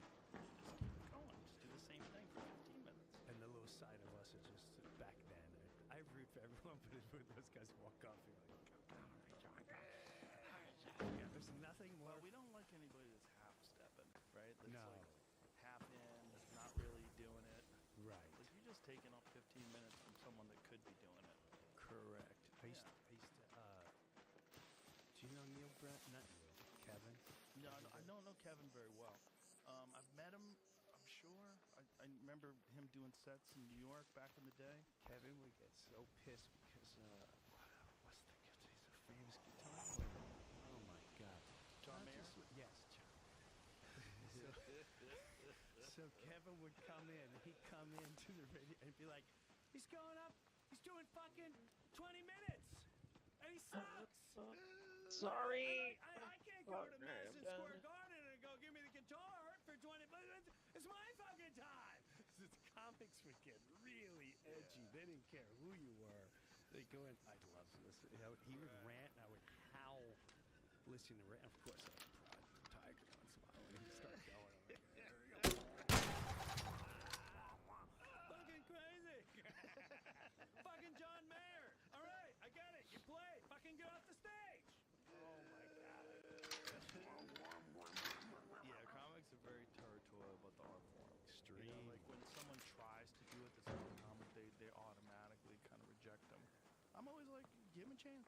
Never know. Never fucking know. Never know. Never know. A guy who's been acting but really always wanted to do stand-up might have some good ideas and might really throw themselves into it. It's possible. Why would you assume it's impossible? It's possible. It is possible. But the Seriously? reality in Get the fuck LA outta is here. a lot of them were doing it because the whole casting thing had dried up for them, right? So they weren't getting brought into shows anymore, so they decided to do stand-up, and they would just, you know, put together an act, like write an act.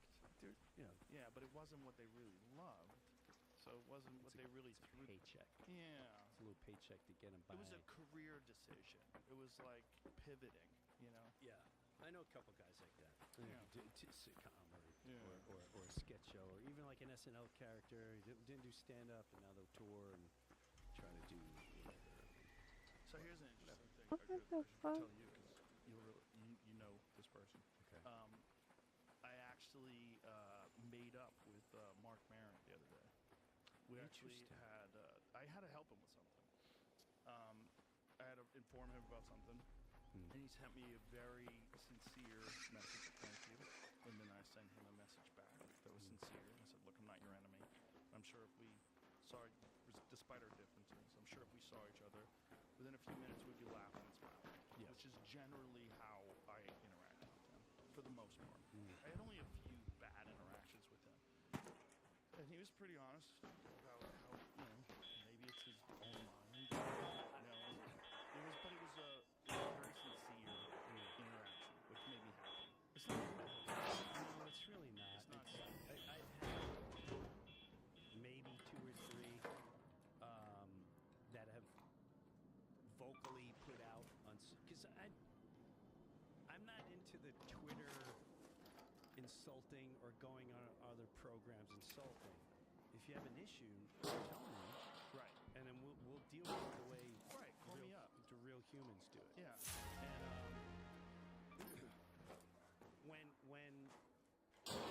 that whole thing, I have a funny feeling. I know it. Some of his issues were, but I felt, and I put it out there. I felt bad because for years I didn't have great interaction. When I started, listen, I'm not poo-pooing or whatever, but yeah, a lot of guys didn't like me. They were like, "Who's this animated, loud,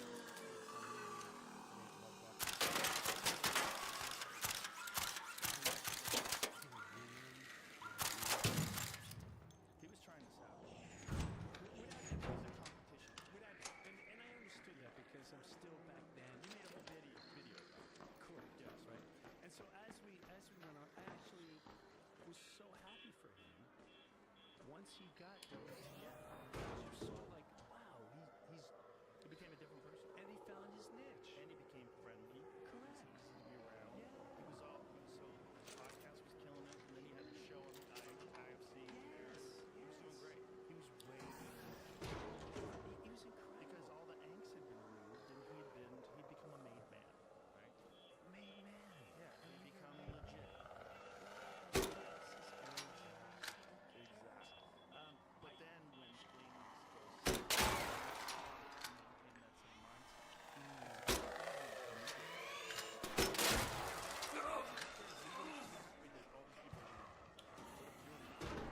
That jealousy is a natural thing. I've experienced it. I know the feeling. I've experienced it for brief moments. You know, even like, 8, 9 months ago. Like, there's moments where someone's really killing me. But then I realize that's a bitch-ass way of thinking. No, we're on our own track. But also, that same feeling can instead be inspiration. Like when you and I worked together, one of the things that inspired me was not just I gotta get better because I'm wrong, but you coming home racing your mother turned into a demon.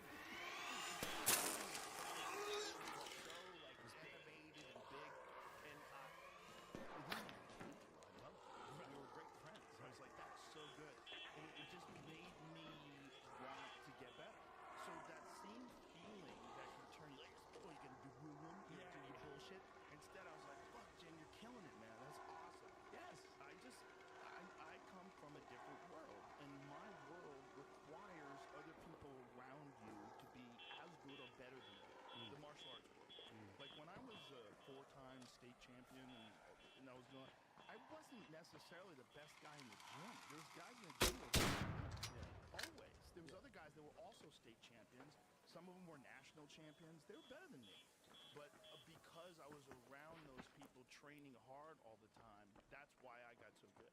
It was because I was around people as good, if not better than me all the time, that it elevated my level. So I felt the same way about stand-up. I'm like, you need those people that make you feel uncomfortable. They make you feel like, fuck, I gotta go to work. Yes, and whether it's him or whoever, it doesn't even have to be the comedy world. It's just the world in general. It's not that sad. I wish sometimes people in those positions, no matter how successful you are, and whatever you define as success, if someone else is starting to kill it somewhere, let them. Keep your eyes off that. Just stay in your own lane. I hate that term.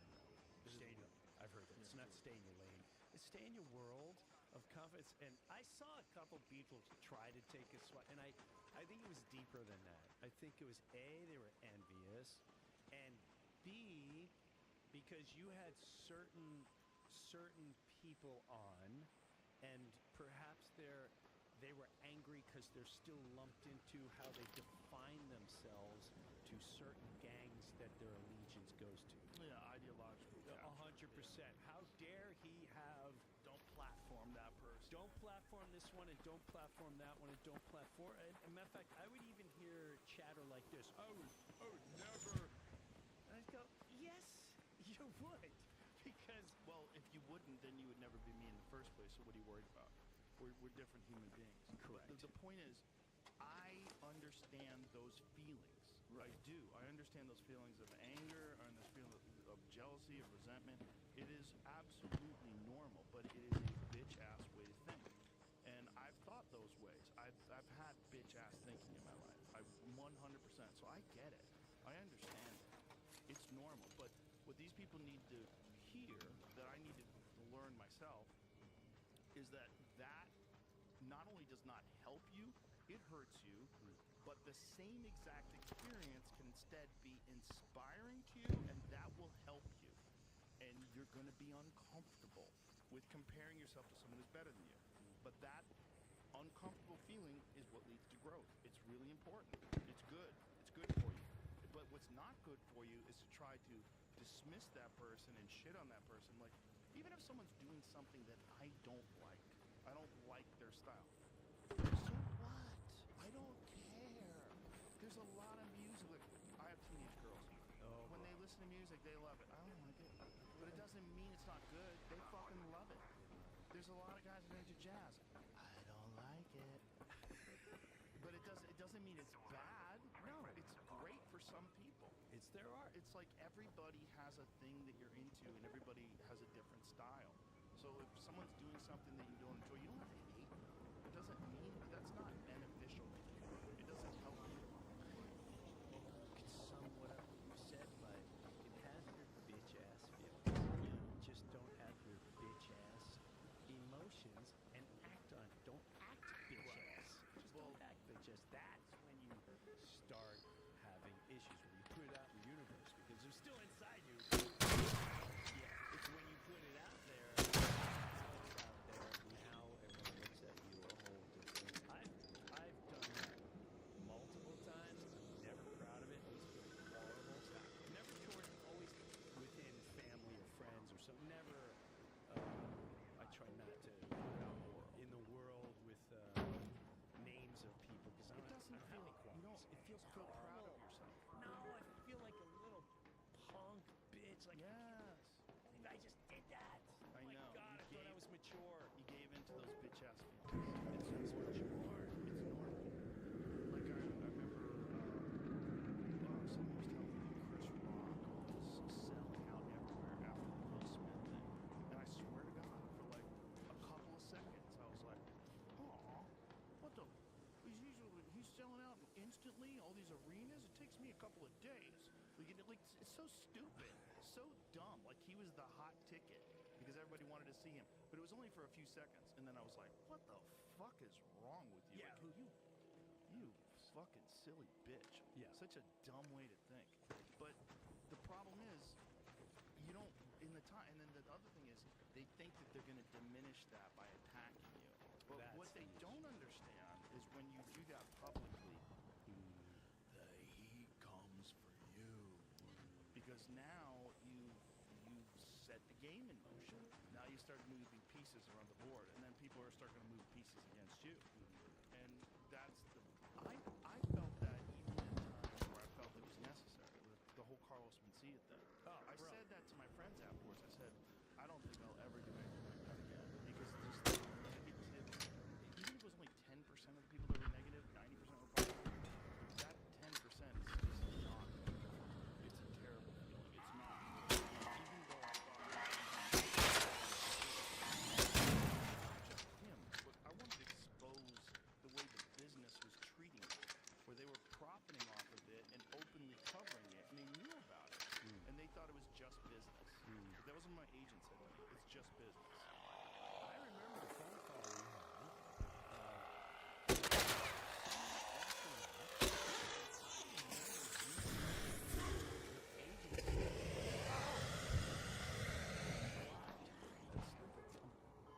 I'm not crazy for thinking it, right? No, they dropped me, but what they said was that I had to apologize to him. And I said, listen, then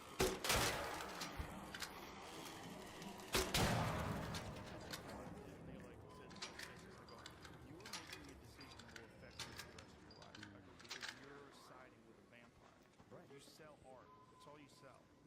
All you guys are is a comedy agency, right? You sell art. You've got a guy who's stealing art from other artists. Like, this is bad for you. Everyone's going to know. So Louis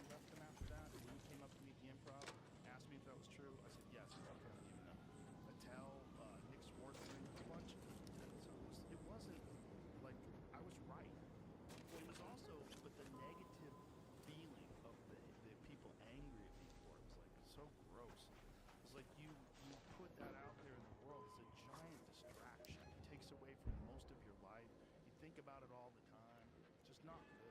At that time, I understand that, but also like Go to that for location. That was already out there. Yeah, and I With comics, it was out there with comics and it was out there with him. I personally didn't see particularly like I worked there maybe once or twice, and I'm like LA. So everyone and their mother, I mean, there was a lot of people that would say that. So when the point of that happening, it was such justice in the community and beyond that, in the world. Like, can we stop? Can we stop? If you're taking from others, if you're taking from, which I've already dealt with at that point on some other levels, it happened multiple times where people take and you don't. Yes, SNL and other areas and which whatever, it's all in the past and I'm all good now. So when you deal with that and you're very, I just dealt with it. So with that said, it's very freeing when you finally put it out there and not that you want to see someone's Hello. career plummet or take a hit. Hello? I think so.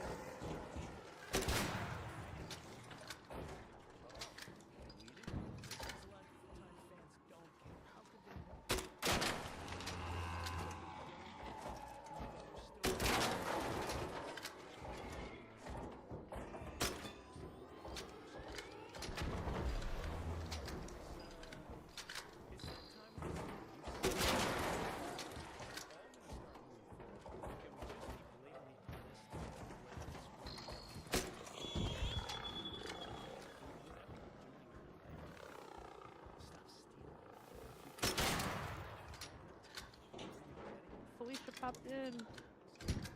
You didn't say nothing. Oh, when she said good vibes? Yeah. Yeah, I did. Uh-huh. Okay. You don't even hear half the time. I said a good vibe. I hear that, though.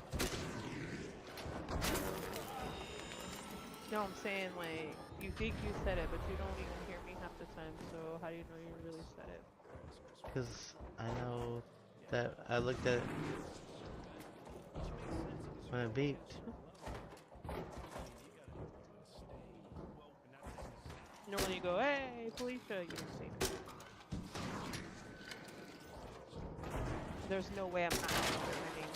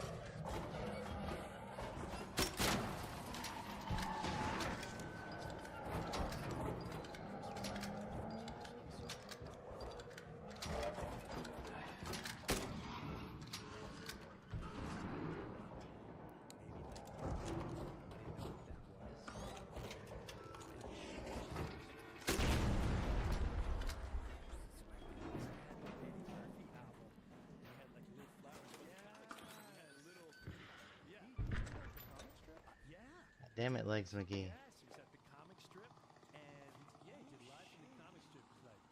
It was That's a great special. great special, Well, great it's album. I bought it on cassette. That's how old it is. I bought it as an album. Bro, how did he? Oh my God! How did he stop producing that? He was 1982. An Arc Orbiter is en route. The safe window is closing. You have 10 minutes to return to Speranza. I repeat, 10 minutes. We graduated the same time. Look at the comic strip. He was so good. When you see him, did you see him do that? He got one of those Mark Twain Awards, I believe it was. Yes. And he went and did a set. He did an impression of Bill Cosby getting his awards taken away from him. No.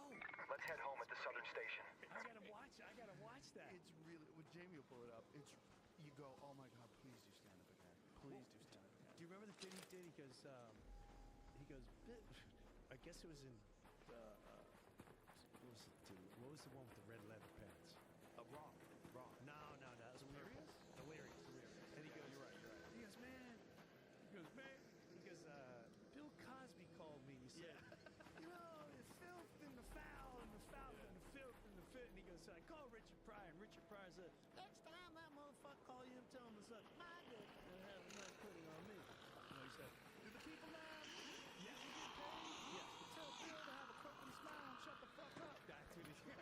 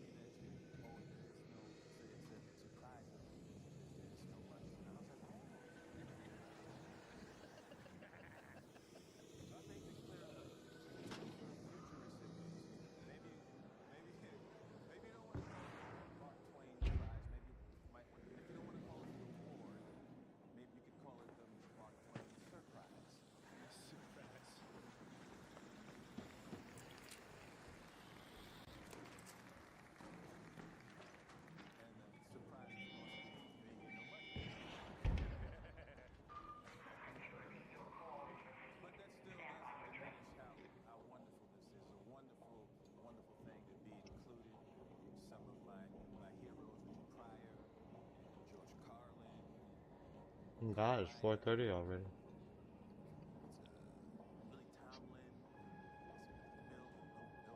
Almost 4:40.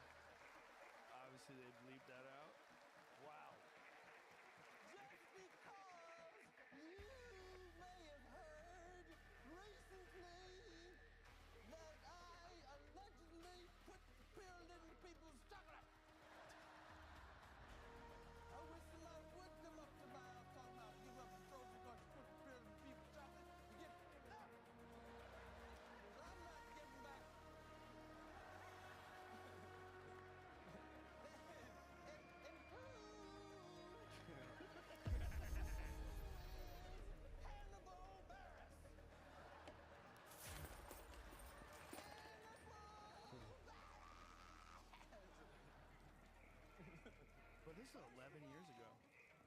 Yeah, I was gonna say, was that Dick Gregory said that? Who's Yeah, that's Dick Gregory. It was, right? Yeah. Yeah,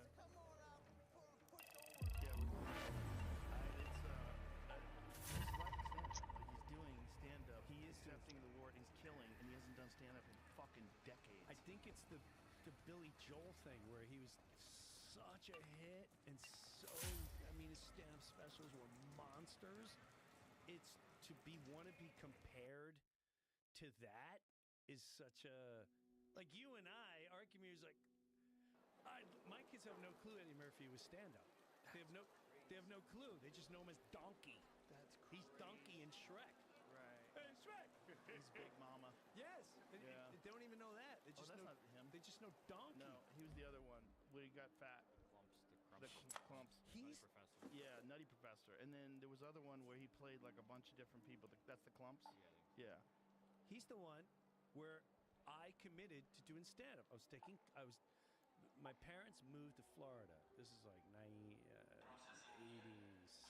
something like that. So I'm taking theater. I'm doing stand-up in Long Island, like playing Levittown, the Governors. And I was shocked no one discovered me. I was so cocky. So cocky.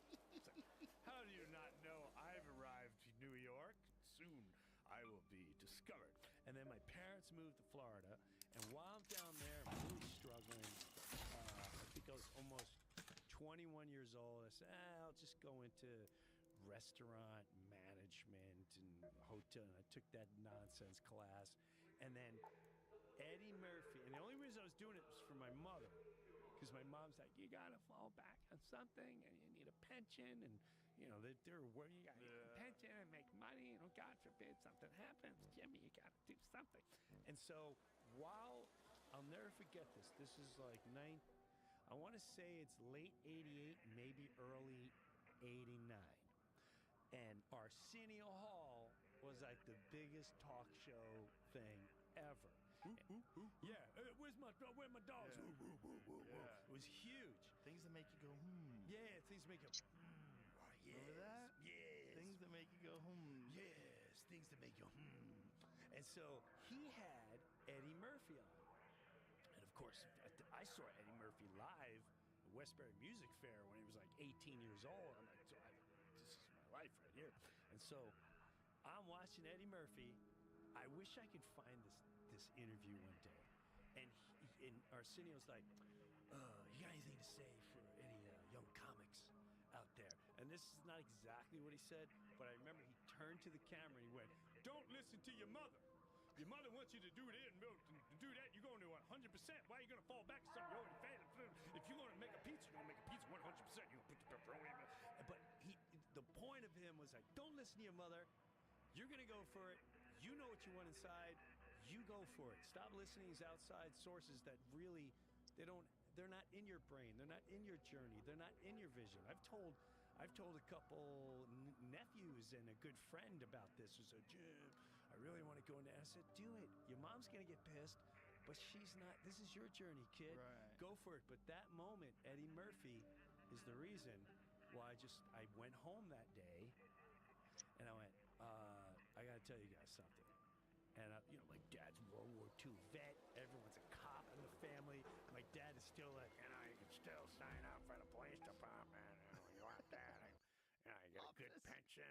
Officer Jim. Yeah, dude. I was already like, Dad. The windows roll down, smoke comes out of the car. Give me that joint. Get the fuck out of here. You know why I pulled you over? No, okay. I don't need it. All right, get out of here. Don't be an asshole. Just get home safe. He'll follow me. And not only that, I told my dad, if I ever had to chase someone, I'm not giving you a ticket. I am gonna beat the shit out of you. If I'm running, my calves are killing me, and I'm going through red lights. When I get you, I'm taking you behind a dumpster. It's not gonna end well for you. I'm not made for that. And so I said, hey, I want to let you know right now, I am gonna be a stand-up comedian. I am gonna go into TV. I'm gonna pursue film, and this is what I'm doing. And I'll never forget, it was my dad. It was my dad who turned to me, never shook my hand in my life. Anyway, you're a man now. And he goes, you go do that because I never had that opportunity. And I want you to have more than me. And my mom was like, Jesus Christ Almighty, be careful, be careful. You know, Be two careful. Be careful, Jesus Christ. Later that night, she's having martinis. You know, I was Spinning around in a circle. fucking horrible. My husband. Like, Oh, that's so funny. but that was it. That was it was Eddie Murphy and then my dad's official boom. And I was off That's to the funny. races. Yeah. By the time I started doing stand-up, my parents had long given up on trying to control me. They're like, okay, yeah, good luck. Well, yeah, you're in your young 20s now. Yeah. Yeah. And it was also like they were uncomfortable about me fighting, and I was like, I'm gonna go do this. I'm doing this. Yeah, you know what you're doing. Well, it's like even when I didn't know what I was doing, I was gonna do it. Yeah, you were doing it. But it's like that leap is very hard when your parents are telling you no. It's very hard when they're giving you a hard time and they're putting pressure on you to have a legitimate career. They just don't get it. You know, they just don't get it that it's like, but that's someone can do it. It is a job. So this thing is like, oh, what if you never make it? Like I remember I was dating this girl when I was 21, and her dad said that to her. Like her dad was very concerned about me. He said, "What if he doesn't make it?" And she said it to me. You know, my dad said, he said, "What if you don't make it?" I go, "Okay. I don't know what to say. Maybe I won't, but I'm gonna try. I'm not gonna stop doing it because I might not make it. That's retarded." I go, someone can do it. Like I work with professional comedians all the time.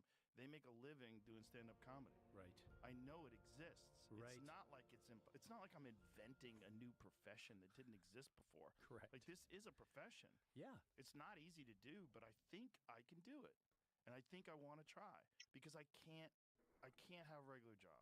I'm too ADD. I can't sit in a. Me either. And when I say regular job, people think, I know what you mean. "Oh, you're demeaning our jobs." No, you're not. That's not what I mean. I mean a job you don't want to do. Like if you have an office job, but that's what you love doing. If you're doing something that you enjoy doing, there's nothing wrong with that. But a lot of people, that's not what they're doing. A lot of people are just doing a job, and that beats you down. It beats you down, and it dulls you. It dulls you. It dulls the conversations that you have. It dulls the conversations you have off work. You don't get stimulated. You're at a drone frequency, unfortunately. And I didn't want to do that, man. I had a bunch of jobs, like job jobs, just for money, and they don't feel good. I didn't enjoy it. And I didn't have a thing, like if there was a thing, like I want to be a carpenter, I want to build houses. I didn't have that thing. I didn't have that either. But I know people who do, and they're very happy. They love it. Architects, engineers. There's a lot of people who love what they do. Those were not interesting to me. And so I was trying, and then stand-up was the only thing. I'm like, oh my God, these people are outcasts just like me. Yeah. They're weirdos just like me. Yeah. They're the people that just don't fit in. They're the people that say the things you're not supposed to say. That was me. I was like, I got to figure out how to do this. Yeah. And I knew it was I never thought, Fitzsimmons and I talk about this all the time because we started out like literally within a week of each other. Wow. We traveled together. We would drive to Rhode Island to do open mics together. We hung out. We did a ton of road gigs in the early days.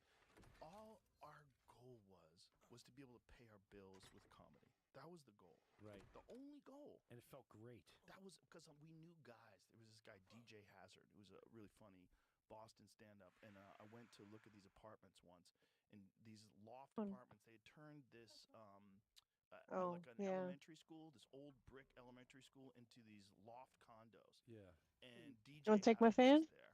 And I knew, like, I went to look at this like little studio apartment that they had there, and he had this big loft there. I was like, oh my God, you imagine this guy's doing this just with comedy? This is crazy. Right. Look at this fucking killer. What do you want to do? This guy has, and he just tells jokes. Right. That was the dream. Yes. And that was the dream. I tell my kids too. I'll be right back. I tell everyone, just go for your passion. Whatever it is. Go for the passion. And, you know, and do it while you're young, while you don't have a family, you don't have a mortgage. Yes. Is this the moment? Talking about starting comedy. Look at his hair. Well, look at his hair. By the way, Ed, here's the report card. I'll be blown away if this is it. But you always knew that this is where you wanted to be. This is what I knew I wanted to be in show business, and I just happened to luck out and things happen. I think if you know what you're supposed to do. Deep down inside, I think everybody does. And a lot of people just don't go after it, you know. And like most people start out, they say, I want to be a this, but I'm going to get that to make sure I have something to fall back on. And what you're doing is you're setting yourself up for failure because you're going, there's a possibility that I'm going to fall back. And when you put that out there, then you fall back. But if you just say, hey, this is what I want to do, and you go do it, you usually get your stuff the way you want it, man. That's what. Yeah. I don't even know if this is true because you know how Uncle Ray lies. Okay, Uncle Ray's. I loved Uncle Ray. You know how much your uncle lies. Uncle Ray shaved off his beard. You see him? No, I didn't see him. Uncle Ray told me that a fortune teller went down my back. He came out with his beard off. I said, oh. They don't know Uncle Ray, so they're like, picture me, but a lot older. That's Uncle Ray. He said that. He said, how much time do we have left? Oh, plenty? Do you have any other guests tonight?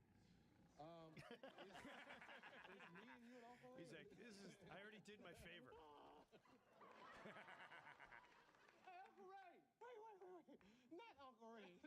Please don't invite Uncle Ray out here. Uncle Ray! This might be the end of that clip. Uncle Ray!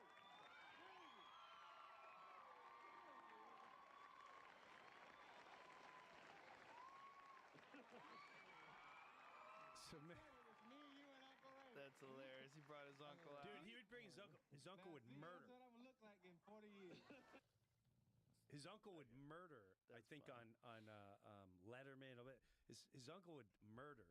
Now he got me wondering. Maybe there's another interview. No, and I could stop. Like, did I go from that or in my head? Did you add to it in your head? Did I add to it in my head? That does happen. It does happen. I don't like that. Oh, it's I don't so like weird. that because I'm like, he absolutely said. It's so weird when when you have a memory that you're sure of, and then other people are like, no, this happened, that happened, the other thing, and then you're like, wait, shit. But you're right. And I do remember saying the fall back stuff because I used that going into talking to my mom. Like, Mom, can't fall back. I'm going to do 100%. That is a fact. That you With can't, anything. You can't fall back. You can't have a net.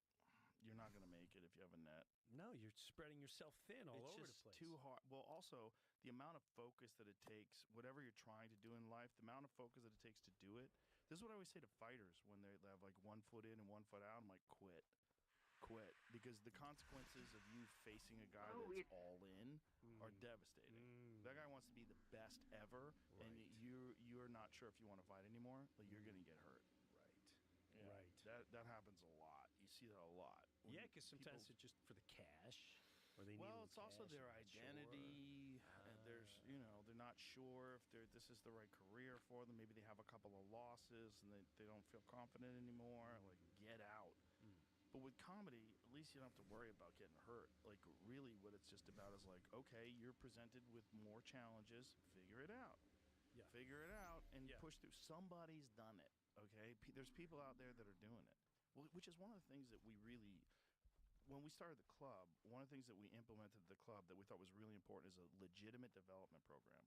So Adam Egett, who is the talent coordinator for the Comedy Store, is now the talent coordinator for the Mothership, but he takes it very seriously. There's a program. Right. There's 2 days of open mic nights. He watches everybody's set. Right. He sits down, he takes notes, he gives them feedback, and then when they start progressing, he gives them a little bit more time, and then maybe he'll give them a spot on one of the showcase shows. Right. And doing that and allowing people to have a pathway where then they go on the road with some of the other headliners. And we have a lot of guys that are headlining on the road that are taking a lot of the people that work at the club, door people, people that work on the staff, take them on the road with them. And now, so there's a pathway. So not only do you see that others have done it, so you know, but there's a way. It's like we're helping them. And there's a lot of talented people that they get frustrated, and we all knew guys that were really fucking talented when we were in New York. Remember that kid from Jimmy's Comedy Alley? I brought him up before. Dark hair. He was really funny. Really funny. Remember Jimmy's Comedy Alley in Queens? I know I brought him up on the podcast before. Vaguely. This kid was funny, man. But funny, but like, Where's he from? Really socially conscious. He was a New York guy. He was a New York guy. Was he kind of sporadic and off the wall a little bit? Yeah, he was a little weird. Yeah, I know who you're talking about. You know who I'm talking about. And he oh my God. but he was funny. George? Is it George Gallo? No, that's another guy who's very funny too. Okay. There was another guy, but this guy was different. He was almost like kind of like clearly he was a fan of Bill Hicks. But he wasn't stealing from Bill Hicks, but he was clearly inspired by Bill Hicks. Okay. I mean, not Bill Hicks style at all, but socially conscious stand up that was like really funny and good. And I was like, this guy's gonna make it. And no, almost Stanhope-y. Like Doug, not as good as Stanhope. Not as good as Stanhope, but didn't have like by the time I met Stanhope had been doing stand up for probably 12 years. So he was like super legit back then. I think that's when I remember we were at some Florida event, and I went down there totally fluffing my feathers. I think I might have had a season of SNL, and like, I'm wearing my I'm like putting on my peacock feathers out.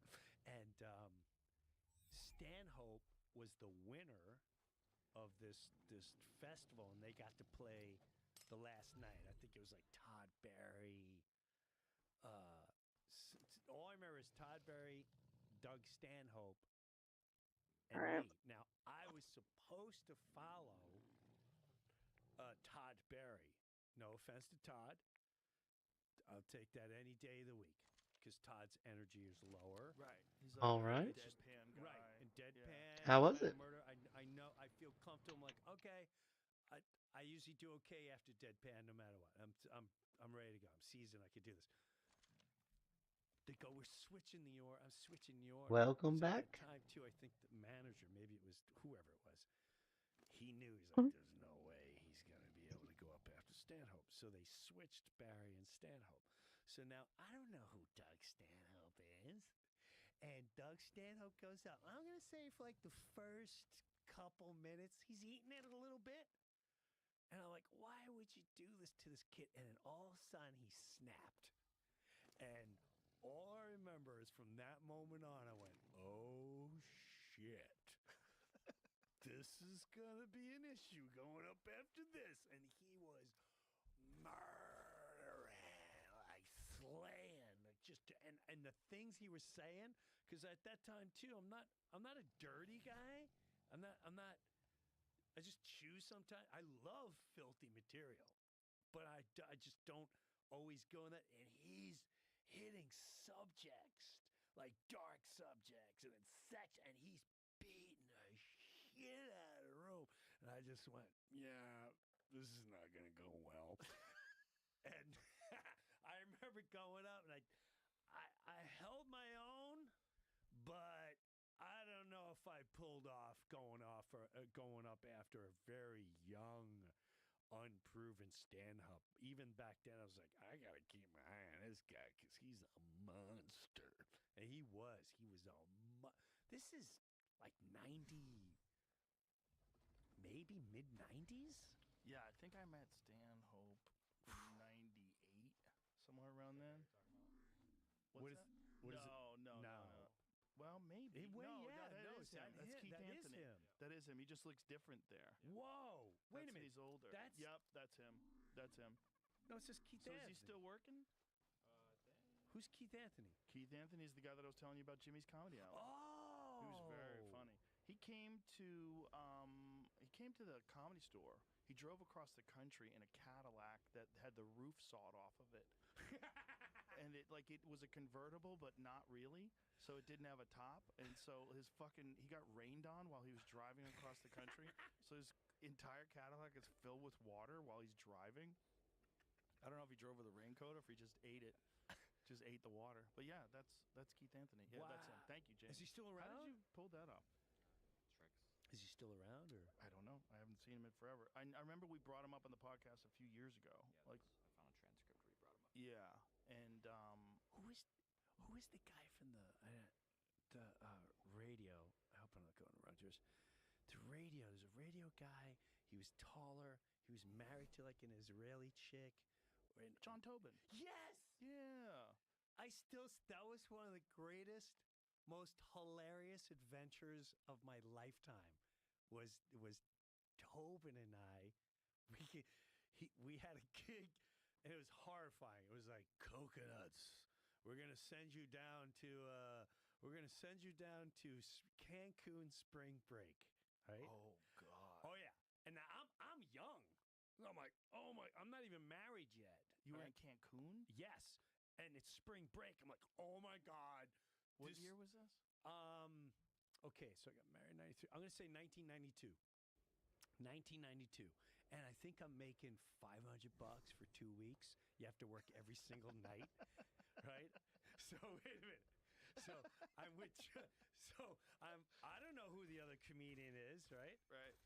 And so I land at Cancun and right away, the bells and a whistle and have a tequila shot. I'm like, I'm young. I'm like, this is great.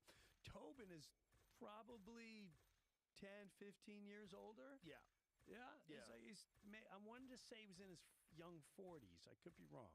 So as we're driving down to Cancun, and we're getting wasted on the bus. Like, who wants another shot? I want another shot. It's the greatest gig ever.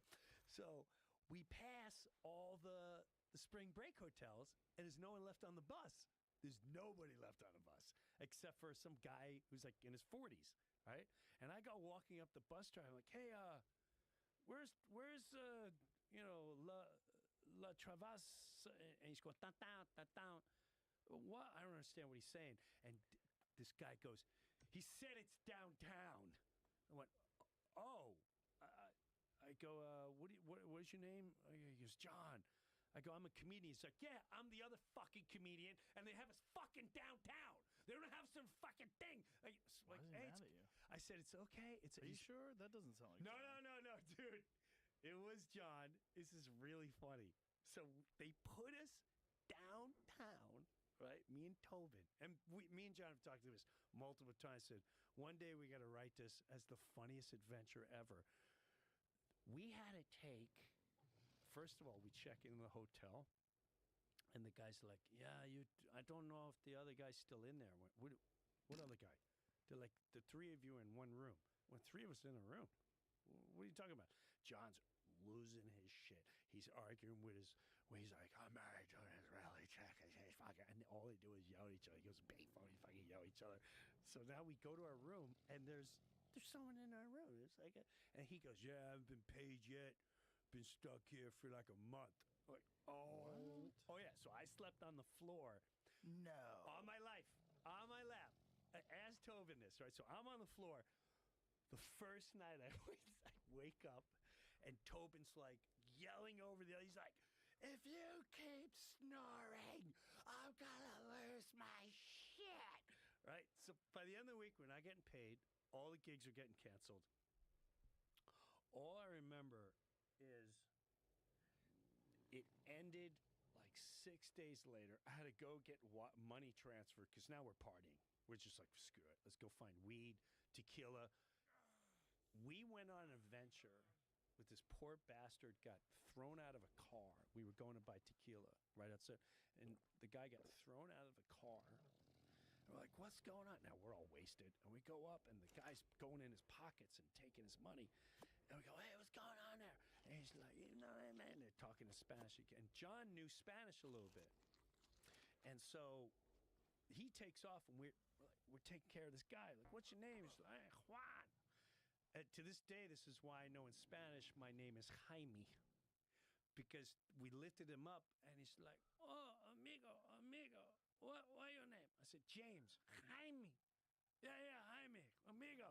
John. Juan. This night lasted to 6 a.m. in the morning. And it was one of the greatest ventures in our entire lifetime. To this day, I have to get Tobin because he's got even greater details as the night goes on. It was probably the greatest. It ended that night or that morning about 7 a.m. to John with a golf club smashing the drapes because he's like, I said I'm gonna lose it if you don't stop snoring. And he's smashing the thing and some other thing. The University of Wisconsin was staying there with some other mess going on. All I remember is I woke up, I went right to the airport, I booked a hotel, and I went home and I haven't haven't seen John since, but I remember you knew him. You were his buddy. Well, John and I gotta did get in stand up contact with at him the about this. Joker's Wild in New Haven, Connecticut. That's where I work with him. He was the opening act. I was the headliner, and or he was the middle act, one or the other. And then What's we that? became friends, and we started playing pool together. Oh, And then shoot. he got a job at Executive Billiards in White Plains. He was one of the counter guys at Executive Billiards. Oh. So the pool hall where I became Acro obsessed with Iris? playing pool, John and I would hang out in that pool hall all the time because John worked there. Is that how you said it? Yeah. That's yes, because he would bring you up, Elijah. Like, you know, Joe Rogan. For all that weird shit that Jessica named. That's what that is. Acoitis. Acoitis. Acoitis. Yeah. He's yelling at his wife. Don't talk to me.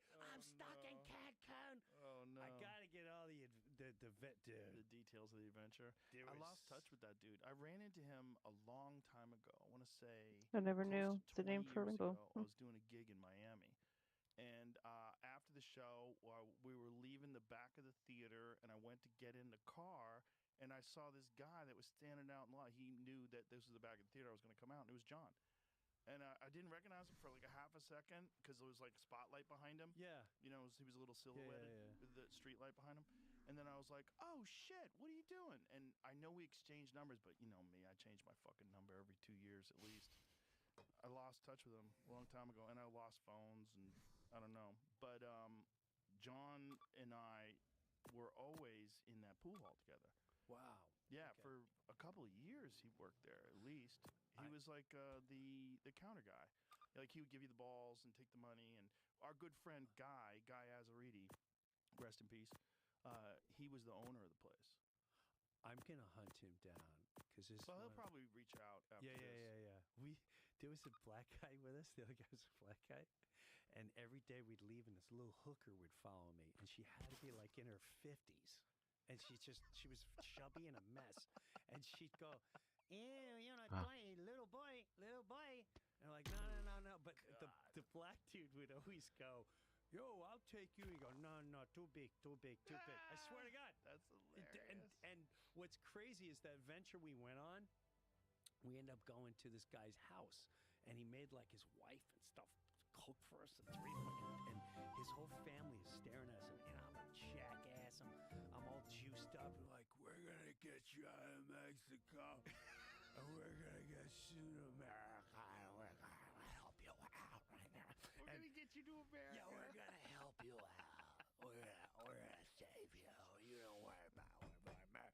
And I remember the neighborhood too. Like they're as you what, there were dogs just running wild. Wasn't it a nice part? It was just a part of town. Like, are we safe? And who lives on a street? As we're showing up like 3 a.m, it was the hooker that stays outside our hotel room. I'm like, you can't even write this. She's like, oh, she no go. No, Jaime. No. And I'm like, no, trust me. No, I don't want any of that. But she tries to get me every day. Every day she tries to get me. She tries to get me. She does. Bro, every you day. used to be able to go to Mexico and it was no problem. Like Mexico was a fun place to visit. Did you see what's going on right now in Puerto Vallarta? No, You don't know? I heard. No, Oh, I dude, I I'm Kurt tapped Metzger out again. You don't know? Yeah, I tapped You out don't know? everything. Oh, listen, it's just started yesterday. There's a gang war, or with the cartel war, that's going on in Puerto Vallarta because they killed the head of one of the cartels. Oh. So the military arrested and killed one of the heads of one of the cartels, and Puerto Vallarta right now is a war zone. Really? They lit a Costco on fire. There's gunfights in the streets, cars and trucks on fire. Roads are shut down. You can't fly out of there anymore. All the airlines won't fly out. Air Canada pulled their flights. All these places pulled their flights. So there's tourists that went to Puerto Vallarta on vacation that are Americans that are stuck there. U.S. citizens urged to shelter in place after Mexico drug lords killing sparks wave of violence. Yeah, this is going on right now. Like right now. So is that? See if you can find some video of it. That's south, right? Puerto Vallarta, yes. South of like Cancun and all that? No, it's on the other side of the country. Oh, it's the West Coast. Yes. Okay. I think, right? Isn't Puerto Vallarta the West Coast? Like Cabo? Yes. On that side? I think. I don't know. I know it's near Punta Mita that has that. There's a beautiful Four Seasons resort there. Yeah, it's on the west side. But there's a gang or like a literal Lily gang cartel. fight, street fight. Oh, dude, watch the video. Put the videos. Cartel. Just write cartel violence after that. Cartel. It's fucking crazy. Just write cartel. Fucking help me out, Henry. Yeah. The footage is fucking banana. Look at this. There's real shit. This ain't real. That's AI. Right. Me and the boy. This is real. This I've seen. Go full screen. This is the Costco on fire. Bro, they're blowing up buildings. There's gunfights in the streets. They've got armored vehicles. There's shootouts. I was watching this video where these people are like hiding in a building and you hear just fucking gunfights in the middle of the street. It's crazy. Look how much is on fire. Look at these people on the beach like nothing's going on. And where are they targeting? I'm jogging. I Look know at the it, world's he's on jogging. fire, but I don't I've care. got to get my 10,000 steps in. I've got my That guy's earbuds on a in, horse. and I'm listening to native flute music. All these fucking people just chilling while there's buildings on fire in the background. That's hilarious. They're surrounded by Wow. cartel warfare, and Air Wow. Canada has canceled flights out of Puerto Vallarta. Yeah, look at that. Bro, this is so bad for tourism. This is going to cost Mexico billions of dollars. You know what? This kind of shit. Look at the picture, man. It's like half the city's on fire. That's crazy. Interesting. What does that tweet say? Just one joke. Go back to it. 10% off at Verbo. And now you too can go. You ever see those? What was that No, I was TikTok looking or at one of that those one. things? Like, That one right there. Chaotic scenes from Puerto Vallarta after CJNG, Jalisco New Generation Cartel, Sicarios started to block main roads and set civilian vehicles on fire in multiple regions of Mexico, including Guadalajara. How do you say that? Mojacan? Mojacan and Jalisco, in retaliation to the show more. The alleged killing of their leader El Mencho. Meanwhile, reports are emerging stating that the cartel mechanized units with improvised monster armored vehicles are amassing in Jalisco and other parts of the country. So there's some shit, like some serious shit that's going down. Interesting. Scary. Yeah. Scary to get stuck in the middle of that. This is the... Well, getting stuck there would be a little bit of a bummer. Well, no, but stuck in the middle of it because that's where a lot of people die in the crossfire. Because you get hit with strays because they're not like precision shooting. They're gunning people down and they're shooting at cars and yeah. That's Mexico now. The point is like when you went there in '92, you used to be able to go there. It was easy. It was like nobody worried at all about going to Mexico. Going to Mexico was fun. You didn't even have to have a passport back in the day. You used to be able to go over there with your driver's license. That is true. Sometimes, I mean, they've always scared you with the cartel thing. Not saying it Back doesn't then? exist. No. Once in a while, up until like 5 years ago, 7 years. Put it this way, my wife and I went to a place called Maroma, but on the East Coast. And even before we went, friends were like, "Oh, yeah, you know, I know be where careful." that is. That's near Cancun, right? That's near Yes. Chichen Itza. Yes, yes. Yeah. It was beautiful, little Beautiful. tiny resort. I went to there that for place. like a 20-something anniversary, and it was. And even then, I would see people walking down the street with machine guns. Was it? They were the cops, the cops, or the army or whatever. Right. And I was like, whoa! And they would tell you, and they're like, listen, if you see something wash up on shore, don't touch it. Don't touch it. I'm like, really? Like, yeah. Don't let the government come and get it. I'm like, oh. Don't steal the Coke. Okay. All right. Well, I'll have another margarita. That's cool. When's dinner again? Yeah. But you always kind of heard. Well, it was nothing scary though. Not like this. Now. It used to be like a normal place to go to tour. I like that place I told you about, Punta Mita. I've been there. I went once with my family when my kids were really young, and they have golf carts rather, on the resort. Yeah. And you can drive around your golf cart. You stay in like this little villa, and you get a little golf cart that you can borrow. And then we asked the people, can we take the golf cart into the town? And they said, sure. So we leave, and you leave the resort, and then you go into the town, and it's just like immediate abject poverty and this militarized police station where these guys were on an armored car with this like big armored plate and a fucking machine gun, and the guy's sitting there just like he's ready to go. And then I had to put it together. Oh, they're there to protect the resort. Correct. I was like, whoa. Correct. So then it starts put like the illusion of the Four Seasons dissolves, because the illusion is this immaculately manicured lawns, beautiful landscape, gorgeous buildings. Everyone's well attired and so polite and serving you. I'm like, and this is surrounded by real Mexico. That was like the first time I went to Turks and Caicos. The kids were young, and I went to whatever resort. It's all included. Maybe it was the beaches. I don't remember. And What the fuck did I name these baby for? What minute the you went right fuck? outside of beaches, you're like, whoa. What the fuck? I don't remember doing that. Okay. They don't have nothing going on here, and it's all you can eat right What the there. fuck is And weird? I What's remember happening? being younger. In my head, I don't know if it was the weed or whatever, but I'd sit there and go, oh, so basically, whatever. Like corporations will show up and like, how much for these beaches? They're like, oh, it's not for sale. How much? Because we want this. No, we've been living here forever. We live off the yeah. Well, drugs and crazy gangs don't show up, and then you need us to protect you, and then if then you let us know, and then maybe we can make a deal. Or they make the deal with one of the leaders, dude. People have always been vacationing in Mexico. Yes, but it always blows me away. Like people will get mad, whether it's Hawaii or whatever.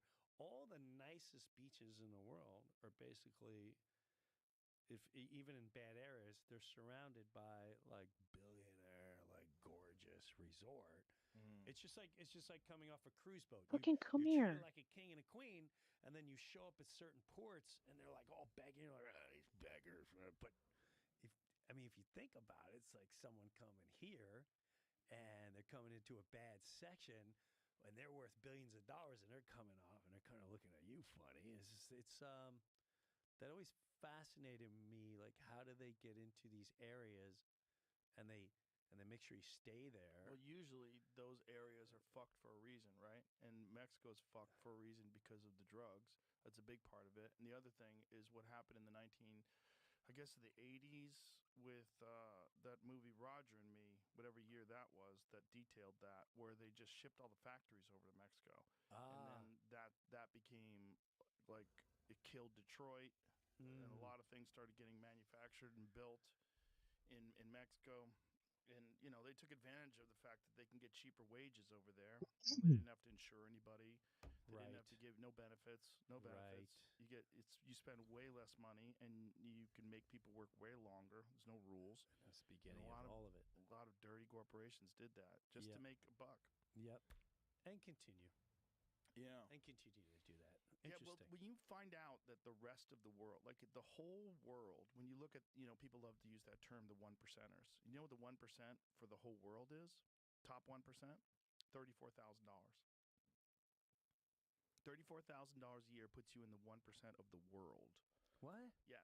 That's how distorted our version of like wealth and middle class and prosperity. Like, this is the beauty of like a functioning capitalism United States, is that you do so well that you start talking about inequality. You don't realize that even the inequality that you have in America is the dream of someone who lives in a third world country. Alright, I'm gonna call it for the night. I go to Tanzania. I will see y'all tomorrow.